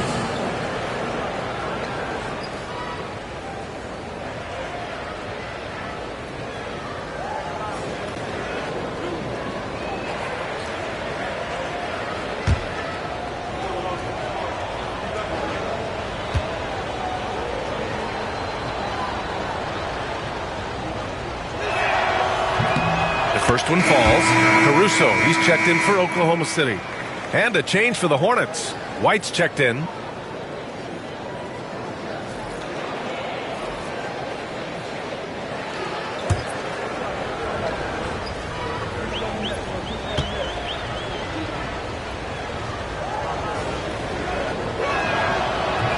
And he can't hit the second. Thunder leading by 17. Williams passes to Gilgeous-Alexander. And the big finish by Holmgren. Yeah, the defense making it way too easy for Holmgren. Got to push him farther out than this. Ball with it. He's got 9. Miller on the wing. Nurkic a screen on Caruso. Pass to White. Let's go with a 3. Sinks the tray. White's got 7 points in the game. Their strategy has been pretty simple here in the second half. Attack from three-point range. Maybe trying to find a little bit more space and ball movement to get guys open at the three-point line. Caruso, the pass to Williams. Down low. Gilgeous-Alexander. The layup misses. Hornets trail by 16. Pass to Nurkic. Oh, plenty of contact on that shot. Officials call the foul, and he'll take 2 free throws now. It's going to go on Chet Holmgren. Well, the determination there by Nurkic pressures the D into getting a little bit too physical with him on that shot. He's gone 2 for 2 at the line so far.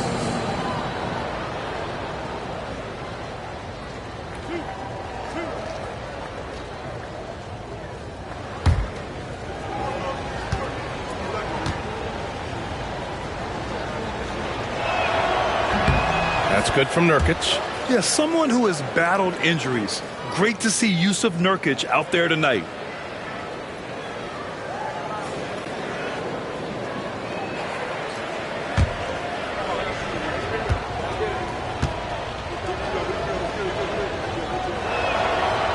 No good on the second, so he hits 1 of 2. And Holmgren's got the ball here for the Oklahoma City Thunder. Here's Williams. Oh, and he got fouled on his way up. He'll head to the line to shoot 2. Kobe White picks one up. And even from where we're sitting, you could clearly tell it was a foul. Williams, 2 shots. Shooting 2.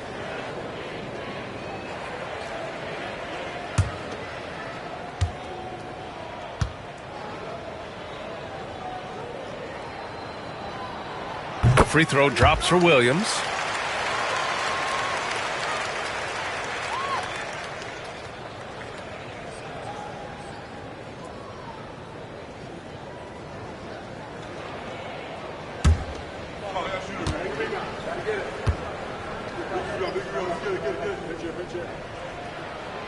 And Williams drops them both. And the Hornets with possession here. 17-point game. Outside White. Pass to Nurkic. And here's Bridges. Back to Nurkic. Just 4 to shoot. Charlotte again missing. And the defense gets bailed out by the miss. He usually converts that. Outside, Williams. Holmgren against Nurkic. Holmgren, the pass to Caruso. And the three-pointer goes. Caruso's got 10.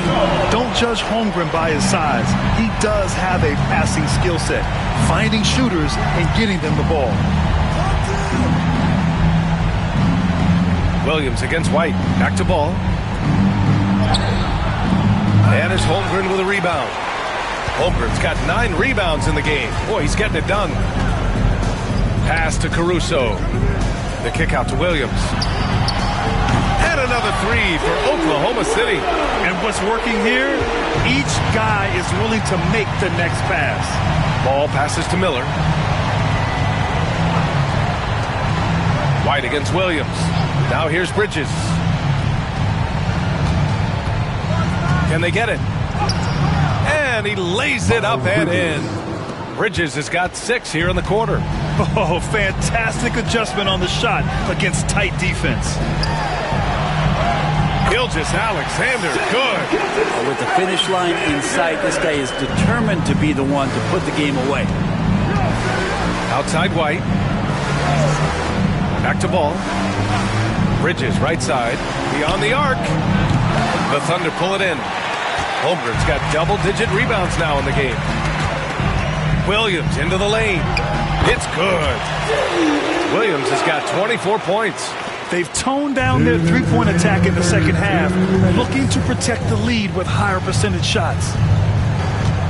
Ball finds Miller.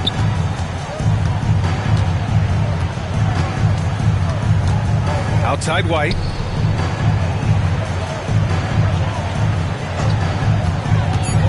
Over Williams. White, good. He's got 9. 1:37 left in the third quarter. Thunder leading by 23.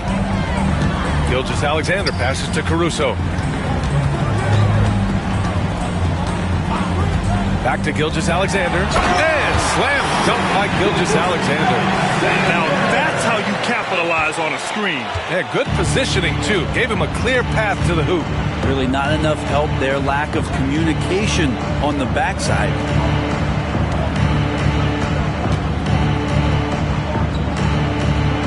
There's a screen by Nurkic. Here's White. And the rebound goes to the Thunder.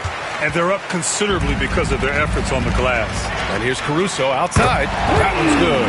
And so Gilgeous-Alexander with the assist. Gilgeous-Alexander's got 3 assists now in this one. Here's White.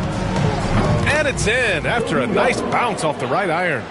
White's got 7 points for the quarter. 43 seconds left in the third quarter of the game. Gilgeous-Alexander passes to Holmgren. Here's Gilgeous-Alexander. Fires the 3. And again, Oklahoma City with a triple. Flat out taking the game over, and there's no way he's going to give it up. Ball passes to Nurkic. And here's White. Williams defending. White against Williams. Shot and game clock separated by 5. Just 5 on the clock. And here's ball. The shot no good. Fires from way outside. And that's not going to go. Misses at the buzzer. And so it's the Oklahoma City Thunder in total control. Up by 29 going into the break. Their defense has forced a number of key turnovers, giving them a clear advantage on possessions. And more NBA action on 2K Sports coming your way right after this.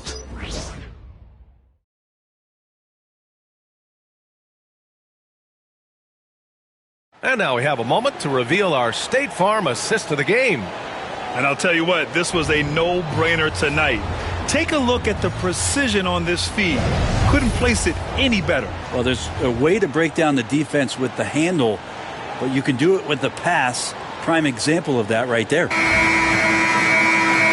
And we reach the fourth quarter in a game that may already be out of hand. Fourth quarter on the court for the Hornets. We've got Kobe White. He's out there with Trey Mann. And it's Diabate in at the 5 down low. Bridges feeling it out a little bit. Pass to Diabate. Dort with a steal.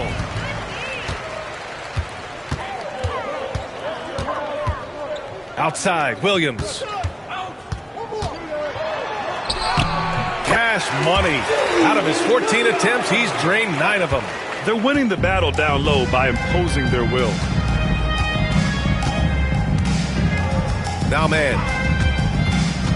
To the inside. And he takes the fantastic lead pass up strong for the slam. And he's playing the game with a certain flair right now. Oh, he caps off the move with a little hang time on the rim. Hartenstein a screen. Williams passes to Hartenstein. So it'll be 2 free throws. He was fouled in the act of shooting. First personal foul. And a quick look at how Charlotte's schedule is shaping up. On Sunday, they're off to Miami to face off with the Heat. Then on Tuesday, they go back home and will be hosting the Orlando Magic. What a great opportunity for this team to take a step forward. They have some tough road games coming up, and that kind of stretch can bring a team together. Winning some of these games would be huge for their overall confidence. And he knocks down the first one. All right, let's say you're starting a new franchise today, and you get to pick any player in the league. Who you got, Grant? Oh, man, there's so much talent to choose from. You can't go wrong with Doncic, Antetokounmpo, or Jokic. There are some enticing young players, too, like Anthony Edwards as well. Williams is checked in for Oklahoma City. Wiggins comes in for Dort. That one falls, so he hits both of them.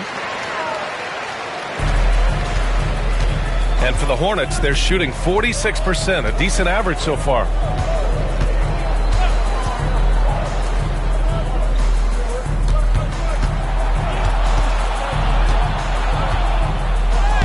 Lays it up and banks it in. If the defender is giving him that much space, the points are inevitable. And the Thunder shooting an efficient 64%. Excellent.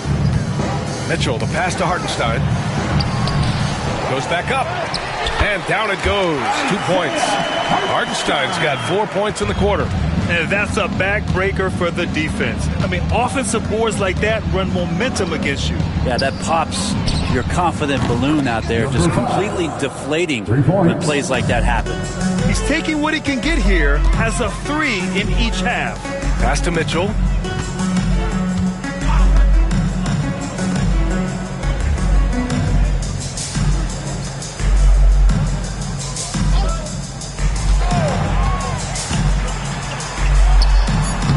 Yep, it finally drops after rolling around the rim. For Charlotte, they've gone a perfect 3 for 3 here in the fourth. Over to the wing. Bridges outside. Pass to White. Launches it. Caruso grabs the board. And so it's Caruso who brings up the ball for the Thunder. Now that we have a few years of reference, it's safe to say the NBA play-in tournament has been a roaring success, Grant. Yeah, I agree, B.A. And people forget it was created in the peak of the pandemic.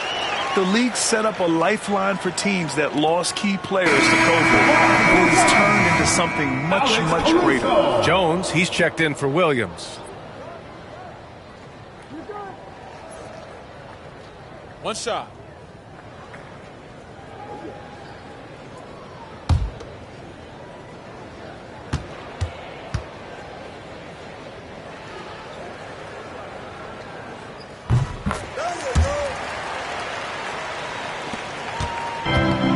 Charlotte has gone 1 of 2 from deep in this quarter. White against Wiggins. The three is up. Gets the three to fall. As the deep shots continue to fall, you can sense the frustration growing among these defenders. Right side, Mitchell. Good work defensively by White. Sometimes it's just not your night. Fortunately, his teammates have picked up the slack. No luck on that one. Good work defensively by Hartenstein. On the wing, Caruso. Pass to Wiggins. White against Jones. Clock at 6. Mitchell with the ball. From deep. Oh, my. Came close to a 4-point play. He'll head to the line for 3 free throws. It's going to be on Miles Bridges. At the line for your Oklahoma City, Mitchell. 3 shots. 3 shots. 3 shots.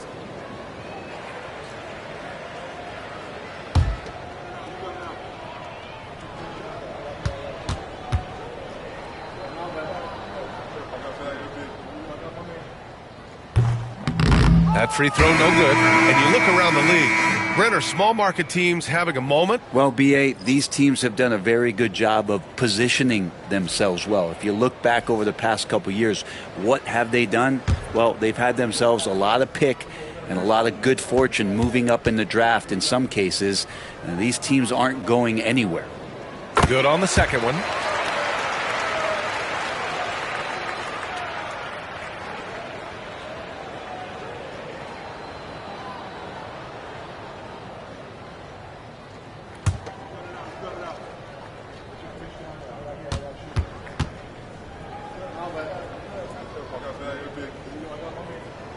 And he nails the third. We played just over 3.5 minutes now in the fourth quarter. White against Mitchell.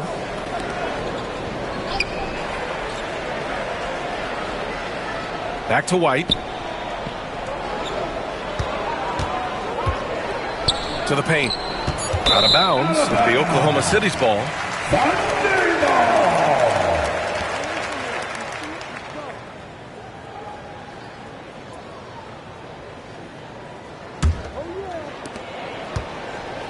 The Thunder have gotten 4 shots out of 6 attempts to drop so far in the fourth. Williams passes to Mitchell. Oh, Nurkic with the block. Here's White. Pass to Diabate. Now here's Nurkic. And here's Bridges. 6 to shoot. White with it. The three is up. No good there. Well, his poor shooting is a big reason that they're staring at this deficit right now. He needs to get on track if they're going to find a way to win. Mitchell finds Wiggins. As we know, Brent, experiencing some team drama is not an uncommon experience in the NBA. Man, B.A., as years went on and playing 7, 8, 9 seasons in the league, you almost started to invite some of that drama into the locker room. It's really a character builder, and it shows you that you care about what it is that you're doing. So the drama are always great lessons for how strong your team is going to be. So much power behind those Nurkic dunks. Here's Mitchell. It's hauled in by White. White's got a rebound number 5 here tonight. Been a struggle for him tonight, but if they can make this lead hold up, he can just chalk this up as one of those nights. Inside. Oh, it's stolen by Mitchell. Pass to Caruso. It's hauled in by White.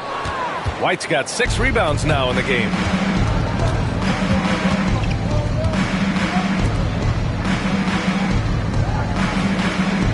White with a screen on Caruso. Now Nurkic.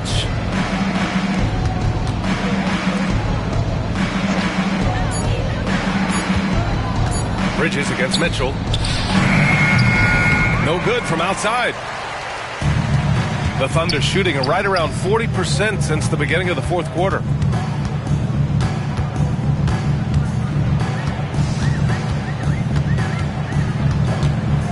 To the middle.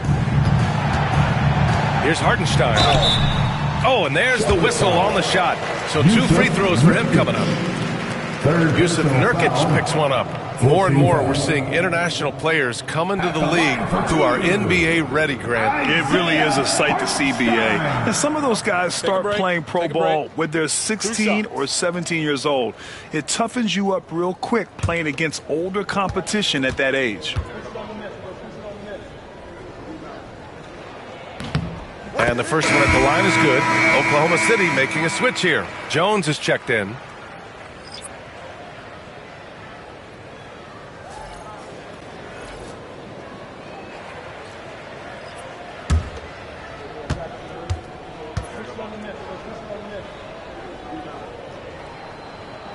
And so Hartenstein nails both of them. Charlotte has got 2 of 5 threes to go here in the fourth. Bridges outside. Nurkic with the ball. And Nurkic throws it down. Now that's how you capitalize on a screen. Yeah, good positioning, too. Gave him a clear path to the hoop. Really not enough help there. Lack of communication on the backside. From deep, Mitchell. And another miss by Oklahoma City. And so it's White with it. He brings it up for Charlotte. The ball's knocked loose. And it's out of bounds. They say it was last touched by Mitchell. Topic is checked in for Oklahoma City.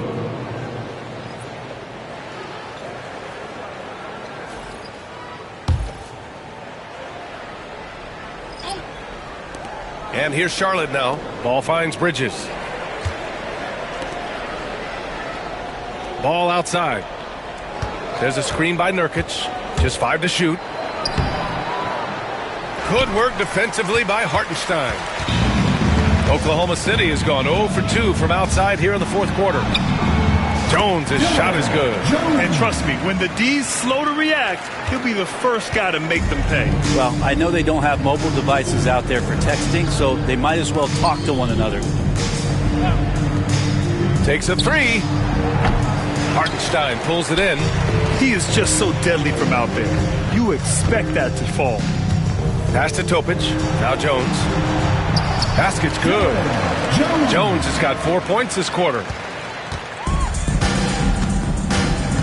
Now here's Ball.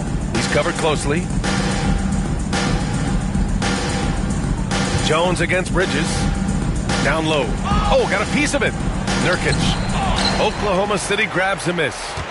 Hartenstein's got his 8th rebound here tonight. Outside Mitchell. Pass to Wiggins. Topic for 3. Drops in the 3. Topic has gotten himself going with a triple. His first basket of the game. And here's Ball. Now here's Bridges. Defended by Jones. Nurkic a screen on Jones. For 3, Bridges. Oklahoma City grabs a miss. You could see he wanted to get it back. Sadly, he couldn't capitalize from outside the arc. On the attack, Wiggins. Oh, and he brings it down with a two-handed jam. They're really dictating the tempo on both ends of the court. You love it. Yeah, the other team a bit concerned here. They're trailing, and the lead seems to be growing. Yeah, inside Ball has to rely on his agility. That's how he finds his way to close-range looks. Pass to Topic. The importance of getting your second NBA contract is something players often cite. Brent, did you feel that way? No doubt about it, BA. I mean, it's a stamp of approval that you belong at this level. Of course, it gives you a lot of security for what you want to do for your family and for yourself. But man, that's acknowledgement that all that hard work has paid off.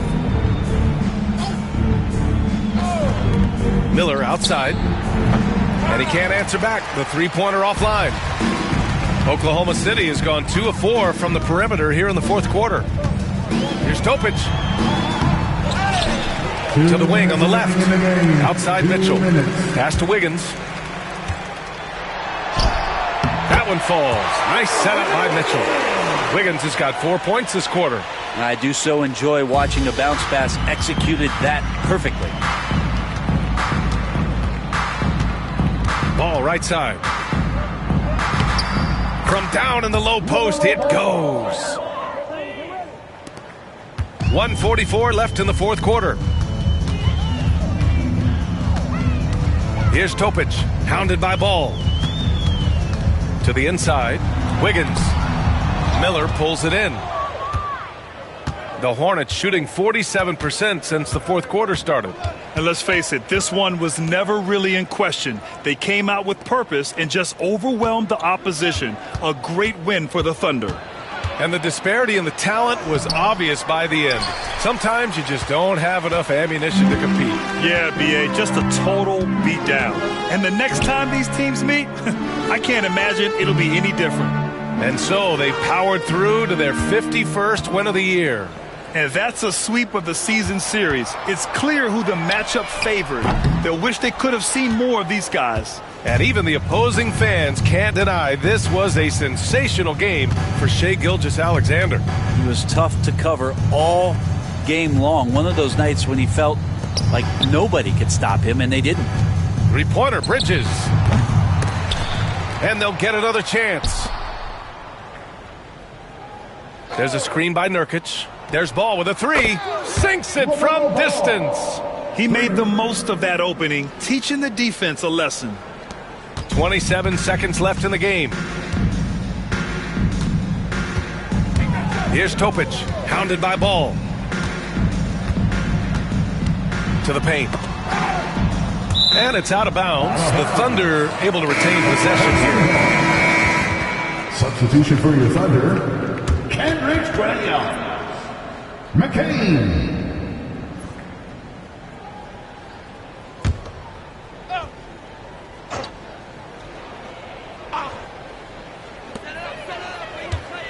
Mitchell, the pass to Williams. Shot clock at 6. Outside Mitchell. There's the triple. The shot misses. And so it's the Thunder taking care of business in this one. They didn't have too many problems tonight. They didn't. Just a tremendous team effort.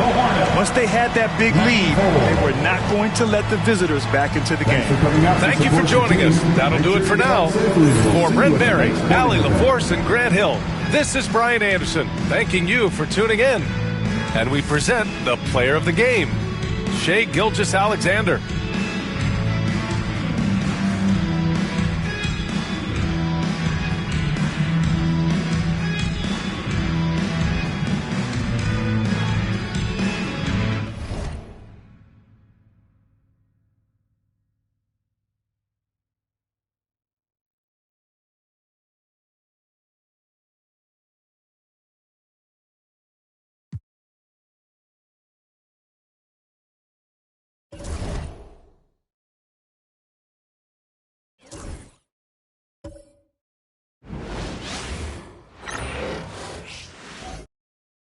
And the players getting themselves into game mode with the tip-off just moments away.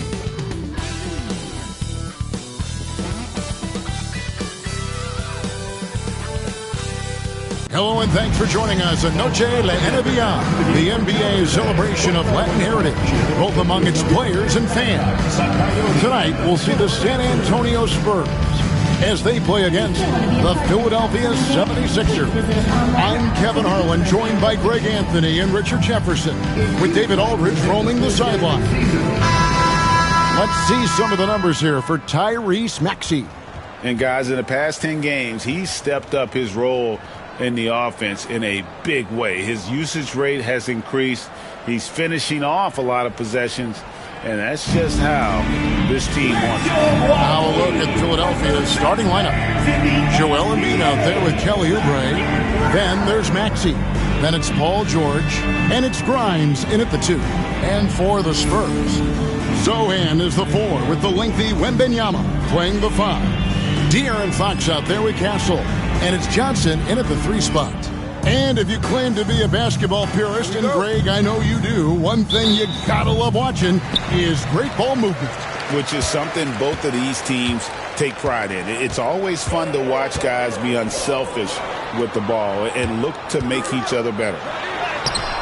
And Fox gets it to go. Fox has got the first points up on the board tonight here for the Spurs. Down low, from 7, Embiid. A rebound by the Spurs. Their last encounter was in Philadelphia, where they were able to handle the 76ers. Well, they coasted to the win in that one. Were dominant in the rebound department, and that was a huge factor. And if they can keep that same physicality, you have to think they'll be in a good position to grab another win here. Here's Castle. He's covered by Maxey. Pass to Castle. Here's Wembanyama. Yeah, you have to be aware of Wembanyama on the boards. Really keep a body on him. Looking at Philadelphia, they want to turn it around after the loss to the Thunder in Oklahoma City. Scoring efficiency was an issue in that one. Took them too many shots to get their points. Yeah, it looked like they were settling out there, not moving the ball enough to generate the type of shots that they want. And so it's San Antonio with it. Paul George missing from long range. Embiid against Wembanyama. Kicks it out to Johnson. His 3-pointers off the mark. That is fantastic defense on one of the best three-point shooters in the league. Didn't give him an inch of room.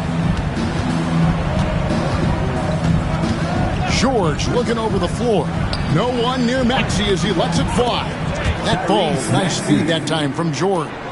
So locked in from range, Maxey almost makes it look effortless. Fox finds Wembanyama. Spurs passing it around. Wembanyama, a screen. Here's Zohan. And foul on the shot, so he'll get a chance at the line. It's on Kelly Oubre. I'll tell you, Richard, you watch Jeremy Sohan, he can really do it all. Yeah, power forward by trade, who's even played point guard at times. He's a great defender and a team player. He's the kind of guy you win with.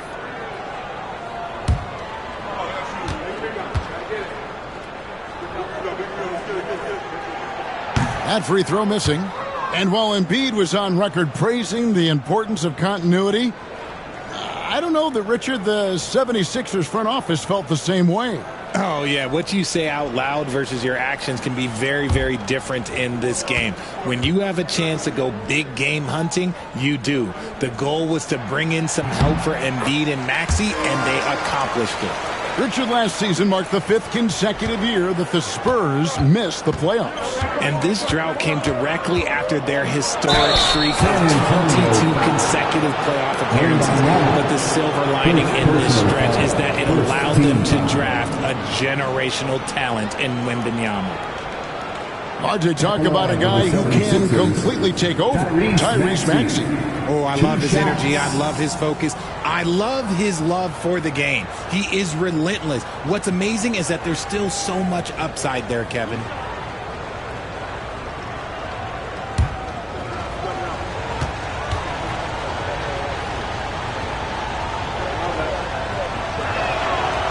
No good on the free throw. This team has handed a lot of responsibility to Tyrese Maxey, but Greg, he's lived up to it. And has grown very well into his role with the team. Shown that he can be a scorer all over the floor. Amazing to think how far he's come in such a short amount of time.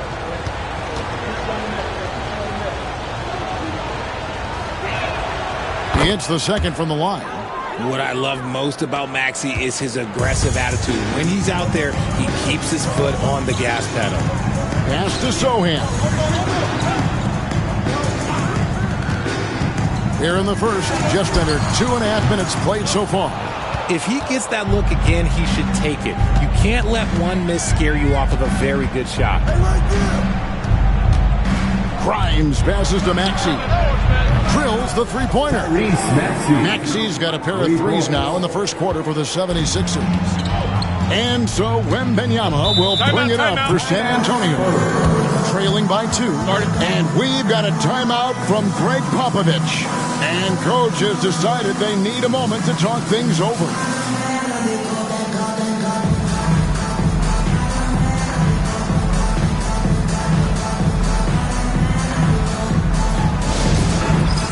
It's time for Dance Dance. If you see yourself on the big screen, then you know what to do. Show us your moves.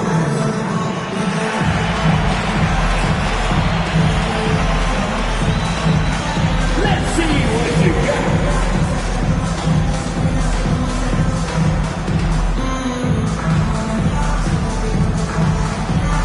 Oh, sit down.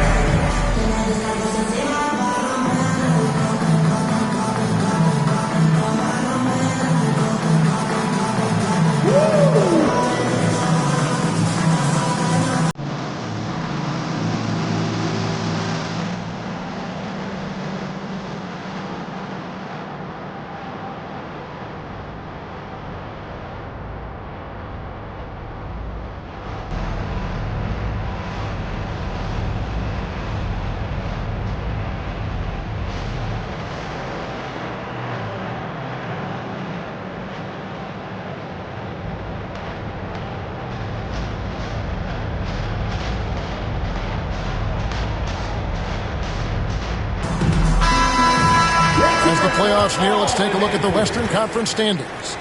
You look at San Antonio. Right now, they're locked into third place in the conference, looking to get a high seed for the playoffs. When I look at San Antonio, their fans had high hopes for them this season, and they have not let them down. It's been a fantastic campaign thus far, and they really are set up perfectly for a deep run in the playoffs. A pass to Fox. Sohan with the ball.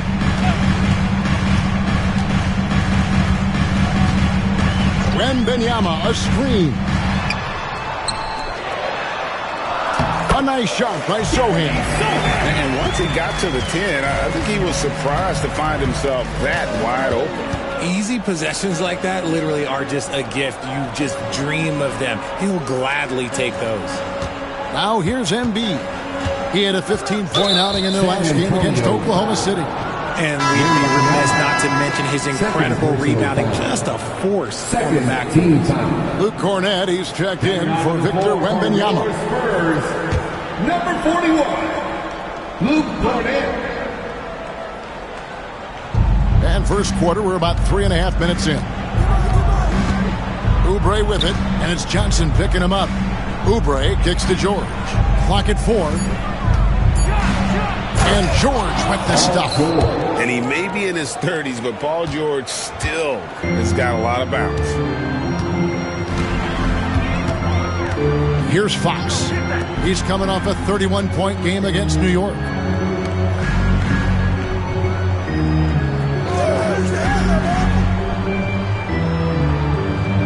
To the paint. Here's Cornett. That's tipped. Look, the defense was locked in on him there. They know how dangerous he can be, and they guarded him perfectly. Maxey passes to Oubre. No coverage that time. Kelly Oubre Jr. And it just seems that every pass they make is leading to a score. Just great ball movement. Fox against Maxey. Pass to Sohan.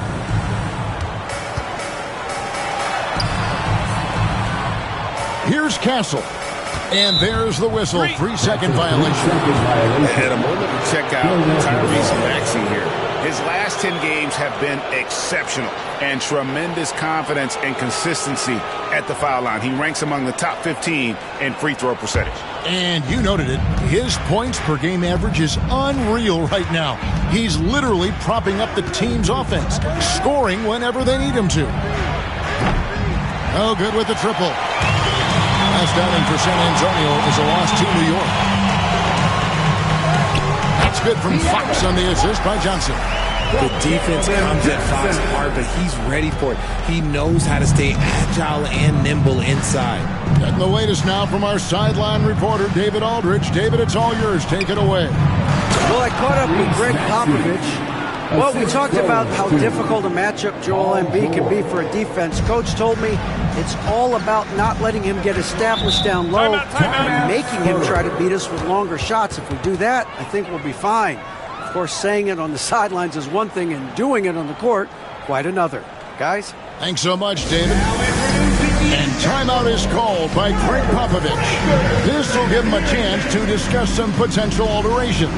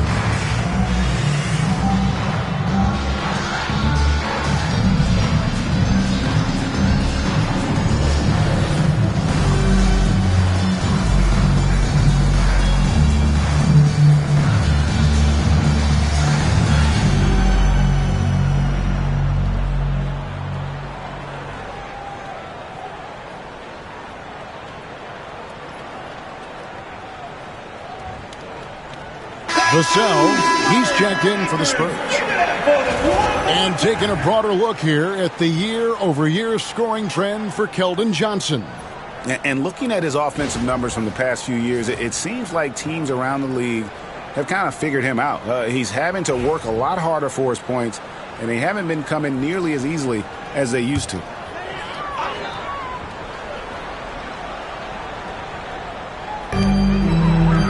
Fox kicks to Cornette. Pass to Castle. Zohan, the pass to Vassell. And he makes no mistake on the slam dunk. Vassell shows you why you better not disrespect his balance. Outside, George.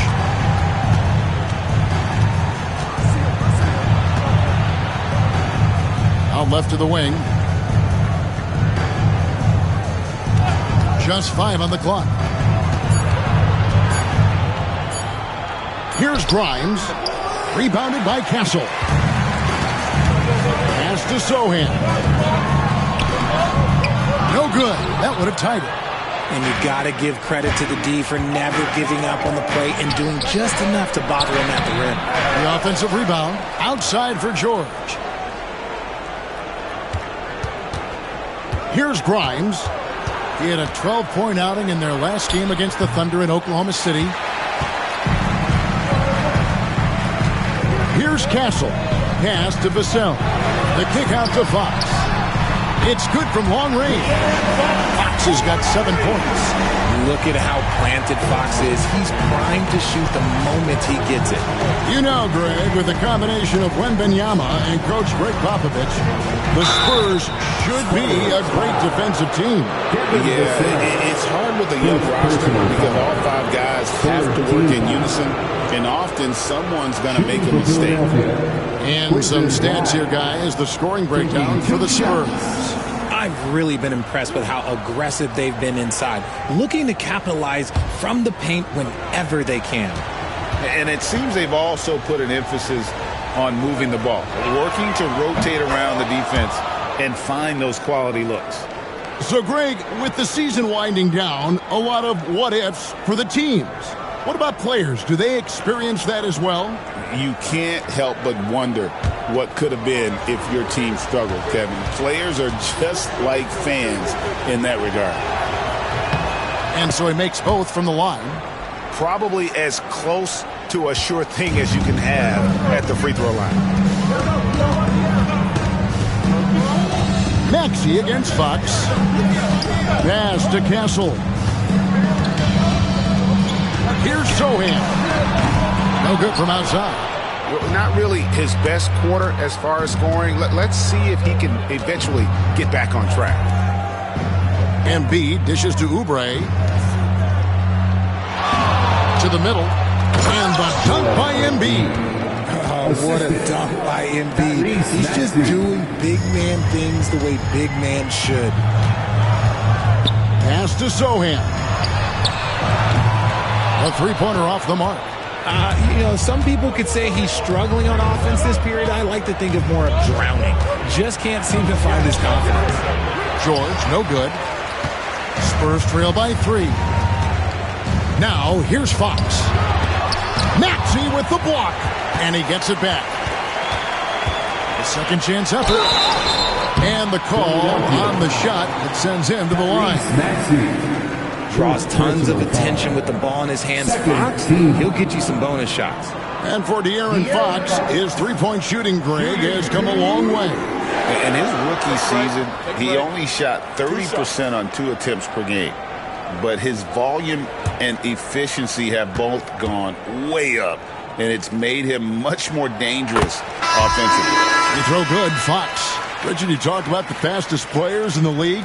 De'Aaron Fox is in the running. And I say that literally. Kevin, he is at his best when he is attacking the lane. He's a lefty that is a tremendous finisher. And his floater, arguably, might be the best in the game. Harrison Barnes, he's checked in for San Antonio. What sets Fox apart is how dynamic and explosive he is. He can take off at any moment in any direction. And Nick Nurse, Greg, the 26th head coach in 76ers franchise history. And Kevin, known for his creativity and that outside-the-box thinking. I think it's a good fit with this forward-thinking front office.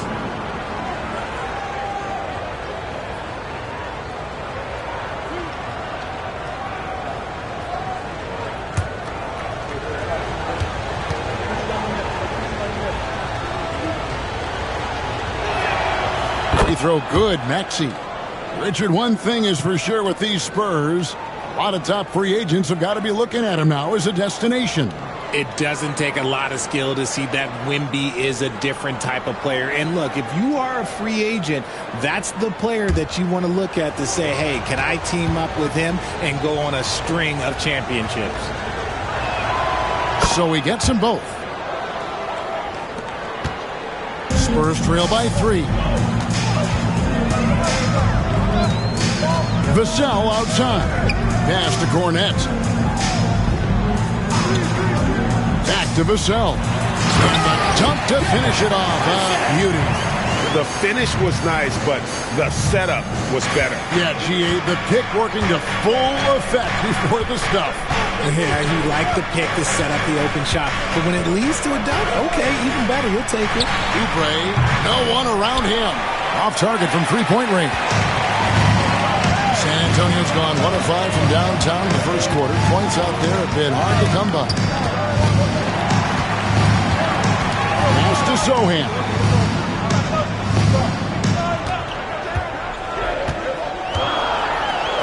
And it's sent back by Drummond. A high motor keeps Drummond engaged defensively. He doesn't want to let any shots go in. And right now, let's watch that terrific swat. And this is why coaches stress the importance of defense. Big block there in this close game.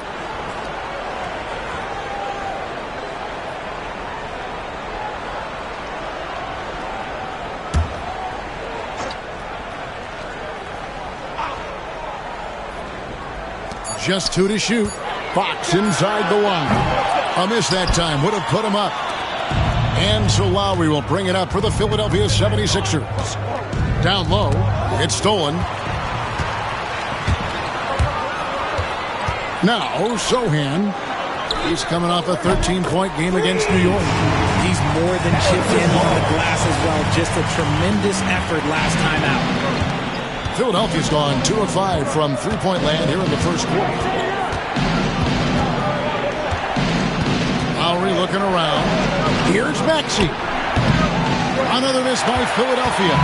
Credit to him for trying to get that 3 right back. Missed the shot, but that's a Have mercy. Wow. Wow. We are going to remember that one for a while. I know I will, Greg. That was special. That was really special. Awesome rewind courtesy of the AT&T 5G Slam Cam. And here are the 76ers now, following the bucket by the Spurs. Outside, Maxey hits it from three-point range.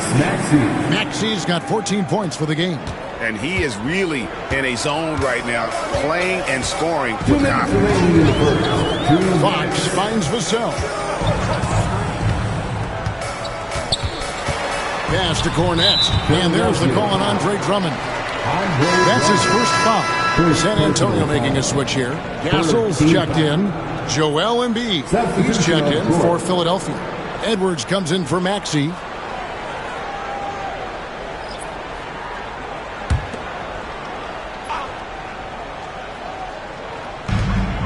.152 left in the first quarter. Now Barnes. 6 on the shot clock. At the teardrop, fouled in the act of shooting. Gets the bucket anyway, so a three-point play chance for him. And defensively, they're on their heels every time the ball comes inside. And he's got his first chance at the line here. San Antonio making a switch here. Champagne's checked in. The 76ers also with a sub. Council's checked in.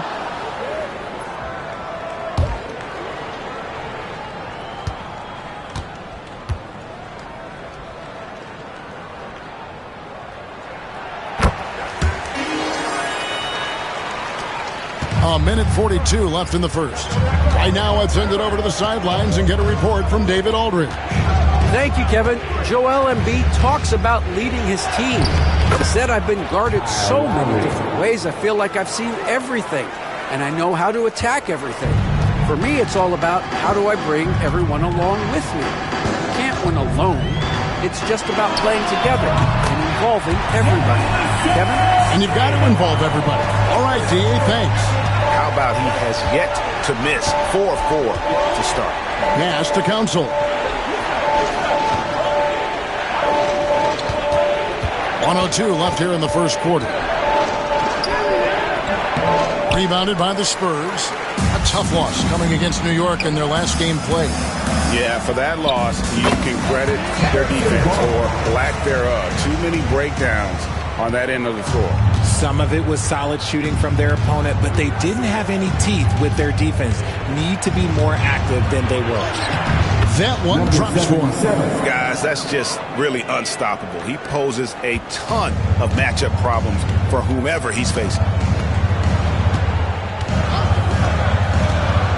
32 seconds left in the first quarter of the game. And he gets it to go. And the Spurs lead by 7. You like how Castle plays at his pace and celebrating when he wants to.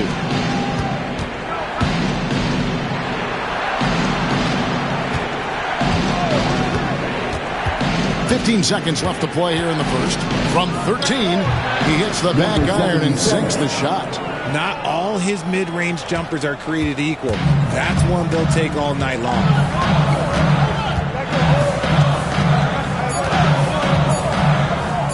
Here's Vassell. And the last shot at the buzzer doesn't go in for him. Oh, we've seen some great shots in the first quarter. No shortage of offense. It's the Spurs leading by 5. After this break, we'll be back with the start of the second quarter on 2K Sports.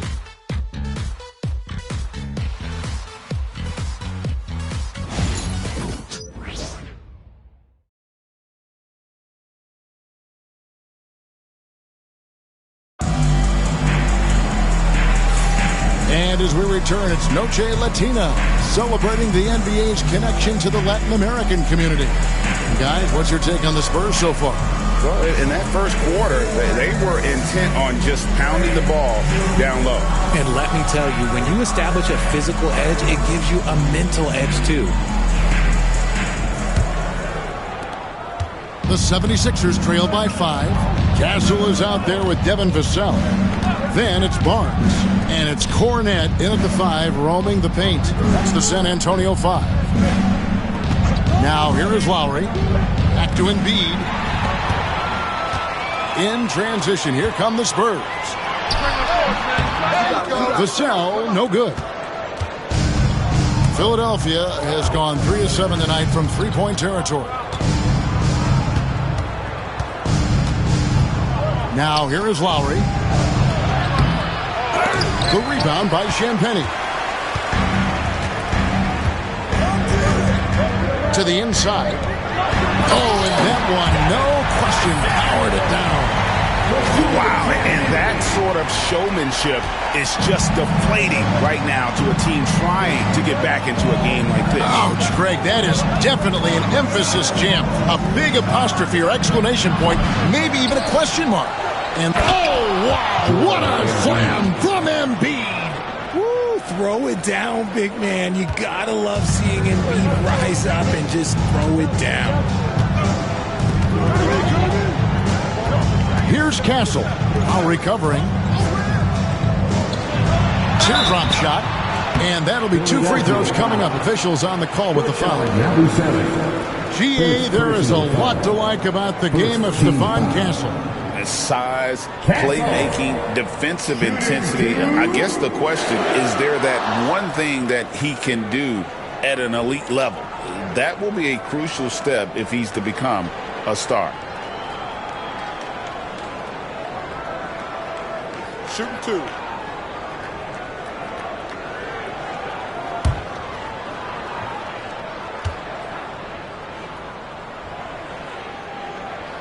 The first one falls. Analytics or the eye test? The optics or the numbers in front, Greg? When you're judging the performance of a player, what kind of criteria do you use? Well, an MVP candidate recently said, my eye test tells me this guy's a terrible defender, but the analytics tell me he's a great defender. I'm confused, and I often feel the same way. And that one goes in. 2 from the line that time. Known for his strong defense, Castle is someone any coach would love to have. He is a hard-working rookie. Pass to Embiid.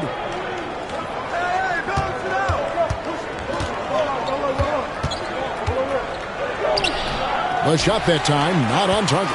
San Antonio leading by 7. Here's Castle. 17 points in his last outing. It's blocked. Outside Lowry. Here's Yabusele. Outside Lowry. Philadelphia moving the ball around. The jump hook. In close. Embiid gets it to fall. The footwork, the patience, watching Embiid go to work inside is just a treat. Vassell, the pass to Barnes. Johnson outside. High, arcing shot. Rebound by the 76ers. Right side Lowry. Here in the second quarter, we've played a little over 2.5 minutes now. Down to 5 on the shot clock. Lets a floater go. He can't hit that time. Nice defense by Vassell. Pass to Castle. And here is Barnes.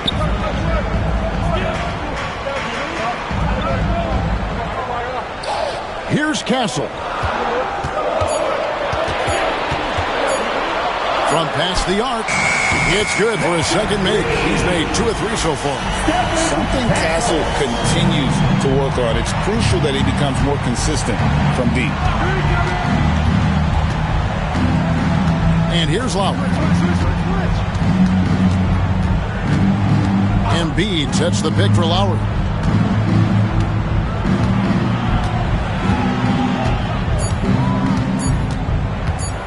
Releases. The rebound by the Spurs. Johnson's got his 4th rebound in this one. Now the 76ers on the break. And he finishes nicely on the way. 6 points for him. San Antonio leading by 6. Vassell outside. rejection by Embiid. The timing on the rejection, Embiid's feel for when to go after blocks is ridiculous. You gotta love his hustle, leaving the defense no time to react. And all of a sudden, that man was just on the other end. Wow. Pass to Vassell. Johnson against Edwards. Inside, here's Cornette. That's in there. Johnson with the assist. And the Spurs lead by 6. Nice move on the pick and roll by Johnson, generating an opportunity for another guy. And we will have a timeout called by Nick Nurse. He wants to make some adjustments to the game plan, clearly.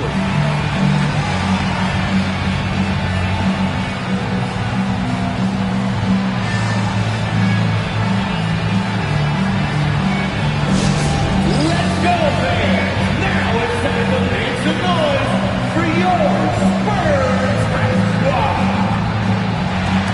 Get loud, fans! On the court is your squad.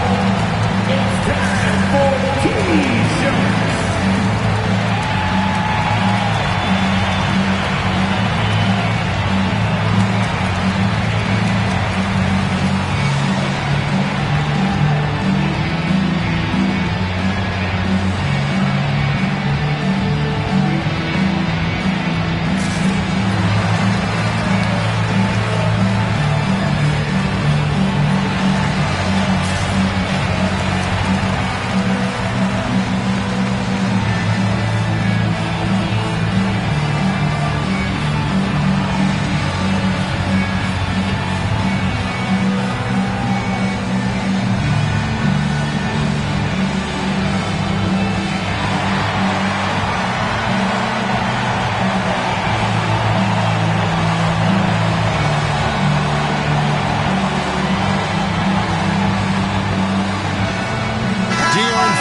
Checked in for Harrison Barnes. Then for the 76ers, Oubre comes in for Yabusele. And it's Quentin Grimes in for Edwards.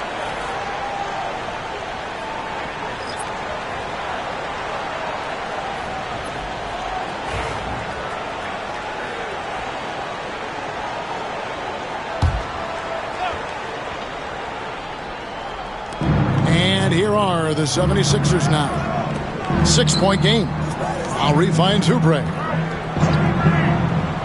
To the paint. Marvelous lead pass, and he throws it down. And one step ahead of the defense with that solid screen. And then, Greg, the monster dunk to finish it off. Well, great chemistry on display. He understood where to put the screen in order to free up his teammate. Here's Fox. 76ers getting the bucket. Pass to Castle. Shot clock at 6. There's the pick. Fires away from outside. Kept alive. He hangs in there and cashes in on the second chance points. And the Spurs lead by 6. That is really good work there on the offensive glass. To the middle. Deflects the pass. Oubre against Johnson. Pass to Vassell. Back to Johnson. Fox feeling it out a bit. And it's Fox with the jam. Look at Fox get up. Okay, I see you flexing on him. And here's Lowry. He'll bring it up for Philadelphia. Oubre outside. High post, Embiid. Puts it up from 17. Oh, that's blocked.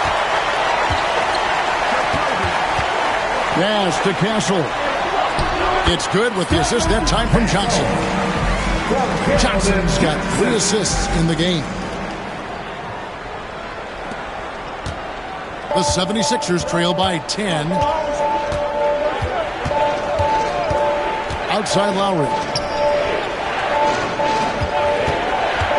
Here's Grimes. He gives his team some nice contributions, averaging a bit over 10 points a game. It's near impossible trying to guard Embiid in the pick and roll. He's just so clever.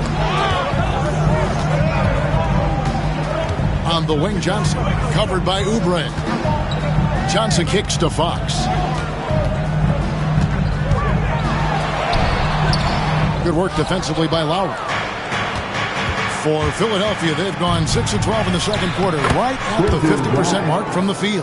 Oh, good execution there. Lowry with a pinpoint pass. And we've got a timeout from Greg Popovich. He wants to talk to his guys. Every timeout, a chance to review the lineups, matchups, or call a play. I'm sure all of the above is in order, and you can never be too content.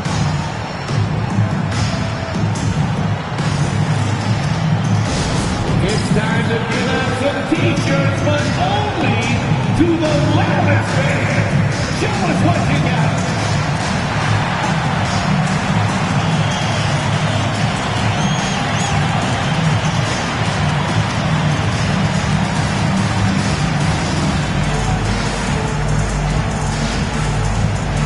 Who wants a free t-shirt? Get on your feet and go wild so we can see you.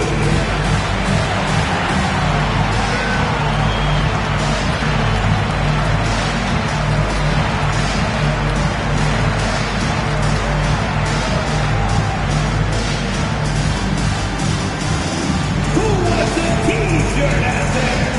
Let me hear you.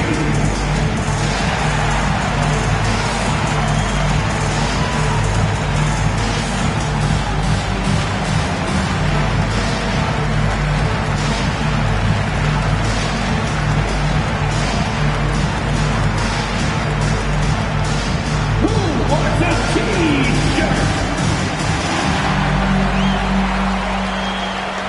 And the 76ers making a change here. Right now, let's check out the standings in the Eastern Conference and see how the playoff race is shaping up. You take a look at the 76ers. Winding things down this season, they're in that all-important 9th position within striking distance of a playoff spot. And seeing where the 76ers are, they've shown me some very good things this season. But that next step, those qualities that could make them true contenders, just haven't been there. And the clock is ticking for them to make that push. It's looking like they'll be fighting for a spot in the play-in. Here's Champagny. Hasn't made one yet. There's the screen. Lock at 6.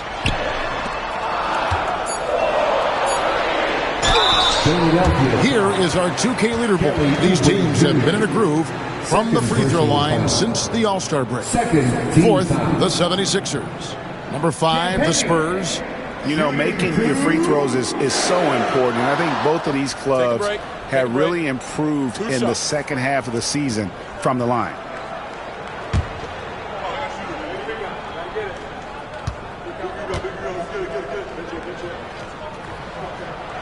The first free throw is good. And they have yet to miss a shot from the line here this quarter.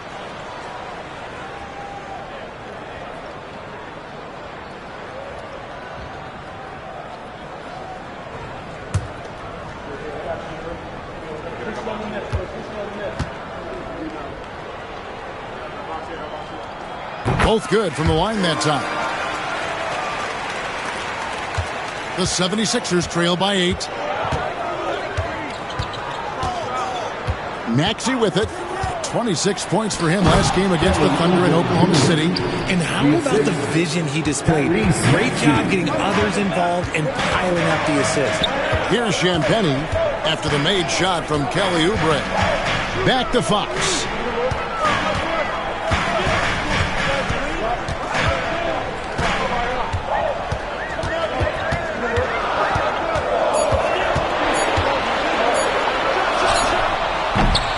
Paul George grabs the miss. Yeah, but the hand in the face. It's critical that you contest his shots every time down the floor. Oubre, right side. Maxey against Fox from the wing. That is good, and the Spurs lead is cut down to 4 on the bucket from Maxey. I'll tell you, when Maxey gets into his rhythm, he can go all night long. A pass to Fox. Again, the miss by the Spurs. And here's George. He'll bring it up for the 76ers. Maxey with it. Now Oubre. Drummond sets the screen for Oubre. Into the lane. Kicks it out to Maxey. And foul on the shot. He'll shoot 2 at the free throw line. It's going to go on to Aaron Fox. Well, Maxey goes hard at the inside D, basically taking away their good options. Tyrese Maxey, 2 shots.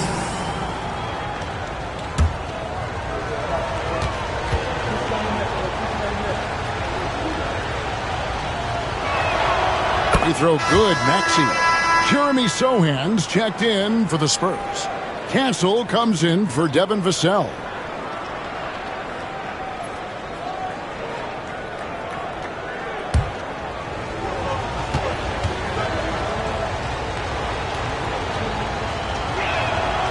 Maxey hits them both.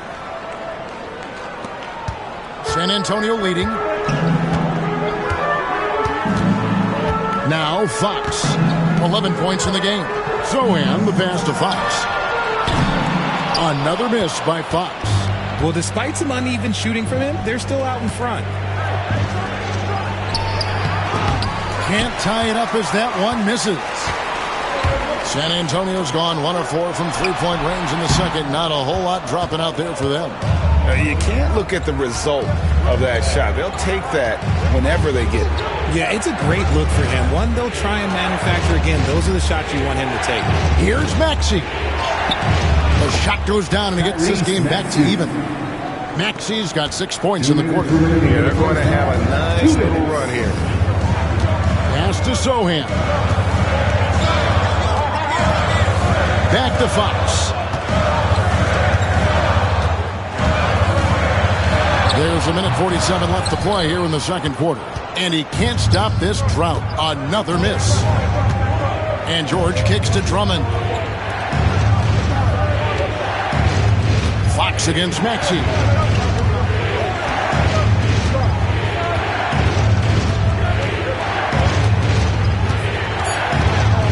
The 76ers need to get off a shot. George with the bucket. Cool and cool from distance. George really confident from beyond. Pass to Castle. Back to Fox. Wembanyama against Drummond. Count that bucket. Wembanyama's got his second bucket of the night. Why fade away there? Just making the shot more difficult, if you have to ask me. 52 seconds left in the first half. Outside, Maxey. Another 3 for Philadelphia. And let's see, guys, if that triggers another little explosion from him after hitting 3 triples in that first quarter. Pass to Sohan. Here's Castle. 30 seconds left here in the second. Can't cash in from close range. Something that's kept this game close is the fact that the rebound stats for both teams are almost identical. And you know, George is a tough cover. The length, the range, smooth athlete, very difficult to match up with. This is his first free throw of the game. Taking 2 shots.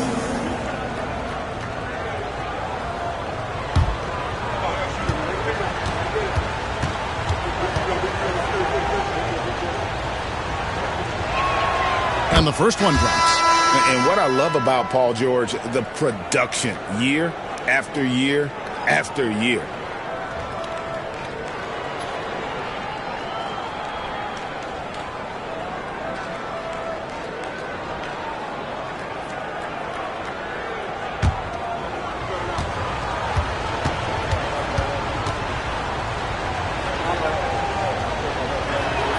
And both free throws good for Paul George. 19 seconds left in the second quarter. Fox against Maxey. And stolen by Maxey. There's the drive. Played in with a nice touch off the glass.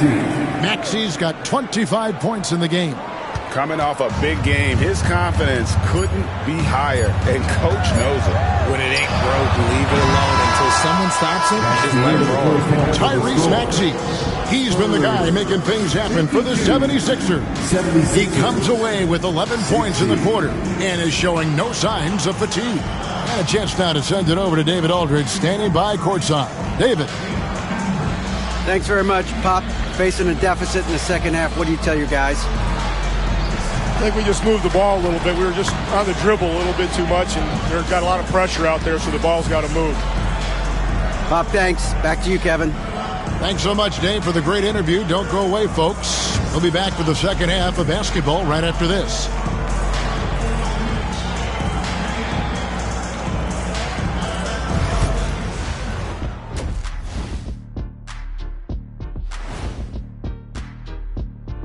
Welcome in for halftime. And what's on tap, you ask? I can answer that. So far, it's been a nice outing for the Philadelphia 76ers.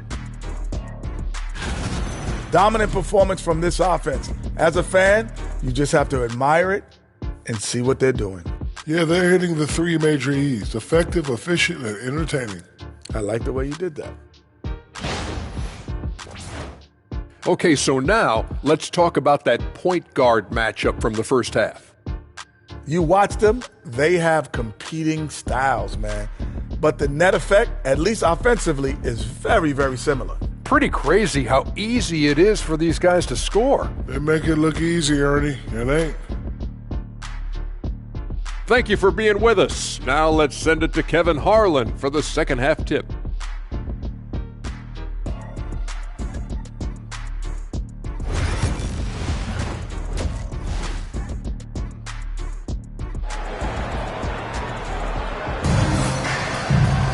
And for those of you just tuning in, thanks for being with us. The second half of this game still to play.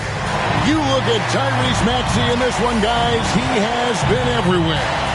And he's shown just how adept he can be at creating contact and then cashing in at the line. He knows that that's a strength for him. If they're going to keep fouling, he has no problem taking that.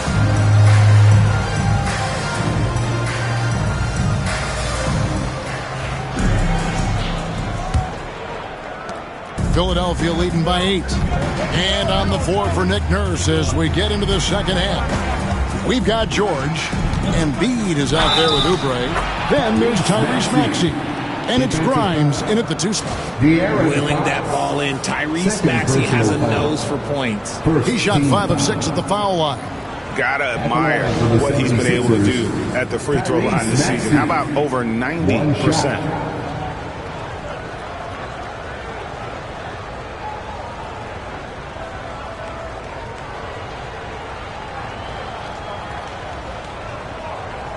What's up?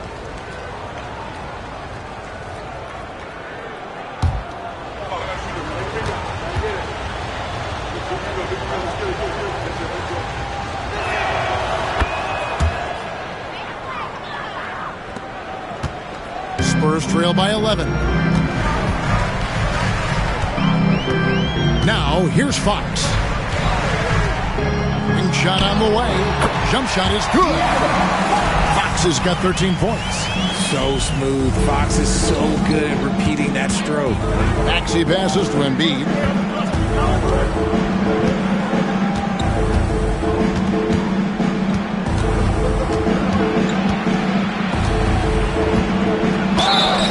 And foul on the shot, so he'll get a chance at the line. And you know, guys, with Embiid on the floor, it's not just about his individual play. He changes everything for everyone on that team. That's how dominant he is. It's not just statistics. His presence alone propels them.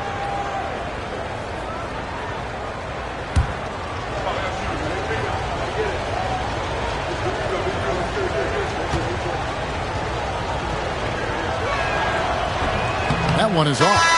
With the league's 65-game rule, Joel Embiid might have trouble making another All-NBA team. Yeah, he's only reached that 65-game mark twice in his career. But he's still a lock to make the Hall of Fame, Kevin, because of how dominant he is when he plays. And look, he's already got an MVP. San Antonio making a switch here. Cornet's checked in.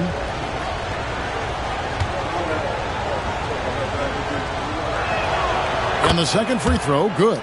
Shooting over 80% from the line during his career. Embiid is not only one of the best free throw shooting centers in the league today, he's one of the best all time. Fox against Maxey. Here's Castle. And he gets the whistle. 2 free throws coming up. And a look now at the San Antonio Spurs' upcoming schedule.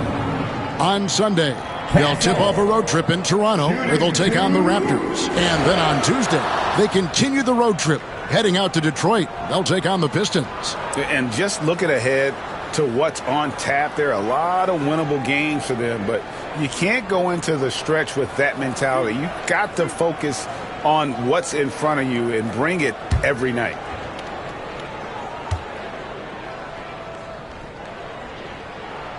First one falls for him.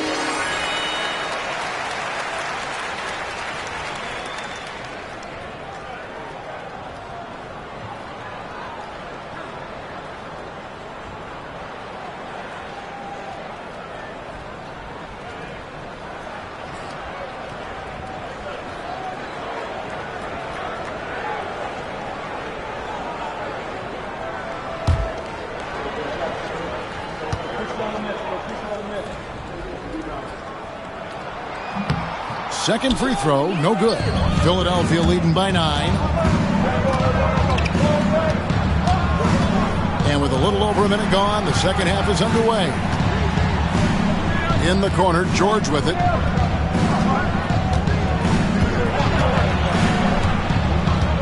Five on the clock.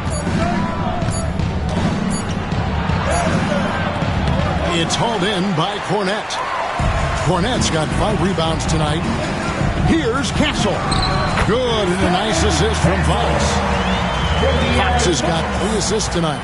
A bigger guard, 6'6" Castle, can just overwhelm defenders. Impressive for his age.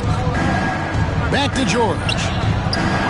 And the layup is good after a nice lead pass. George has got his 3rd basket of the night right there. And that's how you lead a team. Literally. Pass to Sohan. Off target with his 3.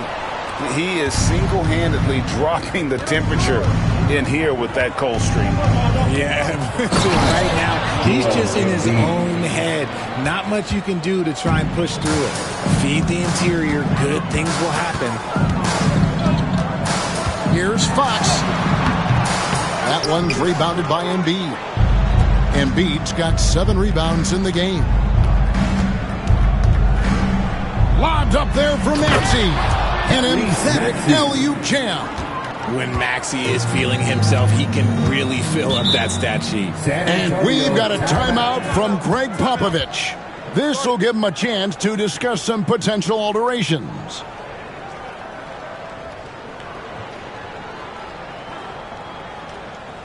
San Antonio, let's give it up for your Spurs Hype Squad.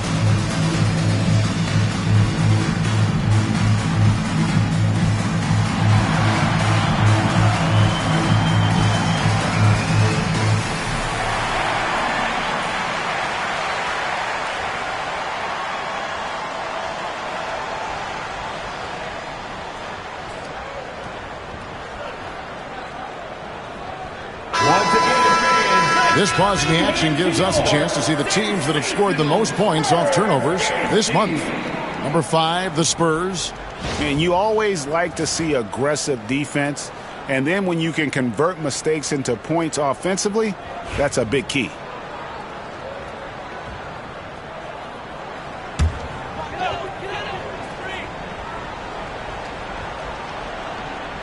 A touch over 2.5 minutes of basketball played here in the third quarter.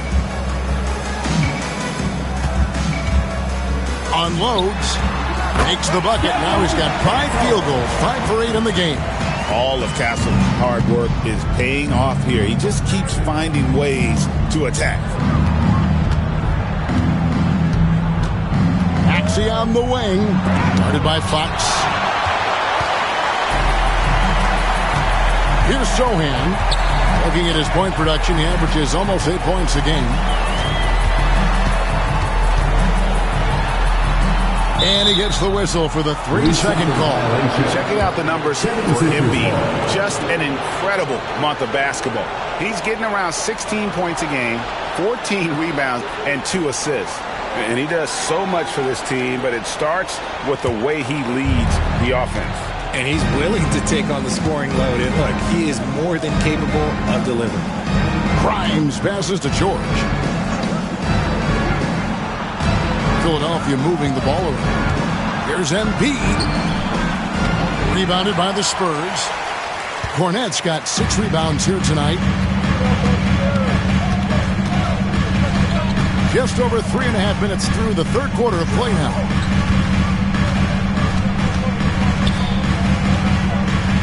Johnson outside. Jacks up a 3. Nailed from three-point land. Johnson's got it back down to within single digits for the Spurs. Down low. Here's George. Rebounded by the Spurs. Next game for them, they'll take on the Raptors at Toronto. It's game 1 of a 3-game road trip. Zohan, the pass to Johnson. Out to the wing. 6 to shoot. Here's Castle. And contact on the shot, so he'll be shooting free throws here. And what makes Castle so difficult to guard is that he keeps defenders off balance with his constant change of pace. Shooting 2.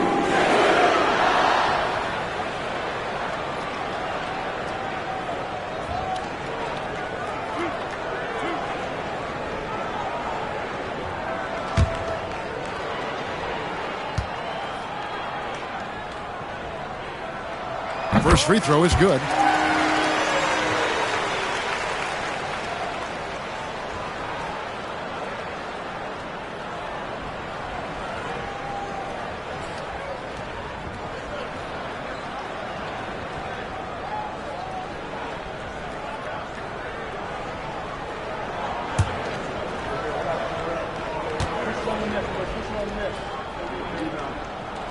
Both shots good from the stripe.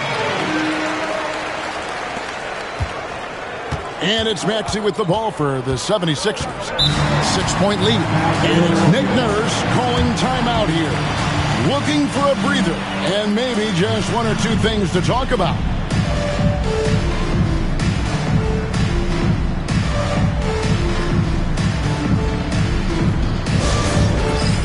Dance Cam! Get ready, everyone! You see yourself on the screen and you show us your best move. Let's go!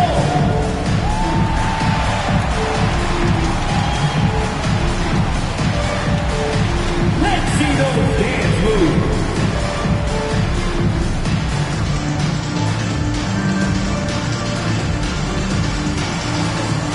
You gotta dance like everyone's watching.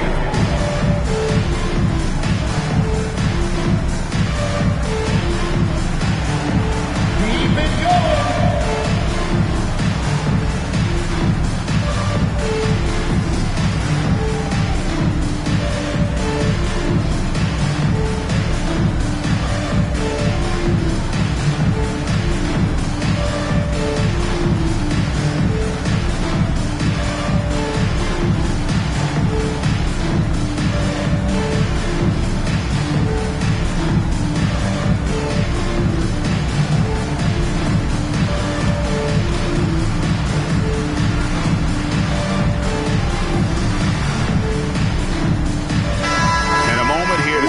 numbers for Paul George. And he's among the top 20 free throw shooters in the league. Doesn't waste many opportunities at the line. And talk about being top 10 in steals. I love his jumping the passing lanes and then stealing away your dribble.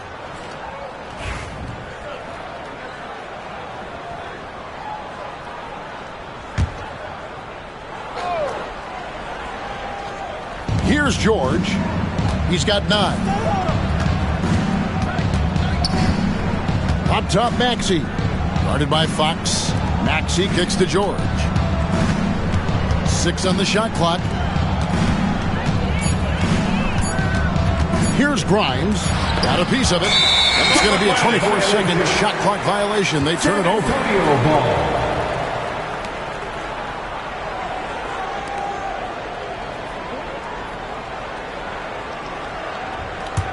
Spurs trail by 6.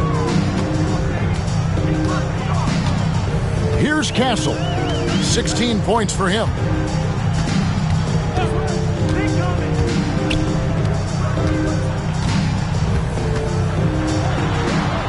The shot from the low post is good. Castle's got 9 points in the quarter. The adjustments they've made offensively, they're putting guys in a position now to succeed. But it took them a little while to get there. Just goes to show, as long as you persevere, you'll figure your way out. Here's Maxey. Oh, yes! Oh, the electric Tyrese Maxey. Nice angle on that replay with the AT&T 5G Slam Cam. Here's Fox. He's got 13.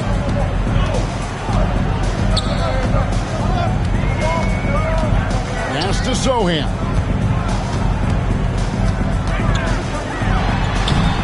Unable to get that one. Great D that time from Oubre. Outside, George. Now here's Oubre. Defended by Sohan. Back to Oubre. No good on the 3. Just enough coverage to bother that three-point attempt. Great D that time from Oubre. Just an ugly show from him offensively. Yep, no way to describe it, just ugly, and that hasn't helped. Over Sohan. Oubre can't get it to go. Spurs trail by 6. Driving in. A nice shot by Sohan. Sohan's got 5 points so far. I'll tell you, they're right in this. We'll see if they can maintain momentum. Things are firing on all cylinders for them right now. We'll see if they can keep it going. George against Johnson. To the inside. Embiid. And Embiid throws it down. Kevin, he is tough to stop when he gets to the rim. Yeah, Greg, he can get up a few notches higher. Here's the teardrop. Some solid defense from Maxey. The 76ers leading by 6. Over Castle. And that one's good. Maxey. Maxey's got 9 points in the quarter. Always quick to strike. Maxey just stops and pops, pulls the trigger. Pass to Castle.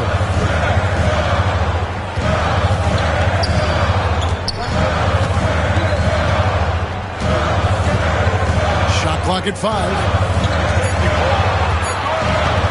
Out of bounds. Philadelphia takes possession. And one of the trademarks of the many best point guards in the league, their ability to score in addition to distribute. So here now a look at the top scoring point guards this season. The 4th spot held by Tyrese Maxey. Well, this is a collection of maybe the most well-rounded players in our league. I mean, to see those kinds of scoring numbers from the point guard position is crazy. Yeah, these guys aren't out there just to run the offense for their teams. They pretty much are the offense, and they can light it up. Here's Grimes. Off the mark there with the 3-point shot. Yeah, but the defenders draped all over him. He just could not shake loose. It's good.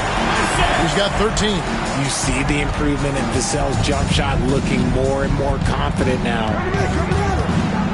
Here's Maxey. From outside, off the mark. And so much for repeating the three-point barrage he put on in the first half. Nothing here in the second. Back to Sohan. Here's Vassell. That three off the mark. The 76ers leading by 6. Greg, you know this. Getting that second contract is a major goal for young players in the NBA, like Devin Vassell. And Devin did, signing a huge 5-year extension in 23. He ended up having his finest year after inking that deal. Vassell has a very bright future.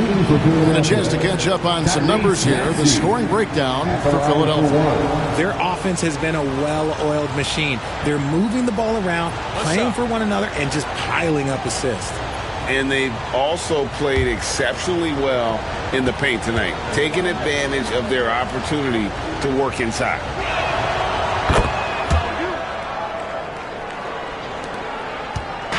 And it's Fox with the ball for the San Antonio Spurs.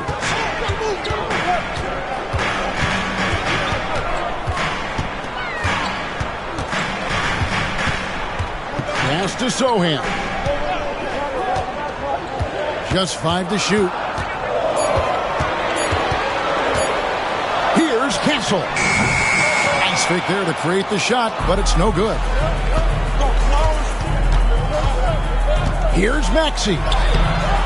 Good D by Barnes. Spurs trail by 9. 2 free throws coming up, and they call the shooting foul. Oh, no hesitation from Barnes. Knew he was going to get the whistle, played right through it. And this will be his second and third shots at the line here.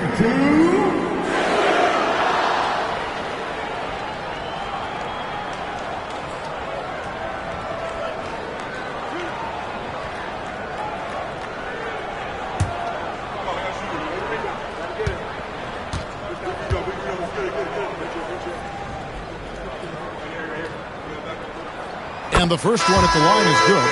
Kyle Lowry. He's checked in for Philadelphia.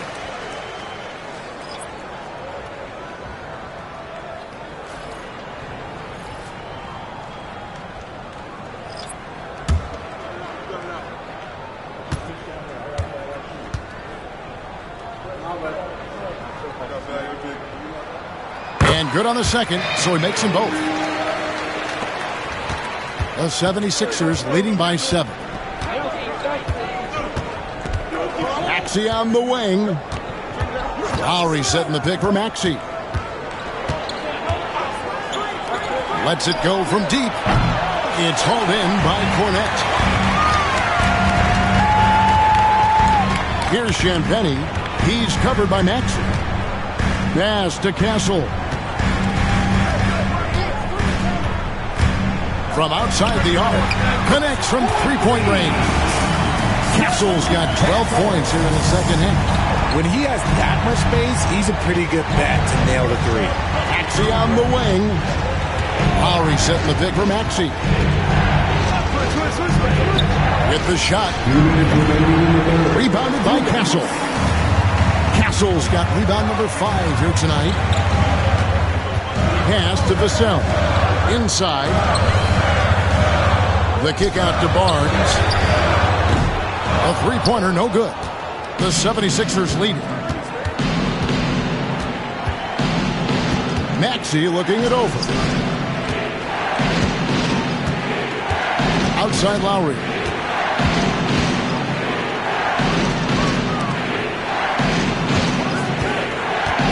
From 12 feet out. Here's Drummond. Second shot opportunity. It's deflected. Here's Champagny, defended by Drummond. The 3 from Barnes. No good. And close to making the defense pay for the lax coverage that time. And he goes in for the dunk. While he's a bit undersized for the court, he more than makes up for it with his balance. Here's Castle. Now recovering. Pass to Castle.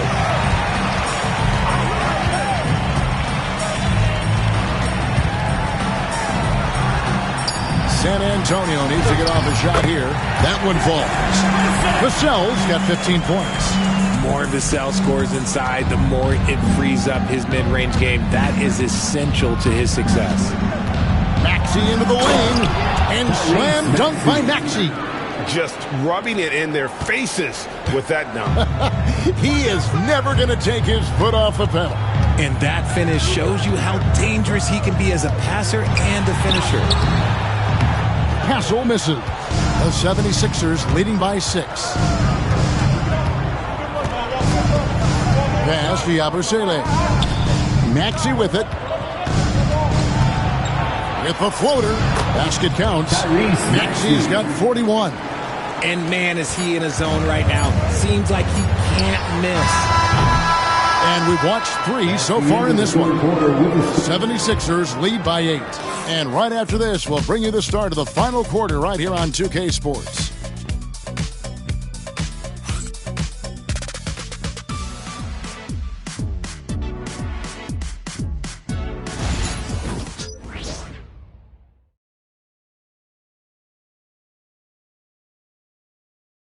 A chance now to hear Greg Popovich talking to his team just moments ago. But don't stop the aggressiveness. You got shots, let them fly.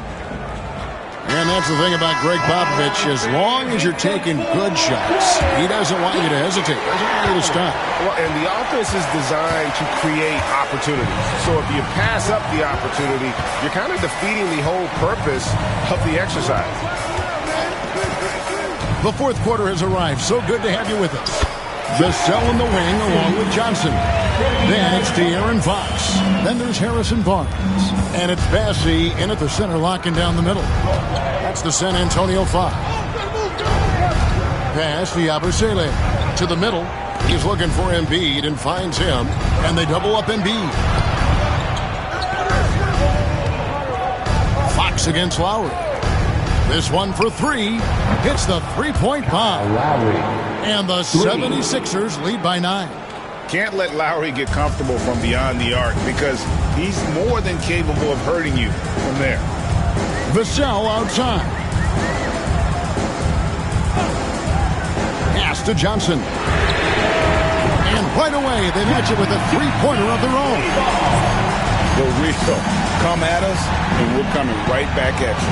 Yeah, I love the competitive fire right there. You drain a triple on us, and I'm coming for my revenge.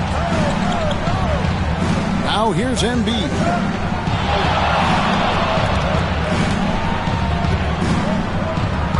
Here's Council.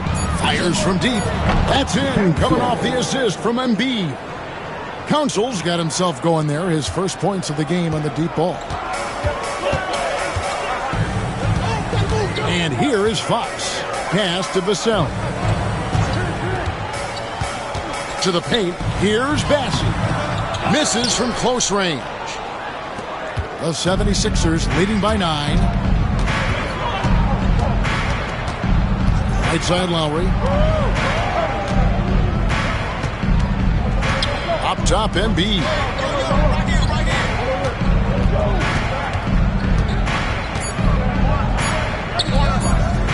For 3. The rebound by the Spurs. Johnson's got 8 rebounds in this game. Vassell kicks to Fox.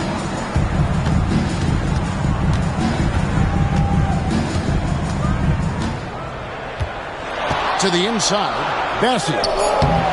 The shot, no good. Good D by Embiid. Outside Lowry. Pass to Embiid. Back to Lowry.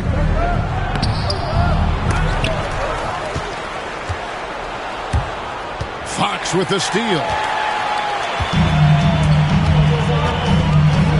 Third minute of action now gone here in the fourth.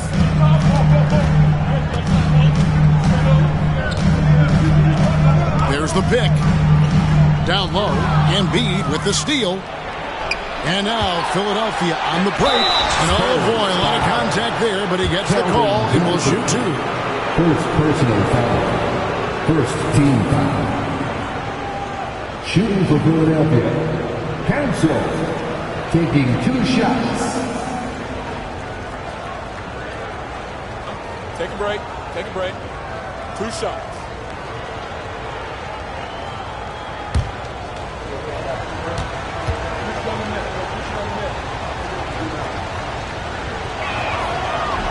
And he makes the first. Jeremy Sohan's checked in for San Antonio. Philadelphia also making some changes. Robert Covington's checked in for Yabusele. And it's Quentin Grimes in for Kyle Lowry.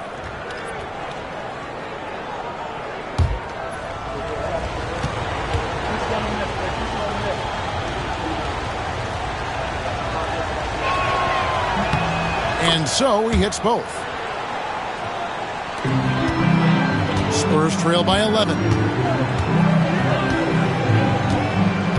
Outside, Fox. Barnes left side. Shoots over Covington. And too long on the shot. I'd love to see them impose themselves a little more on the backboard. That's a great way to find confidence. Always a surefire way to get back in the game. Grimes passes to Covington. Here's Grimes, guarded by Fox. 3 on the clock. There's the triple. Shot by Grimes, no good. It hasn't been his best game, but his team is still doing just enough to be up. Now, here's Fox. He's guarded closely. Again, the miss by the Spurs. And there have been some terrible shot choices here, Kev. That's not a good look at all.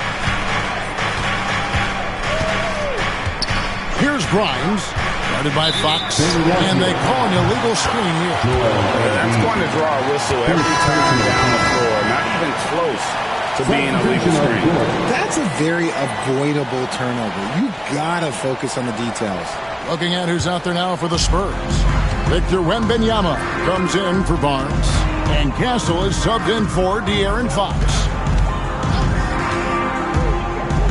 Wembanyama, a screen on Lowry. To end the drought, and it's Wembanyama with the jam. Oh, great decision there. Get it to Wembanyama and let Victor finish as the roller. Pass to Embiid.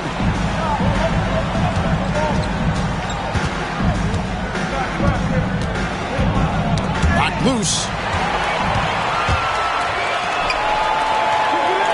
Here's Wembanyama. Oh, wow! That is powerful. And we talk about how Wembanyama makes the wow plays. Wow. And it's Nick Nurse calling timeout here. He knows every possession is critical now.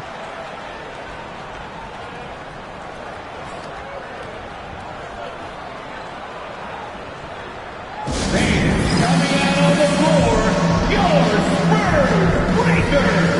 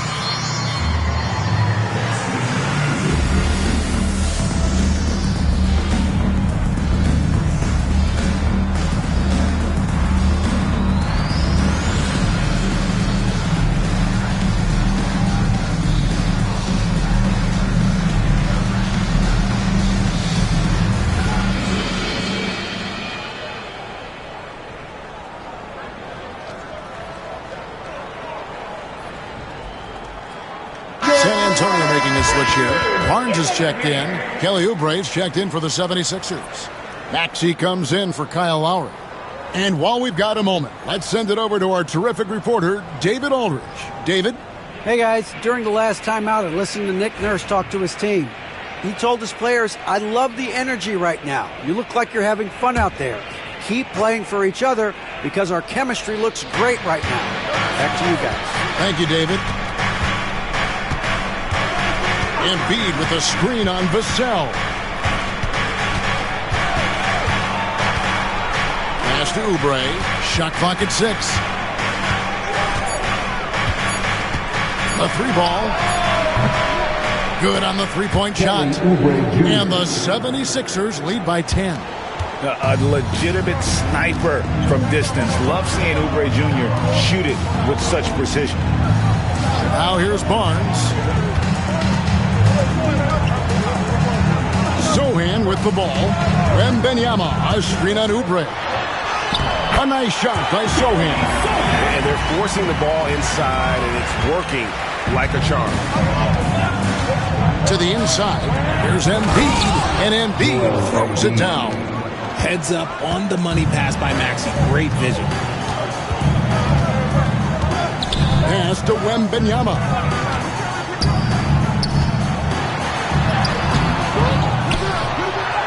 Oh, there's the strength training. Wembanyama. And there's a pattern starting to take shape here. They're working it inside and getting good shots from close range. Drives to the hoop. San Antonio with the rebound. Vassell outside. From the arc. Rebound by the 76ers. Maxey's got 4 rebounds now tonight. And the Spurs pushing it up now. Put it down! Whoa! Gracious way to get out. In a big-time jam right there. A different look now for San Antonio. Johnson comes in for Harrison Barnes. And De'Aaron Fox subbed in for Vassell. Paul George is checked in for the 76ers.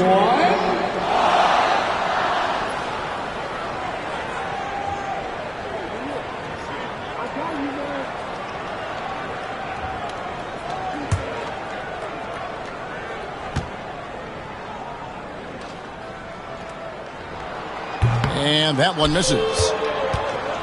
The 76ers leading by 6. Pass to Maxey. George against Johnson. And here's Embiid. The shot's good on the assist by George. Embiid's got 10 points in just the second half. And they're getting their points now almost exclusively from the triple. 4 of their last 5 makes are from beyond the arc. Wembanyama, a screen. Johnson for 3. And he's good on the 3-ball. Johnson's got 6 points in the quarter. I love Johnson's attitude. Marches down and gets his revenge with the 3. Grimes passes to Maxey. That one misses. No clue how he misfired on that shot. You don't see that from him very often. Kicks it out to Johnson. Here's Castle, guarded by Embiid. And the basket by Castle. And now just a 4-point 76ers lead. They should continue to get the ball inside. The defense struggling to contain them. Maxey finds Embiid. Pass to George. Lets the 3 fly. Wembanyama with the rebound. Wembanyama's got 6 rebounds now in the game. Fox shooting foul as the whistle blows. He'll shoot 2 free throws. And it became very clear very early, RJ, that Wembanyama is legit and a very special player. Generational. You never know until those first few games, but it was immediate how different Wemby is going to be. He has already met those lofty expectations that we all had for him. First free throw is good. We look at the pace of this league, and Fox, look, he is built for it.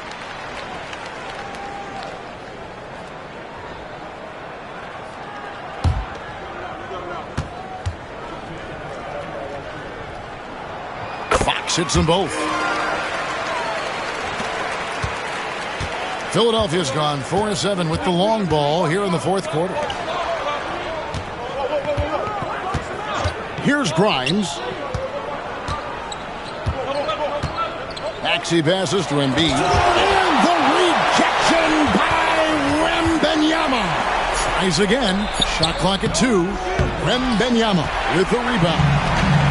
And here's Wembanyama. He'll bring it up for San Antonio. Trailing by 2. And he goes right over Paul George and slams it down.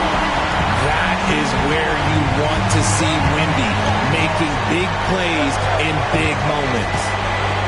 Embiid with a screen on Fox. Outside, Maxey. And he makes good on the layup. Maxey's got 43 points. They're in strong position coming down the stretch, and he is a big reason why. Johnson in the corner. Here's Castle, covered by Oubre. A nice shot by Sohan. And there's a nice playmaking element to Castle's game, especially at 6'6". For Philadelphia, they've gone only 6 of 14 to the field in the fourth. It counts, and the foul. It's going to go on Keldon Johnson. And guys, George takes pride in hitting big shots. Just get him the ball and let him do his thing. The 76ers, Paul George at the line for 1.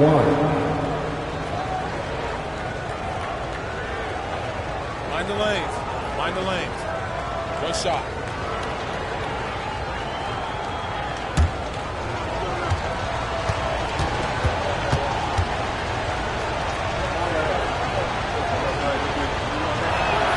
That free throw good from George.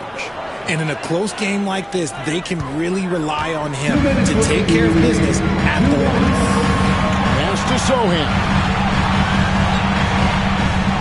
Outside, Fox.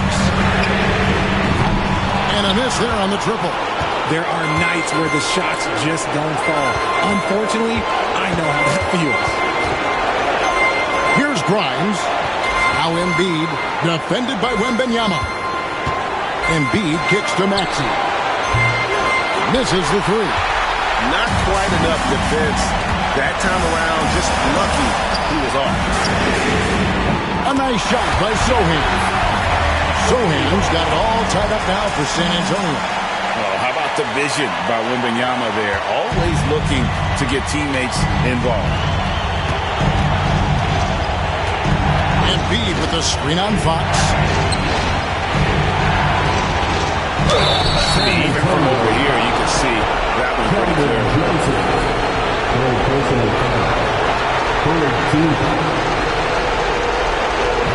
The 76ers, Paul George, 2 shots.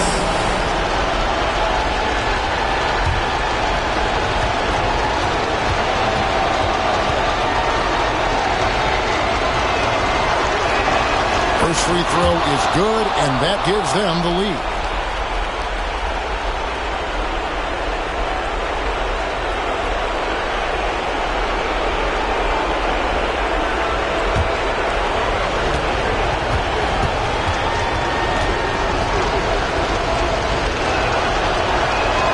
And so both free throws are good, and it's a 2-point ball game.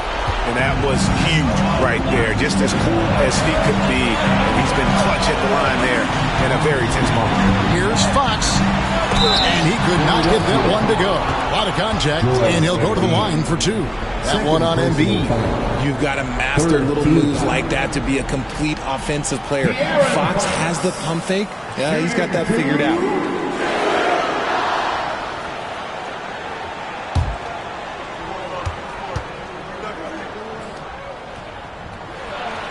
He hits the first one, and that narrows the gap to 1.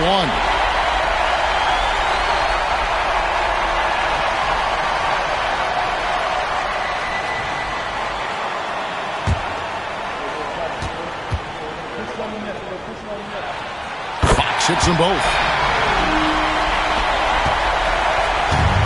Philadelphia has gotten 8 shots off from three-point land and hit half of them. Embiid with a screen on Johnson. And then George with the jam. And you can't get a bigger bucket than that. What a huge play coming through when it matters most. And timeout is called by Greg Popovich. Pivotal moment in this game. He's not taking any chances. He'll call time.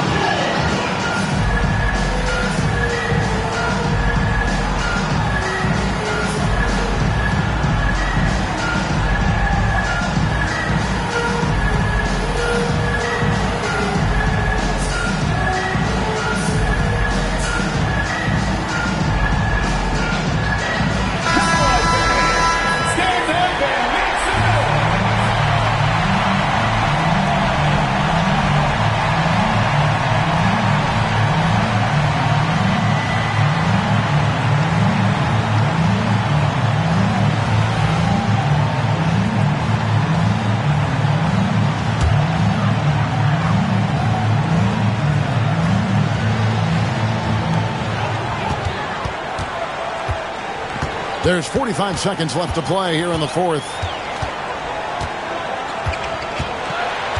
Maxey against Fox. Yes!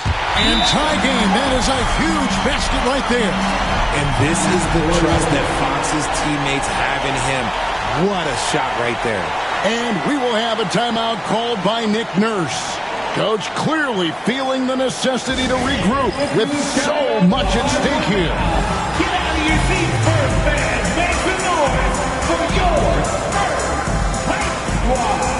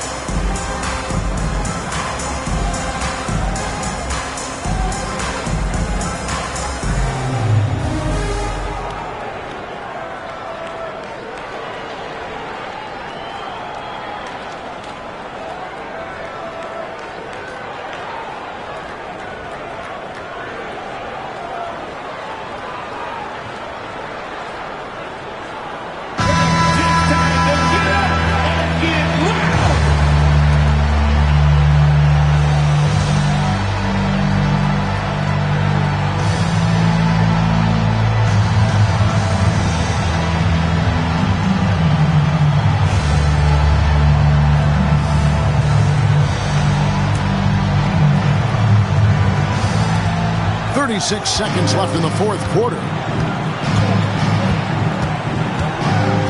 Now George.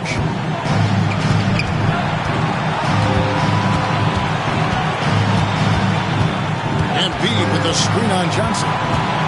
Clock at 6. George passes to Maxey. Over Fox. Some players shrink when the pressure's on, but he lives for these moments. And timeout is called by Greg Popovich. And he knows there's no room for mistakes and wants everyone on the same page. And talking about the approach now, what are they looking at? Big chance here to tie it with a bucket. And you also have to wonder if they'll try for a 3. But they'll probably try for a 2, but if something opens up outside, I doubt that they will hesitate to take it. Show us those moves.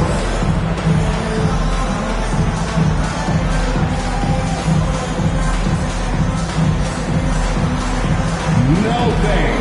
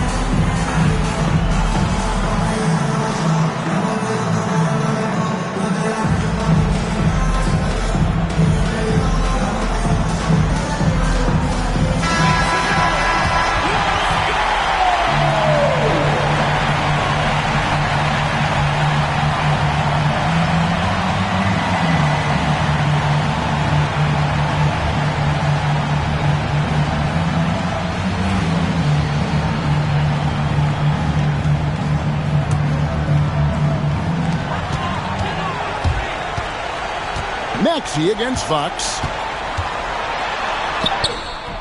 Oh, off target. They came close there to tying it up. You love the intensity out there right now. Close game. Both teams leaving it all out there. You had to foul, and on that occasion to stop the clock. That's the enemy in this situation. Taking 2 shots. Take a break. Take a break. 2 shots.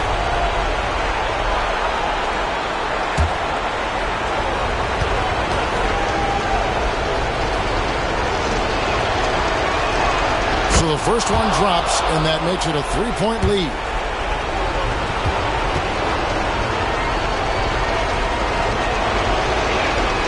And he hits both free throws here. So now it's a 4-point ball game. Clutch free throws there. That should ensure they're going home with the W. So it's Philadelphia taking the W in a close one here.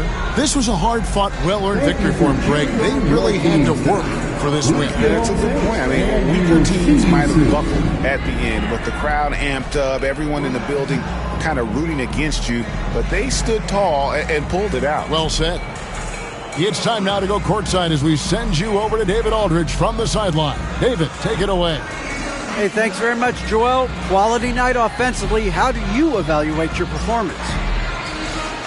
Efficiency-wise, I've been struggling a little bit lately, so, this game was about just letting the game come to me. And I felt like I did that. My teammates found me. We got through it. We got the win. That's the most important thing. Winning ugly is better than losing pretty, right? Congrats. Thanks. Back to you. Much appreciated, David. And that'll do it, folks. And so for Richard Jefferson, Greg Anthony, and our reporter David Aldridge, I'm Kevin Harlan. Thank you for tuning in to watch the NBA on 2K Sports. And now we present the player of the game, Tyrese Maxey.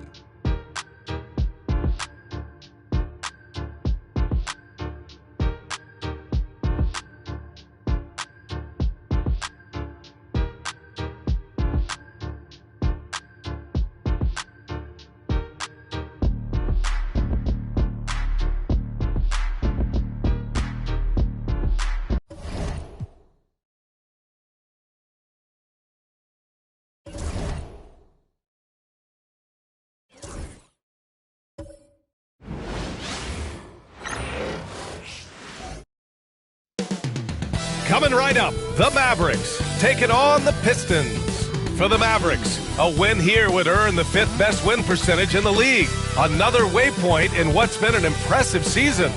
Pistons, Mavs, up next.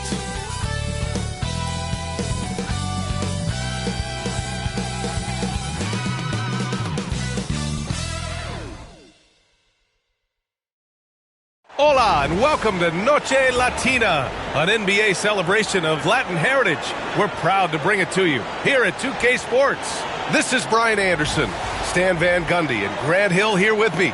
And in a few moments, we'll hear from our reporter, Allie LaForce. And a chance here to check out some stats for Cade Cunningham. He's been playing a larger role in their offense over the past 5 games. And we see that in his usage rate, which has gone up during that stretch. We'll see if they continue to lean on him here tonight. A look at the starting group for the Pistons.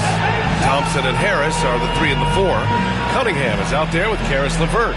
And it's Duren in at the center position. And for the Mavericks, they've got Chris Middleton, Kyrie Irving out there with Daniel Gafford. And it's Christie in at the 2. Grant, looking at these two teams, my attention is drawn to the front court matchup. Oh, yeah, this should be a battle on the baseline. Great to watch skilled bigs straight blows and show off what they can do down low. Cunningham against Irving. Thompson scanning the floor. Back to Cunningham. And he caught that pass in full stride on his way to the big slam. Well, that's the kind of assertive play you want to see more of from Cunningham. Pass to Madison. Basket is good. Nice setup from Irving. And that's what they want to do. Get him open looks early. Thompson outside. Harris outside. Uses the glass on the layup. In so many ways, Harris can beat you. He has the size and skill to score from all three levels. And Irving has got the ball here for the Dallas Mavericks. This is their first game against Detroit this season. They should have steamrolled this club last year, but that's not how it played out. Now here's Irving. Last game he had 34 points. 6 to shoot. Here's the three. Another three for Dallas. A huge part of Kyrie's game. He's so good at capitalizing from outside. There's a screen. Pass to Cunningham. The basket drops, and he gets fouled on the shot. One free throw coming his way. Now you want to get him going as soon as possible. Great way for him to start this game. Yeah, and I'll tell you what, if he gets into a good rhythm early, watch out.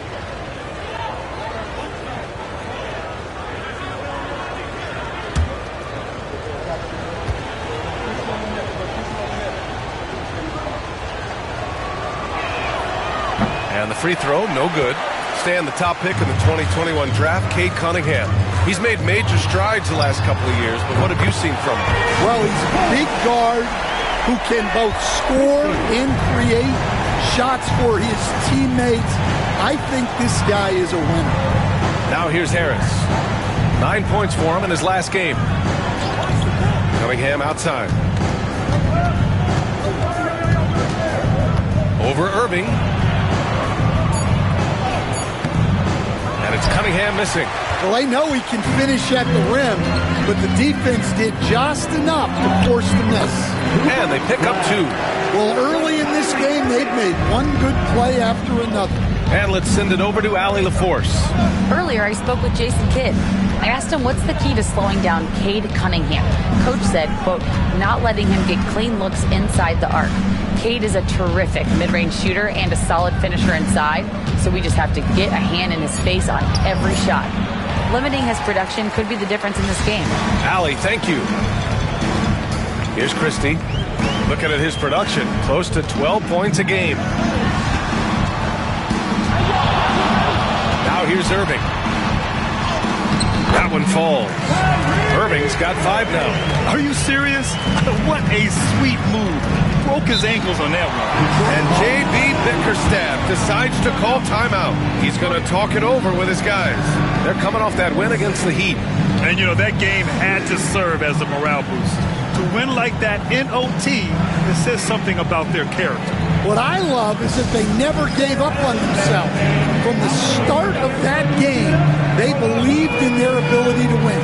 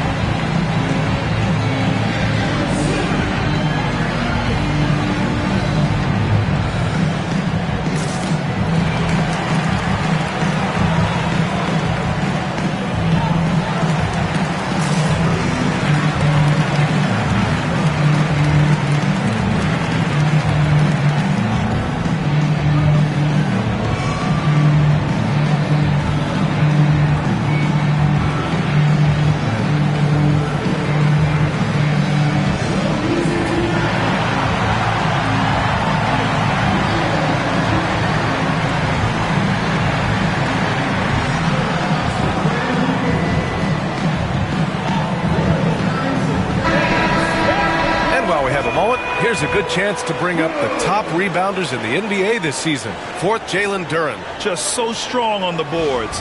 That's a skill that helps your team win games.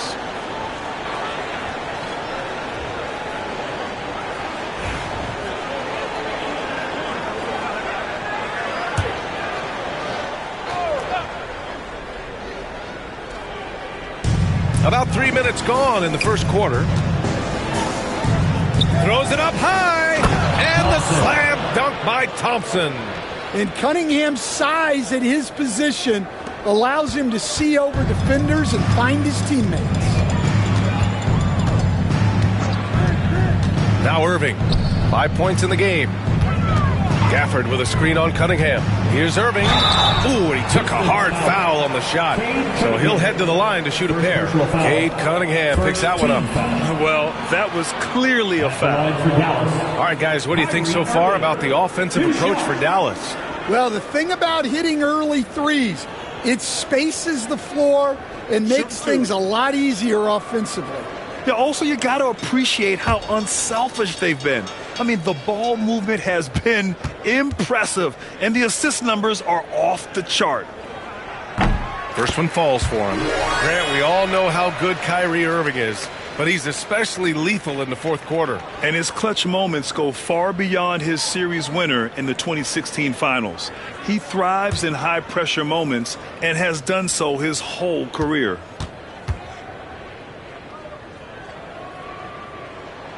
Both free throws good from Irving. And with the playoffs on the horizon, Stan, how do you keep your players focused on the now? Well, Brian, if you have an answer for that, I'd love to know, because I think all of us as coaches or as leaders of any kind, you're just trying to keep people in the moment the best you can, and it's not easy. Dallas leading by 5. Middleton with it. Yet to see a basket.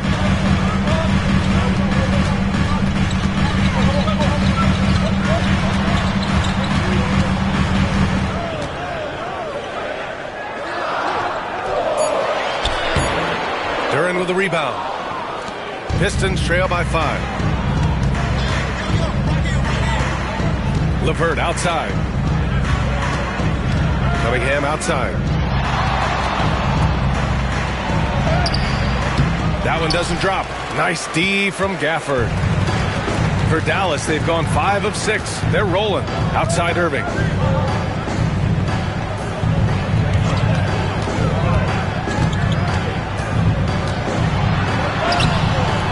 Rebound Detroit. Here's Harris, providing this team some offensive stability. A little over 10 points a game. Cunningham passes to Duran. 2 shots, 2 makes. Off to a good start. Yeah, almost impossible to stop Duran inside. Wow, just wow. Pass to Gafford. Here's Baddest one. Irving, the pass to Christie. There's a screen. 5 on the clock. Over LeVert. And off the front iron. And it goes. Christie's got 5. This team looks to him to score the ball. They feel good when he's taking the shots. Now here's LeVert. Tightly guarded. Cunningham outside. From the arc. Offensive board.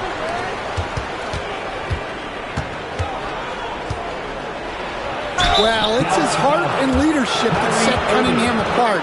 He's never given you less than 100%, and he's always playing to win. And make no mistake, Cade Cunningham is the engine of this team, Grant. Man, his vision and playmaking are crucial to the offense. Coach trusts him to make the right reads and set up his teammates. He has cut down on mistakes and is rounding into an elite point guard.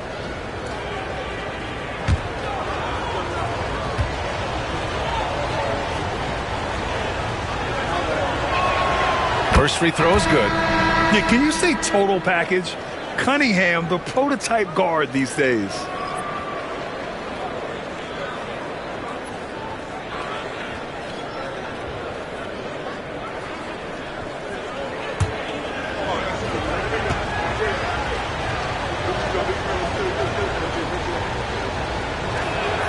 Both free throws good from Cunningham. All right, Grant, I have to ask you, has there ever been a more intimidating team than the old bad boy Pistons? Well, they weren't fancy, but they played hard and they played physical basketball. Every team that faced those Detroit teams knew they were in for a battle. And so Jason Kidd calls for the timeout. He wants to give them a breather and talk things over.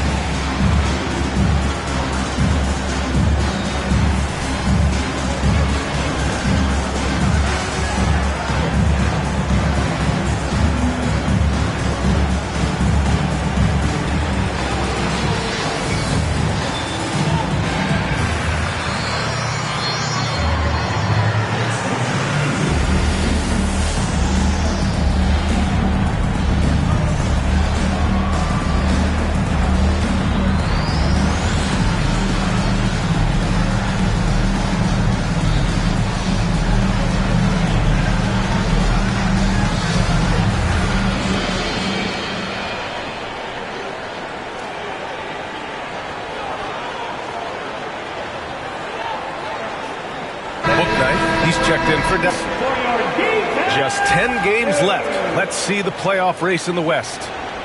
You look at the Mavericks, they've been grinding out enough wins to place 4th in the conference right now. Well, right now for the Mavericks, we'll see if they can up the ante down the stretch.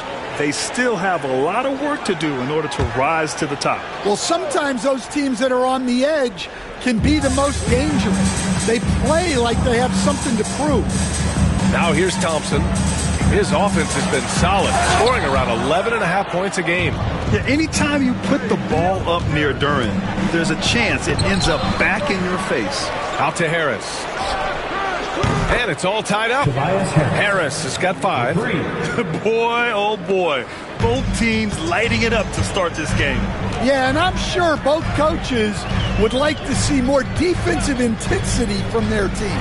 Thompson. Again, the miss by the Mavericks. And here's Cunningham. He'll bring it up for the Pistons.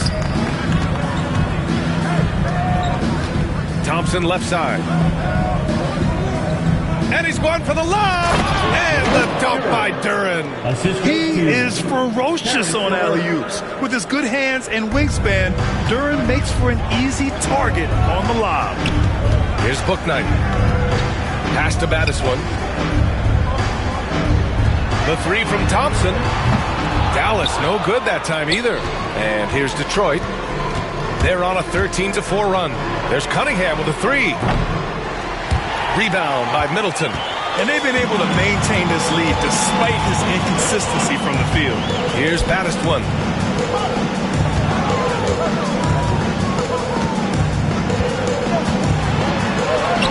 Oh, and makes it with the kiss. He's got 7.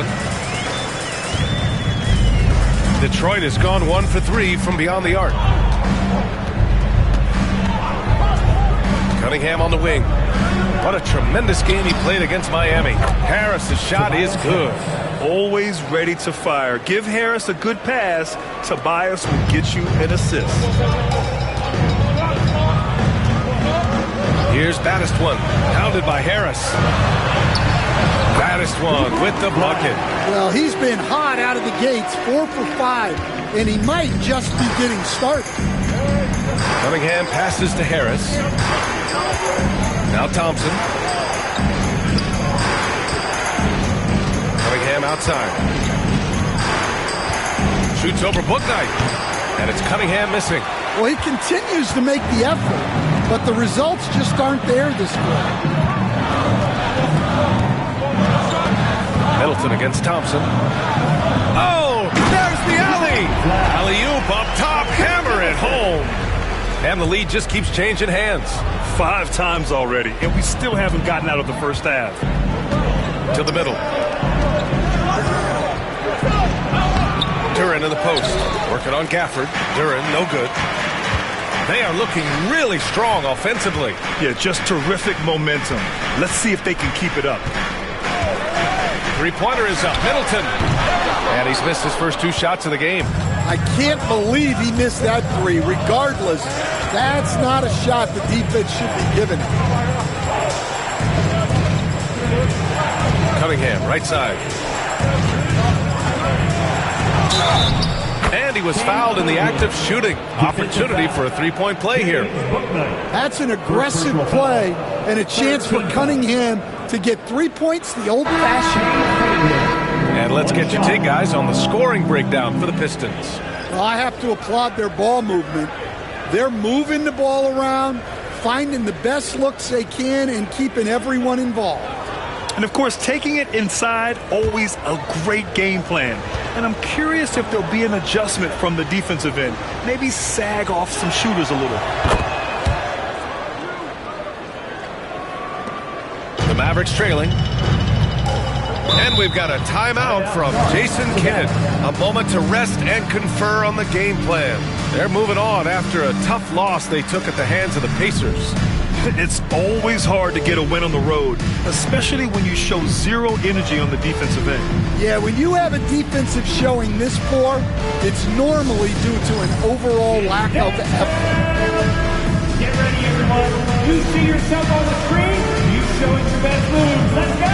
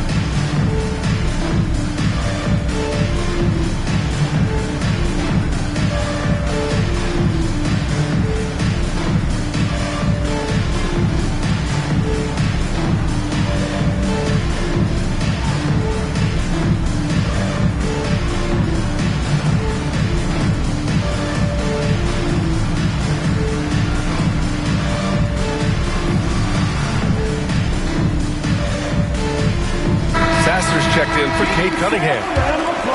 All right, quickly here, let's look at the teams that lead the league in field goal percentage. Fifth best, Dallas. The basketball IQ this team possesses is special.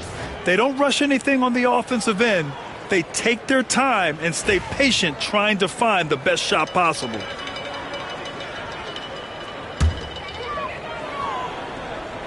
And so it's Dallas with it, trailing by 2. Pass to Battiswan. Screen by Lively. Here's Battiswan, and he's going to the line for 2. The official saw contact while he was going up. That one on Duren.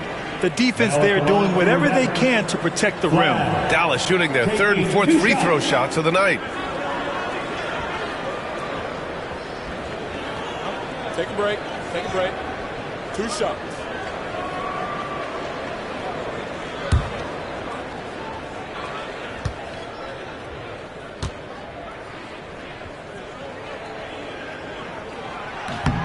And the first one at the line is good. Waters is checked in for Detroit.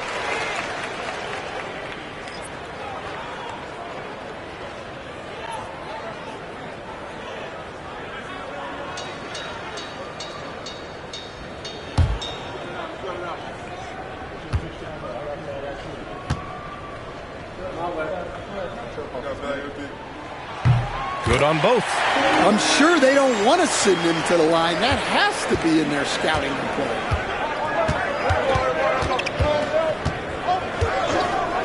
Pass to Robinson. Duren with a screen on Middleton. Robinson for 3. Lively grabs the miss. And he almost made them regret defending him so loosely. Middleton finds Washington. All right, now a chance to examine the rebounding numbers over the past few months for Jalen Duren. What a nice trend has been for him in regards to rebounding. He's been attacking the glass these past few months. His numbers are way higher, and that makes him a more effective all-around contributor. 2 shots.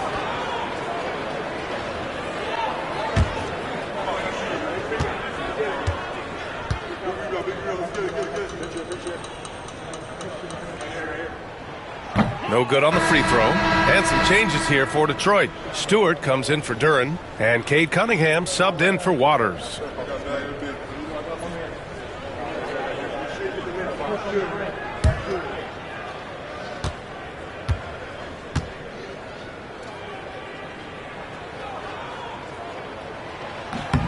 And he sinks the second. Here's Cunningham. 9 points in the game. Outside Robinson. Pass to Reed. And here's Cunningham. 4-3. No good. He's shooting only 3 for 10 so far. Here's Battiswan. He had an 18-point outing in their last game against Indiana. Well, and he was also doing a great job feeding his teammates, racking up the assists. So important to team chemistry. 6 on the shot clock. And here's Thompson for 3. And Cunningham pulls it down. And here's Cunningham. He'll bring it up for the Detroit Pistons. They trail by 1. Gives us a chance to catch up with Allie LaForce. Thank you, Brian. Well, the Pistons have struggled despite the improvement of their young cornerstone, Cade Cunningham. He said, quote, "This league rewards winning. People are going to say everything I'm doing is empty and meaningless until I win games. That's what I plan on doing, and once I do that, all the other stuff will come with it." Guys? That's a great perspective to keep right there, Allie. Thank you. Now here's Washington. Inside, Battiswan. And count that! 2 points and a chance for one more at the line. Oh, he's on the attack, hitting 6 of his last 7. Dallas shooting their 7th free throw attempt here. Johnson, he's checked in for Chris Middleton. Flag.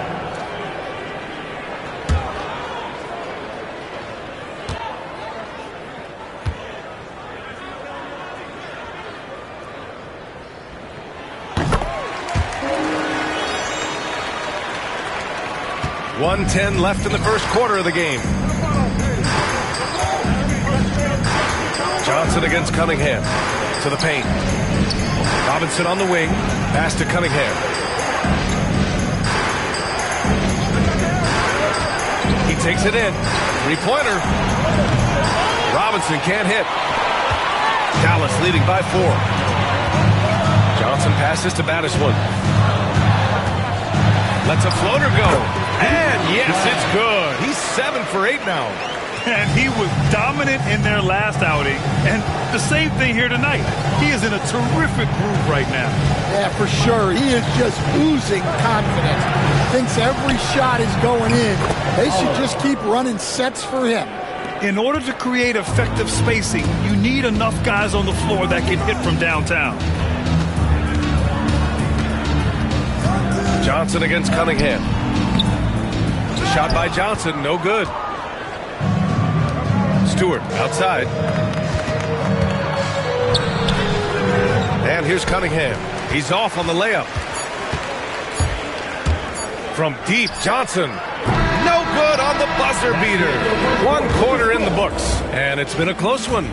Dallas on top, up by 3. And quarter number 2 will get underway just after this short break.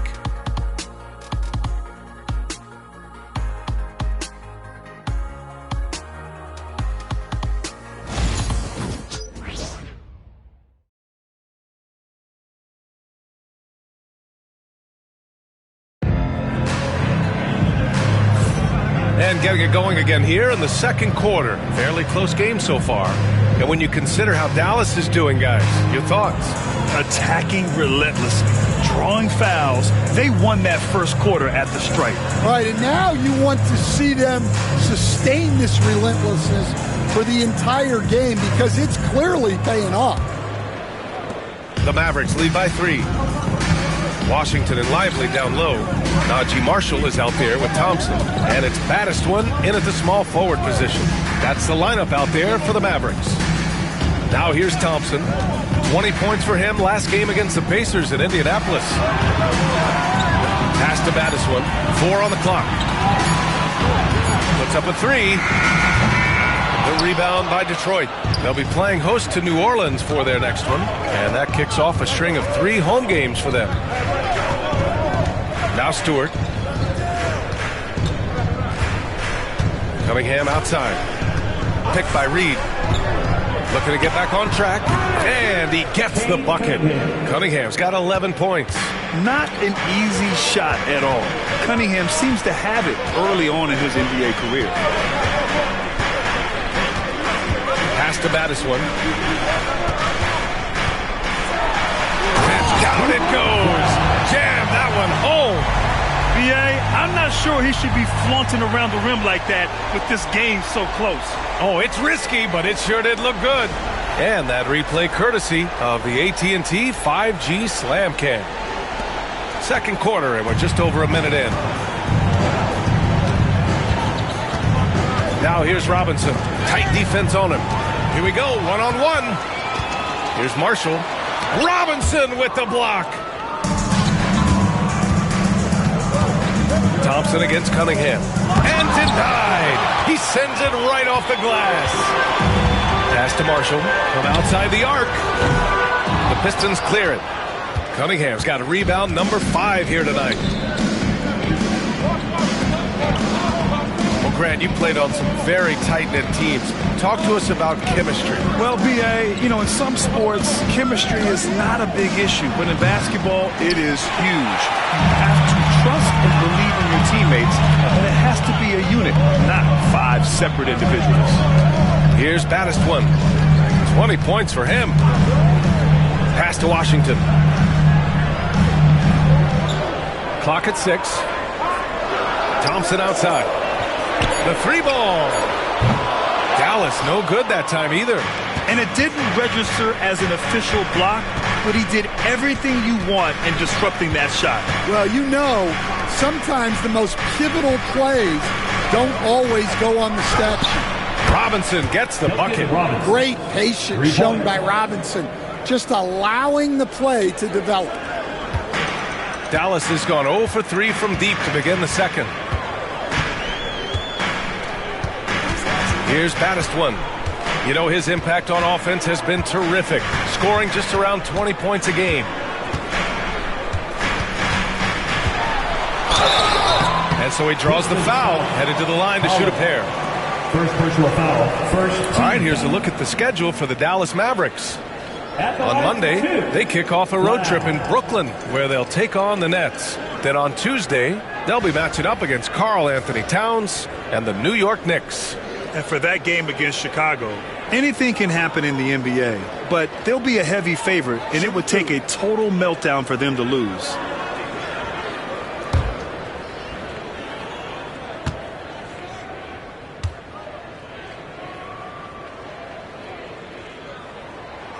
The first free throw is good. The Mavericks making a switch here. Christie's checked in.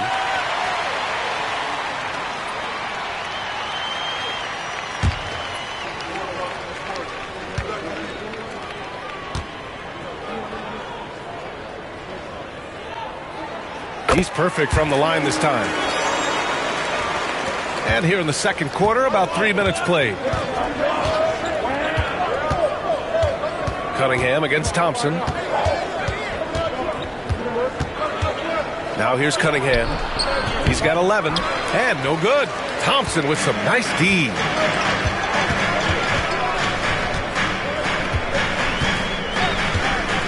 Washington outside. Yes, and a nice assist from Thompson.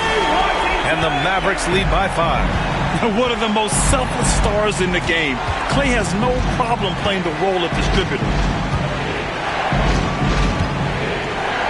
Cunningham on the wing, defended by Thompson.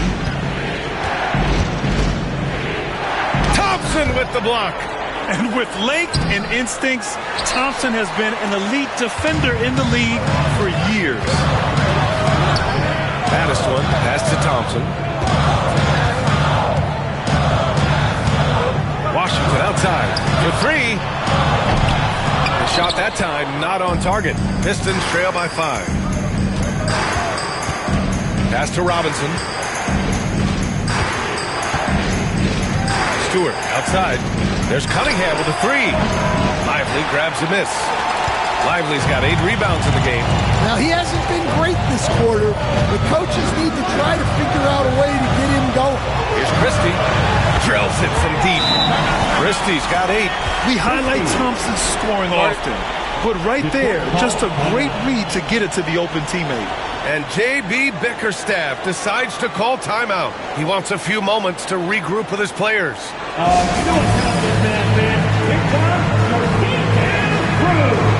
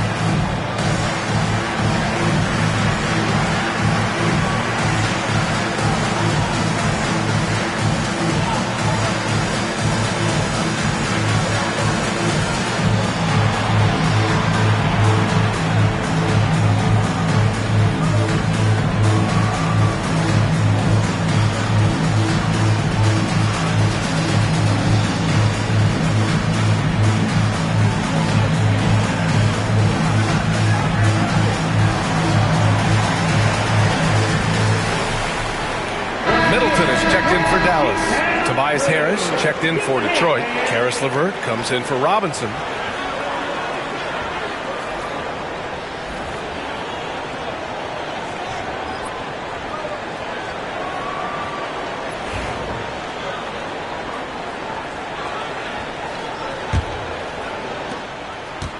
Pistons trail by 8. Now LeVert. He's coming off a 10-point game against Miami. And there's the whistle. The illegal screen is the call. Wow, he's going to have to watch himself now. It's a little early for that second foul. We got to see that one again. That block was all-out effort. Oh, showing no signs of giving up this lead. That block sent shockwaves into the opposition sails. And Dallas with possession. Good momentum. 8 straight points. Washington outside. The 3. Fires in the triple. And now an 11-point Maverick lead. The defense is nowhere to be found guarding the three-point shot. Pass to LeVert. Cunningham with the ball. 11 points in the game. Stolen by Middleton. And there's the lob. Oh, stolen by Harris. Here we go. And he takes that one up and powers it through. Talk about taking advantage of the opportunity. How about the anticipation right there that led to the steal? Then he goes straight to the bucket. Turning great defense into great offense. That's the kind of stop you're looking for. Stan, every franchise has their guy. What kind of things do you want your franchise player to exhibit? Well, Brian, here's what people have to understand. The culture of your team is determined by your best player. If you want a hardworking, unselfish, competitive team, that best player, that franchise guy, has to embody those things. Yeah, just knocking down every free throw. I mean, I love to see this kind of efficiency. Kyrie Irving's checked in for Washington.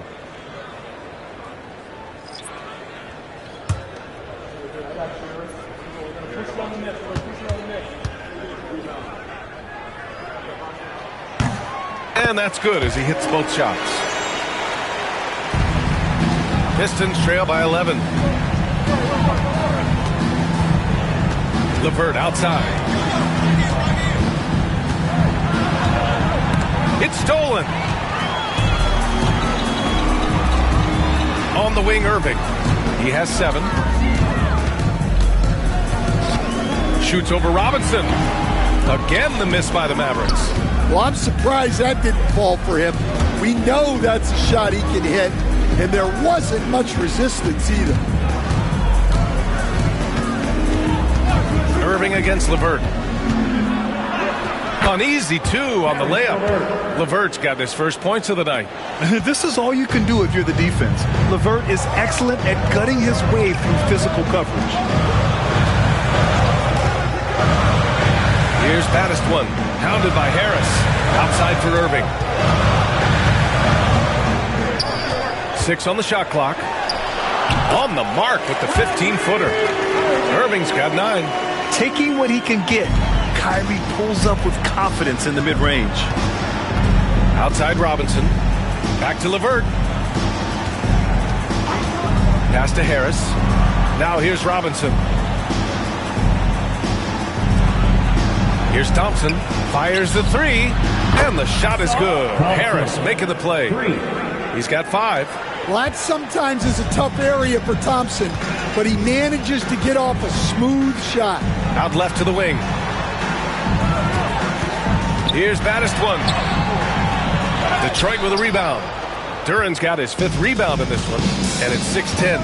Jalen Duran is an incredible athlete for his size. Yeah, he's got a lot of bounce, which helps him as a rim protector, rebounder, and lob threat. Plus, he's got quick feet, and he's able to guard smaller guys on the perimeter. Nice one-handed jam. Simple and effective, B.A. Hey, with the lead, I'm surprised he didn't come up with something a little more creative. Now here's LeVert. Checking his stats, he's scoring around 9.5 points per game. Harris passes to Robinson. And a miss there on the triple. And you just can't afford to give up that kind of look very often. Here's Baddest one, pounded by Harris. Baddest one, no good. Pistons trail by 10. To the inside. Here's Thompson. Christie with a rebound. Dallas has gone 3 for 7 from the perimeter during the second quarter. Middleton from the outside. A rebound by Detroit. And here's Harris. Give him 8. Pass to LeVert. Harris down low. Middleton covering. And the shot counts. He's fouled, and it's a chance for a 3-point play. First trip to the free throw line for him tonight. And Dallas making a change here. Washington's checked in. Holland, he's checked in for the Pistons.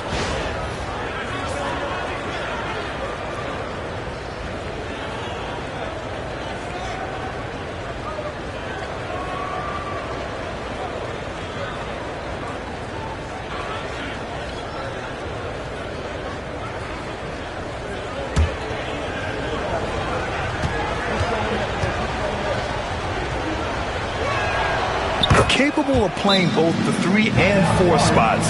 Harris's versatility is his greatest strength. And so Jason Kidd calls for the timeout. He wants to make sure everybody's on the same page.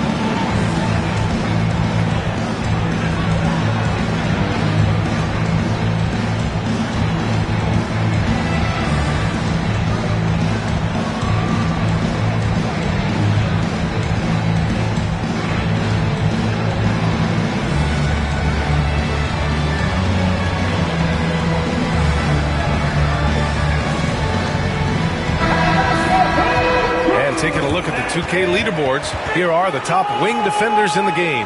Opportunistic and never afraid to go after steals. You look at Thompson, 5th in the NBA, a pest on defense.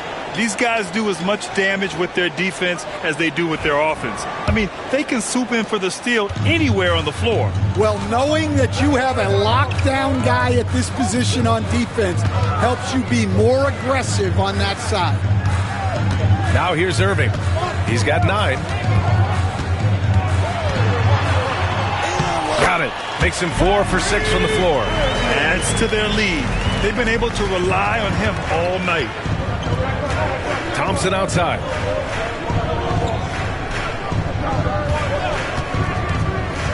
Back to LeVert. Over Irving. Another shot. And it's laid in by LeVert. LeVert's got 4 points this quarter. Yeah, that's inexcusable. I mean, the defense must push LeVert farther away from the basket than that. Here's Irving. LeVert with a rebound. Pistons trail by 7. To the middle. Here's Thompson. That bucket makes him 3 for 5. Good work down low. I mean, I like how confident Thompson is from this area. Irving against LeVert. Washington a screen. Christie passes it to Washington. And the layup is good after a nice lead pass. Washington's got 9. That's been the story of their offense so far. Getting a number of looks from point-blank range. Back to LeVert. Pass to Thompson. Got a piece of it. Tries to keep it alive. And so the ball out of bounds. Middleton touched it last. He was all over that pass. That's a cautionary tale. Yeah, and you know they're tracking the tips and deflections because that tells you who's affecting the game.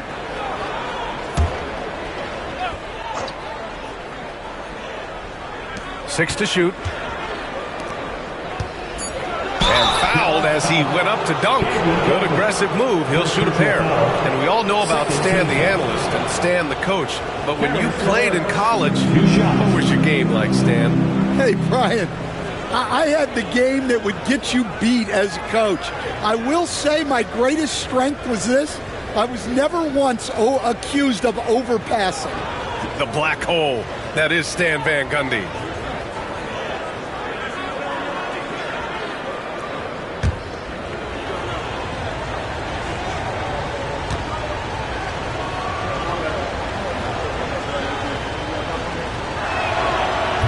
Down the first one. And when healthy, LeVert is a problem. A multi-dimensional guard who can score, pass, and rebound at an impressive clip.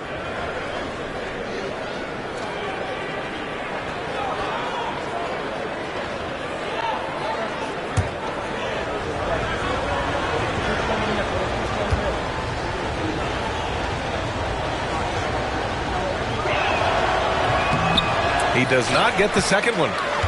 Dallas leading by 6. Irving for 3. Connects from downtown. Irving's got 14 points. Well, what a quarter he's had. You can tell he's in the flow. They should be looking for him every possession. LeVert passes to Harris.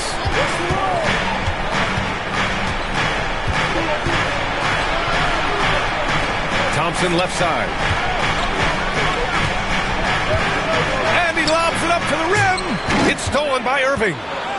And now the Mavs on the run. Here's Baddest one. And the dunk by Gafford. Incredible work right there on the glass. Just doing all he can to extend that lead. Hey, once you got him on the ropes, keep swinging away. Yeah, this is the spot where coaches want you to be relentless. Don't even give them a glimpse of hope. Here's Harris. After the basket by Dallas. 5 to shoot. Shoots. And it's Irving with a rebound. Started out strong from three-point land. Hit 2 in the first quarter, but he's gone dry since. Baddest one with the bucket. And just executing at a high level. I mean, taking what the defense allows and putting in the work. Yeah, come on. They're just having their way out there and continuing to press the advantage. Now here's Harris. 11 points in the game. Down low. Tipped. They need this. Mavericks with a rebound. Gafford's got 4 rebounds in the game. To the middle. Oh, and there's a one-hand jam.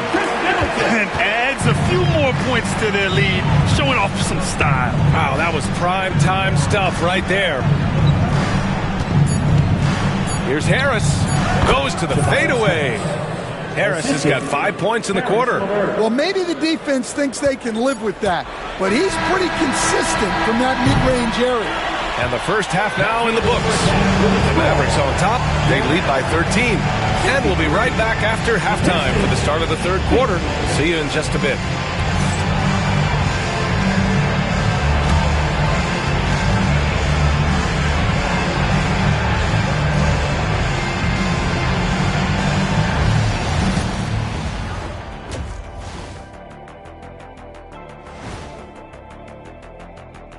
Hey folks, are you as excited as we are?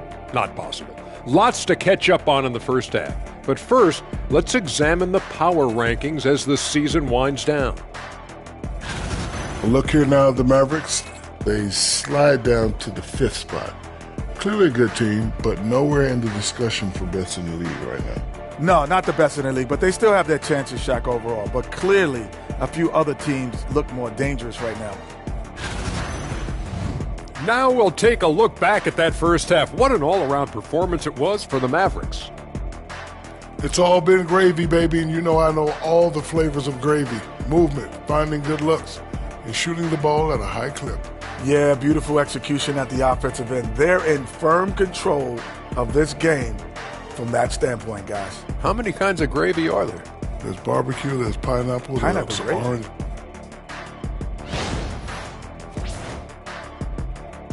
Thanks for joining us. Time to head back over to the third quarter with Brian Anderson.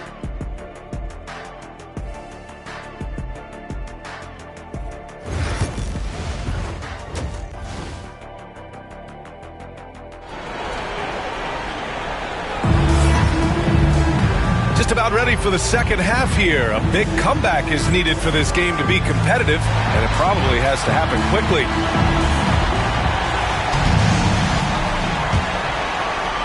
And so it's Dallas with it. And on the floor for J.B. Bickerstaff as we get into the second half. Down low, it's going to be Harris and Duran. Cade Cunningham out there with Karis LeVert. And it's Thompson in at the 3. On the wing, Irving. He's checked by LeVert. Down to 5 on the shot clock. Irving, the pass to Christie. And good. Coming on the assist by Irving. Irving's got his 4th assist with that last one. And here's Cunningham. He'll bring it up for Detroit. 15-point game. Harris outside. Back to Cunningham. Stolen by Gafford. And they're on the break. And Irving gets it to go. Irving's got 16 points now. Oh, great concentration from Irving. He's focused on the rim, not the contact. Love it. Pass to Thompson. Inside. Here's Harris. One of the most underrated scorers in the NBA. Tobias Harris is a tough assignment. This is his second trip to the line in the game. Tobias Harris. 2 shots.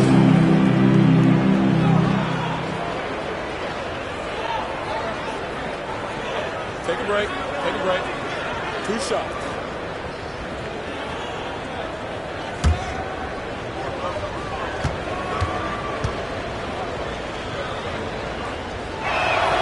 First one falls for him.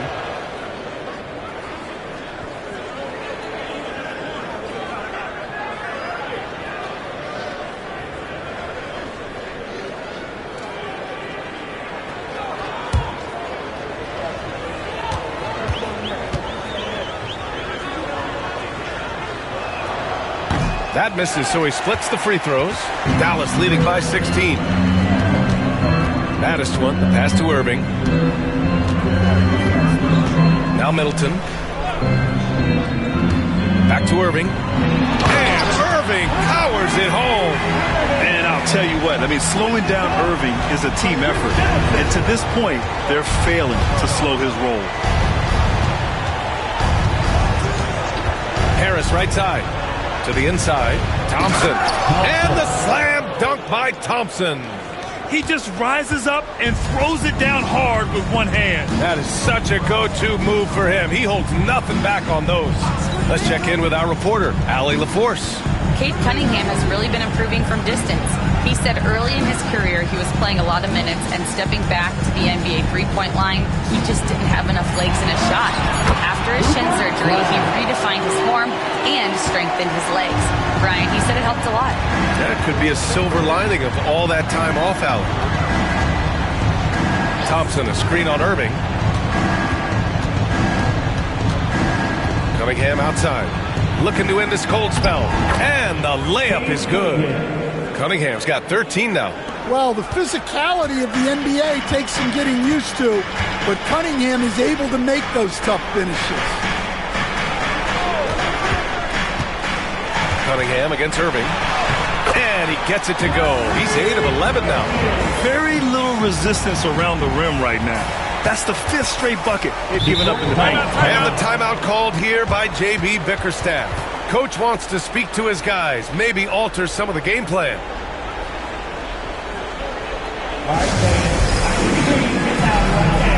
For your defense, crew.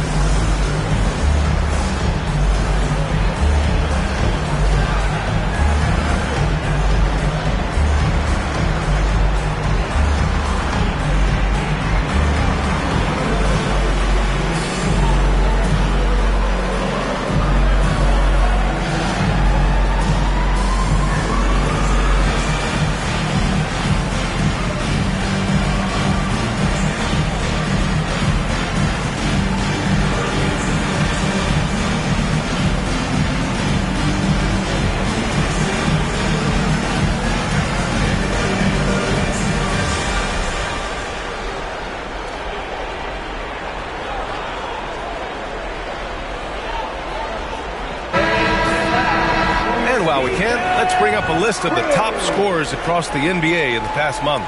Second is Cade Cunningham. And this last month has been truly special for him. He's scoring at will and in a rhythm on offense.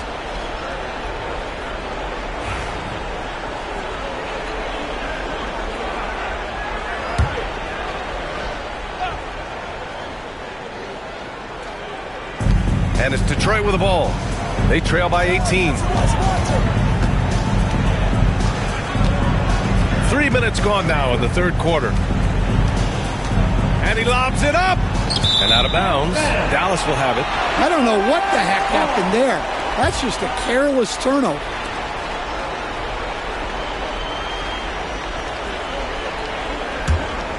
The Mavericks lead by 18. Pass to Battiswan. The 11-footer. And good. Coming on the assist by Irving. Irving's got his 5th assist in this one. Strong pass there to set up the basket. Cunningham against Irving. Back to Cunningham. Harris passes to Duren. 5 to shoot. Gafford grabs the miss. Gafford's got 5 rebounds tonight. Nice rebound. Trying to match the other team's intensity right now. And Irving gets it to go. Their offense has been unstoppable, just firing on all cylinders. Well, clearly the defense has had no answer for them. Might be time to try something different. Thompson passes to LeVert. Now here's Harris. Fires for 3. They get it back. Here's Duren. And a foul called on the way up. So he'll take 2 from the free throw line. And Gafford picks one up. Yeah, as of right now, Jalen Duren kind of seems like a classic big man. He can block, he can rebound, and he really focuses on finding close-range looks. Take a break. 2 shots.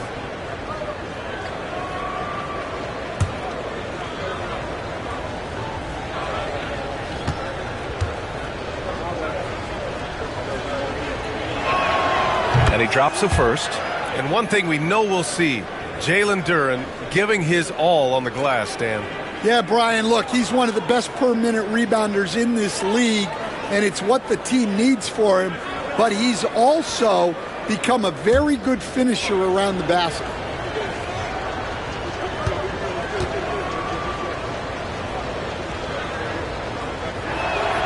And he makes both free throws. Well, a lottery pick back in 2022. Jalen Duren brings energy to this team. A big frame, toughness down low. Pass to Middleton. Here's Battiswan. Here's Christie. He's got 14. Lays it up and in on the nice reverse.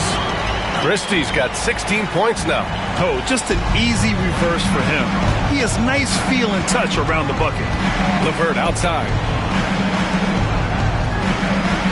Thompson outside.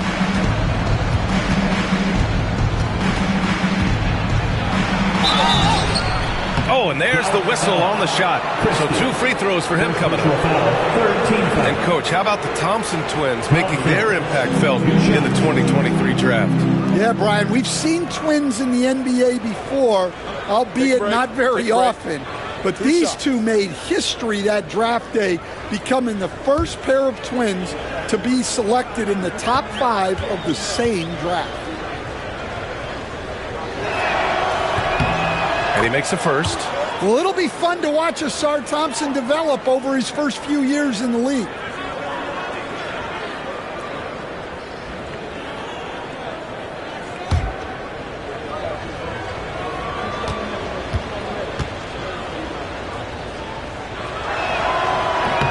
Both free throws good from Thompson. And Irving has got the ball here for the Dallas Mavericks. Their next game is at Barclays Center in Brooklyn for a game of the Nets. And that starts a 4-game road trip for them. From behind the arc. Second shot opportunity. Kicks it out to Middleton. Boy, they had their chances. 2 offensive rebounds, but still coming up empty. And he got the whistle on the way up. So he'll be headed to the line for a pair. Well, it's hard to stop the lanky Thompson from that close.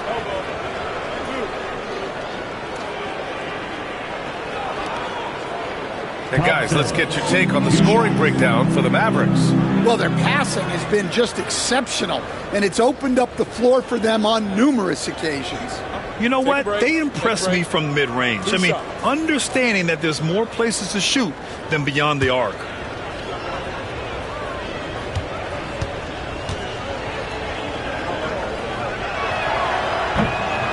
That one's off.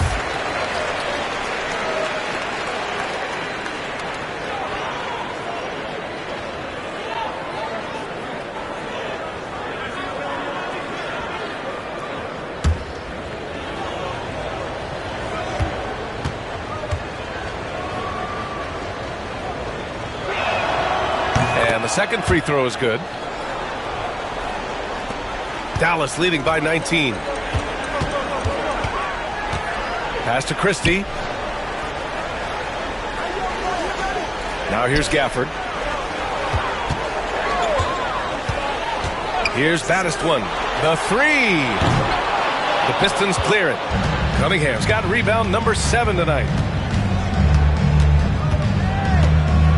Thompson with it. Cunningham finds Thompson. Shoots from 12. And here's LeVert for 3. That falls. Nice feed that time from Cunningham. Cunningham's got assist number 5 here tonight. Pass to Christie. Fades away. Oh, he remains perfect. 7 for 7, showing no signs of letting up. Wow, they're really being taken advantage of defensively out there. No rim protection whatsoever. And here's LeVert.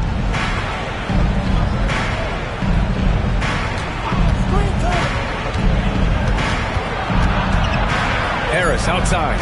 3 on the clock. Here's Duren. And it's good as he snugs it right through the net. Duren's got 4 points now in the quarter. Well, they're behind, but it's certainly not because of him. He's doing everything he can. He just needs more help from his teammates. Irving for 3. Oh, you can tell he's feeling it now. 10 of 14 from the field. Well, they just need to keep getting him the ball. He has been terrific. LeVert passes to Cunningham. LeVert a screen on Irving. There's Cunningham with a 3. And Detroit another 3. And Cunningham responds confidently at the other end. Gafford with a screen on Thompson. It's Middleton on the wing. Defended by Thompson. Thompson against Middleton. Pass to Madison. Tried to answer back, but that 3 is off the mark. Well, and after making just 1 triple going into the break, he's still looking for his first make from distance here in the second half. And here comes the break. Here's Christie. And he dunks it down. An aggressive move to a strong finish. Yeah, and getting out in transition allows for some easy points before that defense is fully set. And J.B. Bickerstaff decides to call timeout. We might see him looking to make some tweaks to the strategy here. Get ready to dance like everyone watching.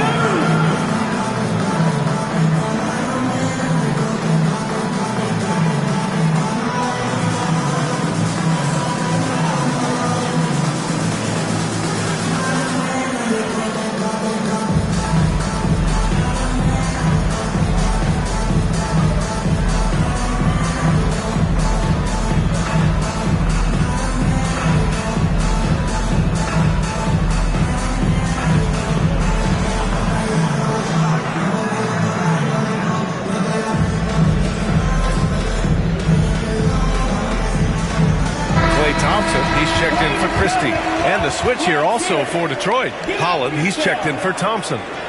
Substitution on the court.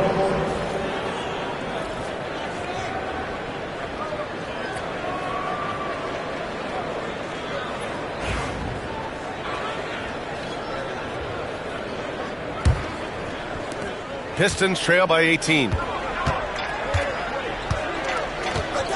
Cunningham looking it over. Pass to Harris. Harris, a screen on Irving. Here's Cunningham. Oh, and he nails it from the high post. Cunningham's got 18 points in the game. Yeah, they need Cunningham to be effective from that mid-range area. Thompson outside. Lets the three fly. And good. Coming on the assist by Irving. And the Mavericks lead by 19. Cunningham with the ball. Irving picks him up. Harris outside.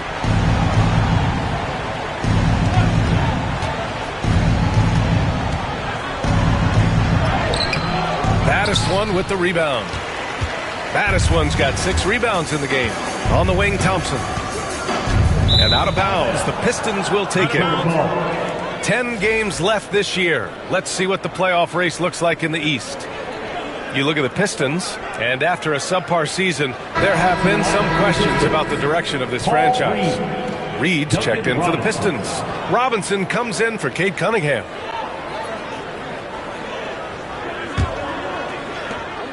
Pistons trail by 19. Pass to Duren. And he'll draw the foul. He'll head to the line for 2. And this gives us a chance to check in on the season's best three-point shooting teams. In the third spot, the Mavericks. Instead of just bombing away, they work hard to create good looks from beyond the arc. Shooting 2.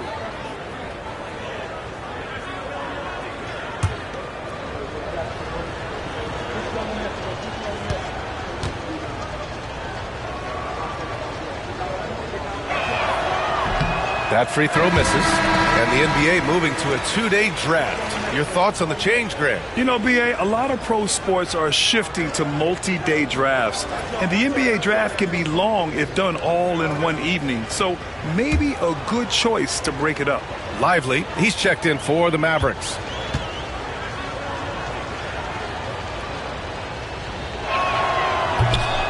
And he's good on the second. Here's Battiswan. 30 points in the game. Pass to Irving. Here's Battiswan. Puts up a deep 3. Duren with a rebound. Duren's got 10 rebounds here tonight. So active. Here's Robinson. Defended by Thompson. LeVert outside.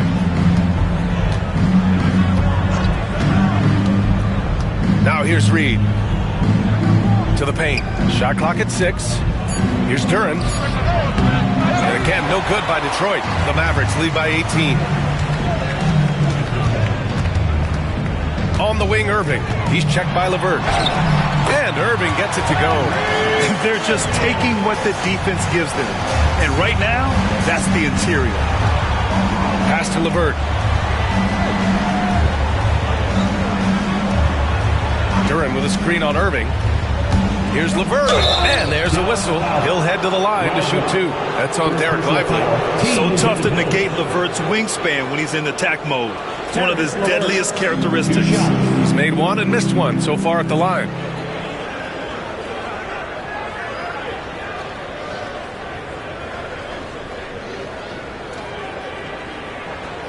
Shooting 2.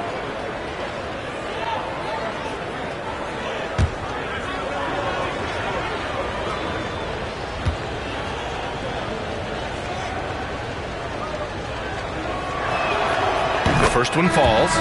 Washington's checked in for Dallas.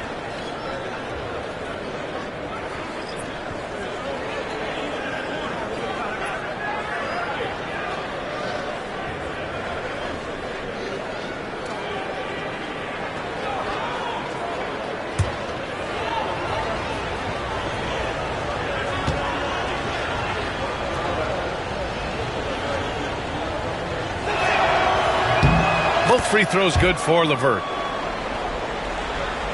And the Mavericks with possession here. Now here's Irving. He's got 27.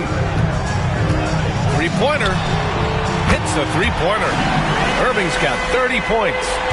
Rock solid screen right there. The defender got completely lost. Yeah, you've got to lock and trail hard.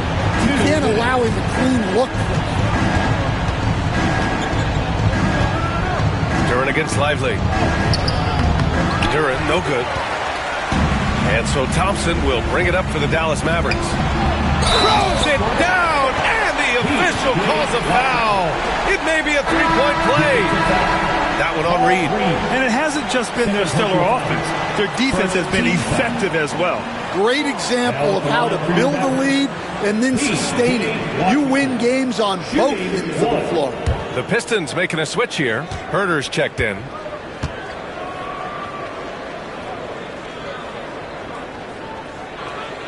That one misses for Washington. Detroit has got 7 of their 16 three-point attempts to go in. Here's Holland. Laid it in with a nice touch off the window. Holland's got 5 now. Well, he saw the height advantage he had and went right up with it. That's exactly what you want him to do there. Yeah, so crafty at drawing fouls. Kyrie really enjoys going at the defense and daring them to get aggressive. On the night, he's 2 for 2 at the stripe. Kyrie Irving taking 2 shots.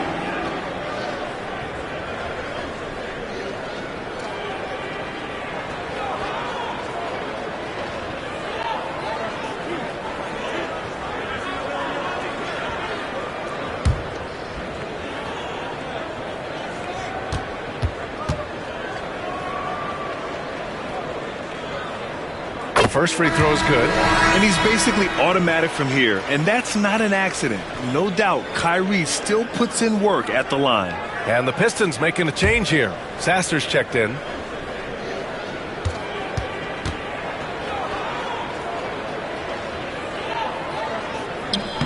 He's off on the second.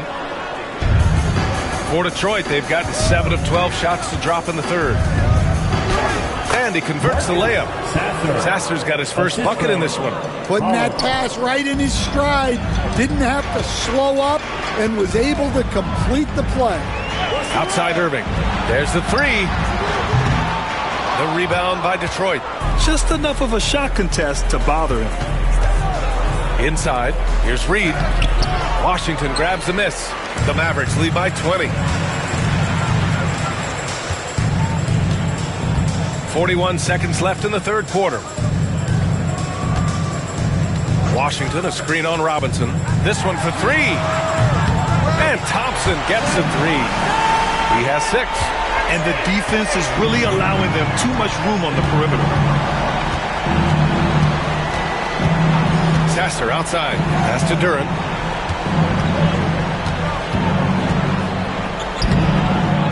Outside Robinson.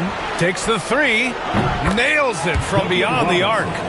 Robinson's got 6. Well, this is Robinson at his best.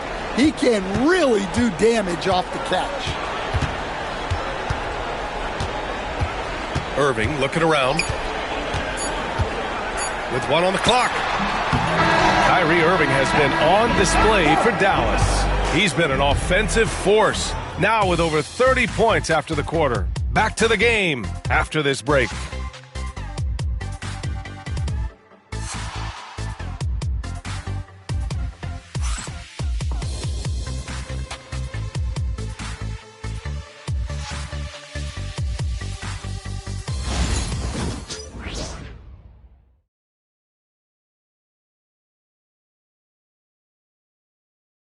And a moment now as we take a look at our State Farm assist of the game. You know, I'm kind of stoked this was a choice because I love this pass. A remarkable find. He put his court vision on full display.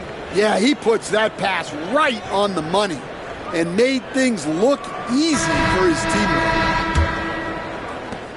And with the fourth quarter upon us, time is running out for this game to become competitive. Washington and Lively down low. Then it's Thompson. Then it's Chris Middleton. And it's Christie in at the 2. That's the lineup out there for the Mavericks. Well, this is the story of the night for that defense. They have not been able to contain Cunningham. Pass to Christie.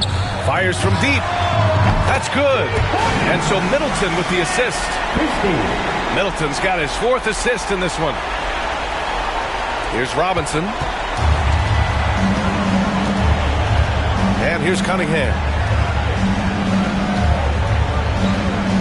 Grant with with this new media deal, more broadcasters for the NBA. You're right, B.A. And the league benefits economically. Hopefully, more innovation on the broadcast side, too, and a chance to even reach new fans as well. Middleton capitalizes off the crossover. And the Mavericks lead by 21. Yeah, scrappy play by Middleton. Going up inside and forcing his shot past the coverage. Here's Cunningham. And count the basket. He was fouled, and he's going to the line for one more. Second personal foul. First team foul. Cade Cunningham. One shot.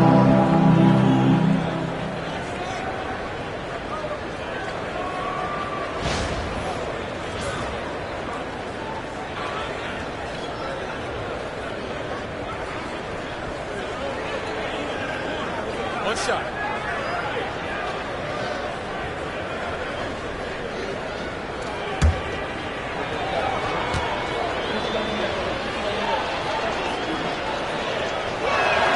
That free throw good from Cunningham.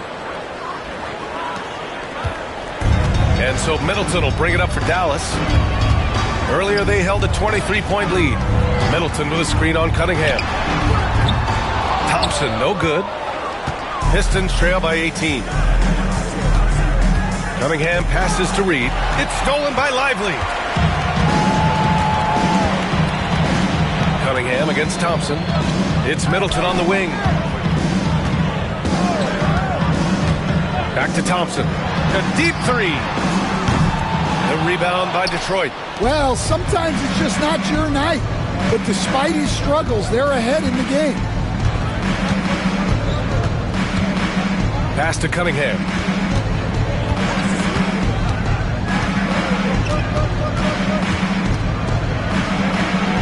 Uses the glass on the layup. Cunningham's got 14 points here in the second half. They're not messing around. 5 of their last 6 buckets have come from the interior. Now Lively. Thompson with it, and it's Reed picking him up. And there's contact and a whistle. So he's got 2 shots coming up. They're one of the greatest shooters ever.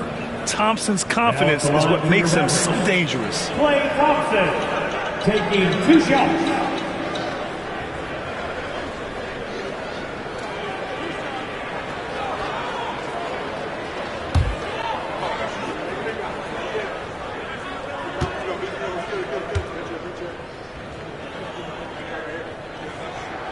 And the first one at the line is good.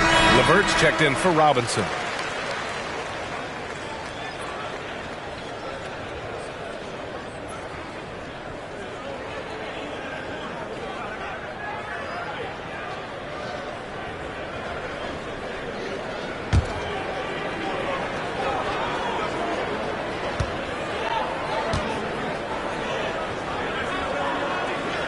Both free throws good from Thompson. Fourth quarter of play. We're about 2.5 minutes through it now. LeVert outside. Cunningham up top, defended by Thompson. And it's Cunningham missing. The Mavericks lead by 18. Here's Christie. Off target at the rim. Now Cunningham. LeVert right side. Pass to Holland. 6 on the shot clock. Back to Stewart. Here's LeVert. Jacks up a 3. Stewart, no good. Here's Christie. He's checked by LeVert. Middleton outside from downtown. And that's out of bounds. Dallas will keep it. And the Mavericks making a change here. Gafford's checked in. Number 21, Daniel Gafford.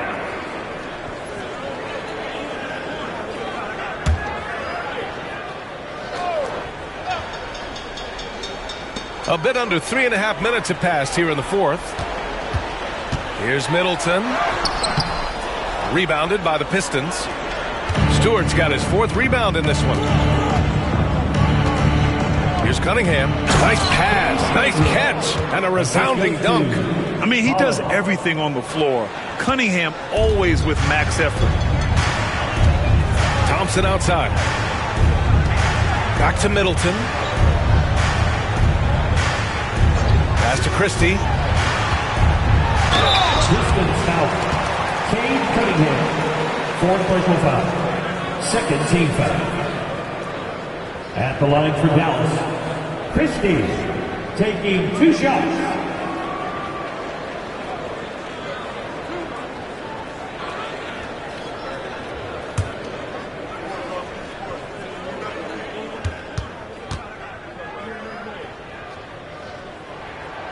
And he knocks down the first one.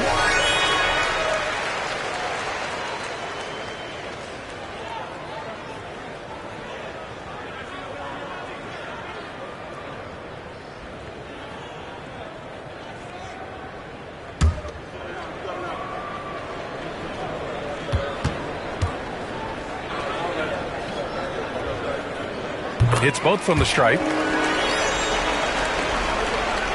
Here's LeVert.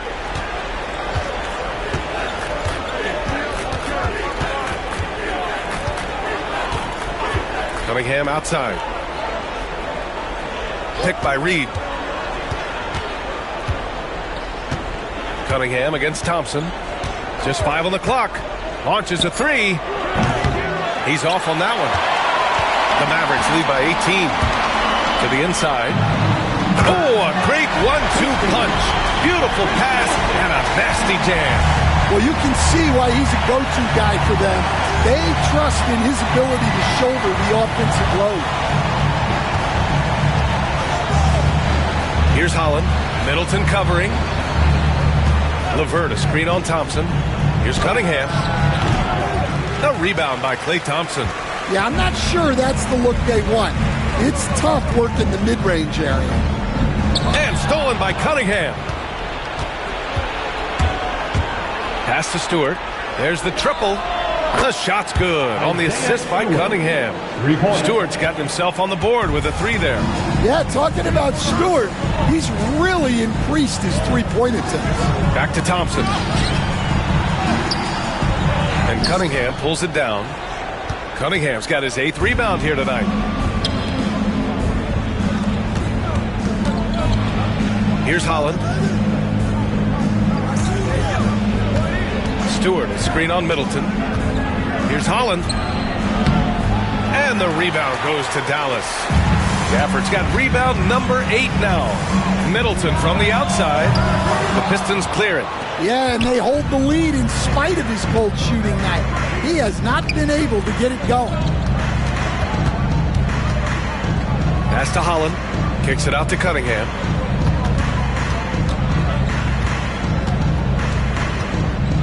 Just 5 to shoot. Good D by Middleton. The Mavericks lead by 17. Thompson right side. Here's Christie. He's checked by LeVert. Gafford with a screen on LeVert. To the middle. Gafford with the bucket. And the Mavericks lead by 19. And it gets even worse for them. I mean, he just waltzes down the lane, extending their advantage. Not good. Well, it's not going to get any easier if they can't improve their defensive intensity. They got to show some fight. Dallas has gone 1 for 5 shooting from the arc here in the 4th. Nice shot by Christie. Yeah, it took just enough off of it for the floater. And here's Cunningham. He'll bring it up for Detroit. Coach, what's the challenge of NBA travel like? Well, look, all of us in the NBA just have to come clean on this. We travel on first-class charters. We're taken care of as well as you can possibly be taken care of. It's just that there's a lot of travel in an NBA season, and if you're on the coast, you probably feel it a little bit more even than the teams in the middle of the country. Well, there's no question he's carrying the load in this quarter, but he's going to need some help. Cade Cunningham, 1 shot.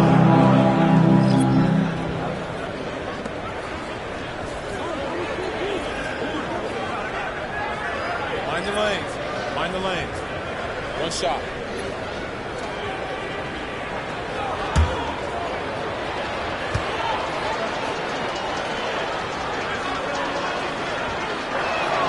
That free throw good from Cunningham. The Mavericks lead by 20. Outside Irving. And Cunningham pulls it down. Cunningham's got 9 rebounds in the game. Boy, he's getting it done. LeVert finds Cunningham.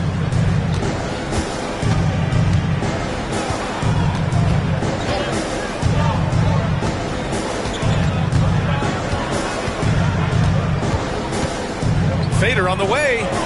The Mavericks pull it in. Earlier they held a 23-point lead. Irving with it. Picked up by Cunningham.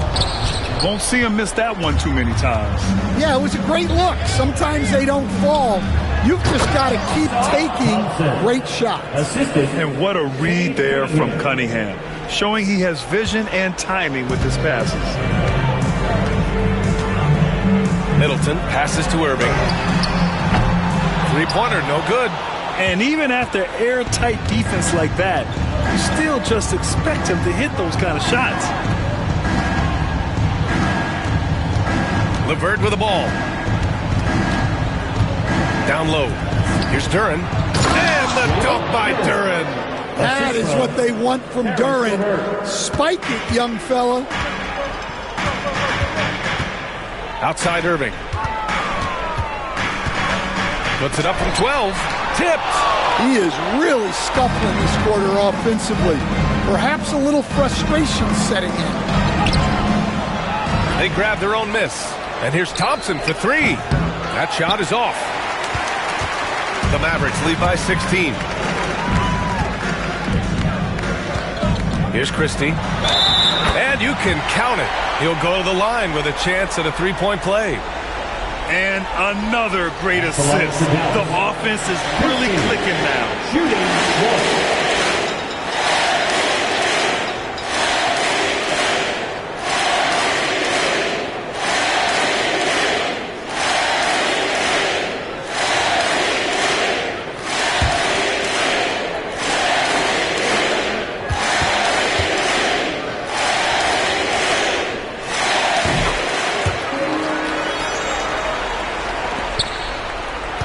Pistons trail by 19. Cunningham passes to Harris. Back to Cunningham. Duren with a screen on Irving. Pulls it from the corner. Ooh, a little luck that time as it drops. Cunningham's got 32 points. Just a heroic scoring effort from him this quarter. He's doing everything he can to will them back into this game. Pass to Gafford.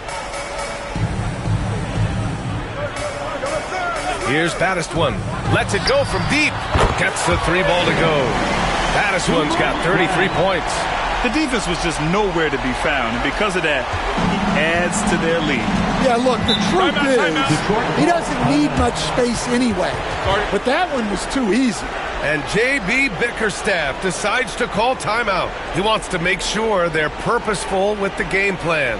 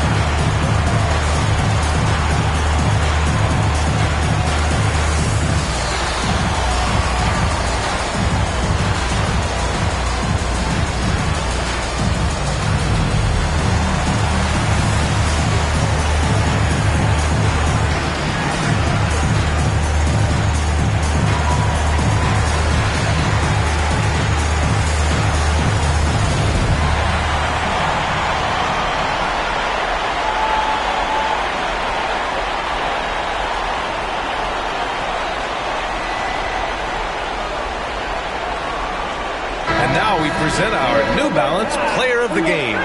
This is special. We are witnessing a legendary performance here tonight. He is like levels above everyone else on the floor. Something must have clicked for him in warm-ups tonight. He's just come out and he has run wild. You know, I got to applaud his incredible energy out there tonight. Losing again was not an option for him. He wouldn't settle for anything other than a win.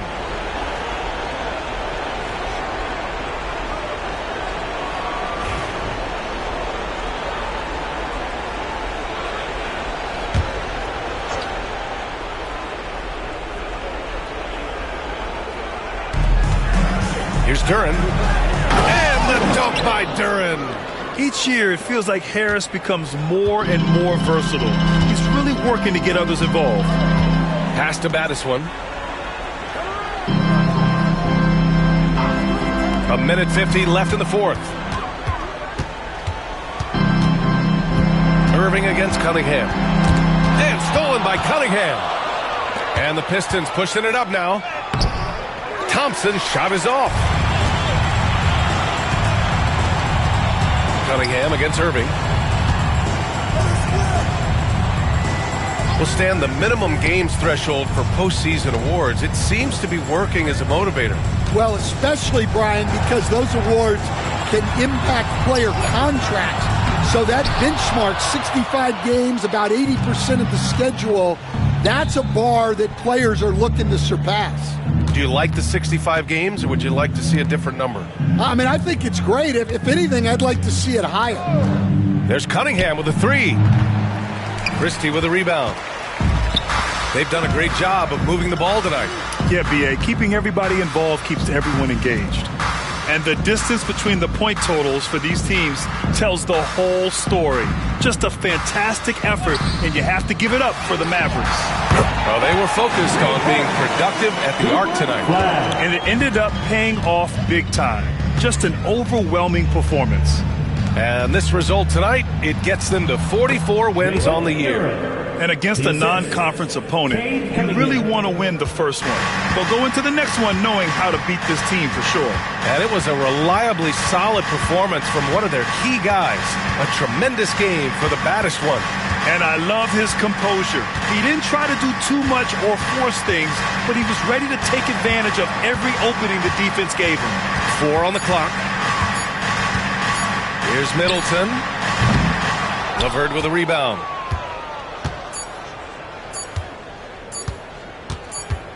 And so it's the Mavericks taking care of business in this one.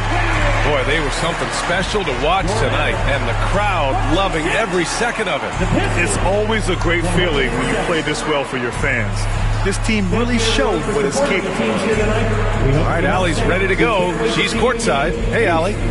Kyrie, the offense was clicking tonight. Can you talk about the impact of ball movement on your success? It's very important. When we trust each other like that on both ends of the floor, especially offensively, it makes it easier for all of us to be aggressive, and I think that we did a great job of that tonight. We just got to keep it going. Fans deserve us to move up in these standings, man. We got some work to do. This team is as deep as it gets. They're all willing to put the work in, guys. All right, Allie, good stuff there. Thanks for that. Well, folks, that's going to do it for now. With Grant Hill, Stan Van Gundy, and Allie LaForce, this is Brian Anderson saying thanks for watching the NBA on 2K Sports. And time now for our Player of the Game.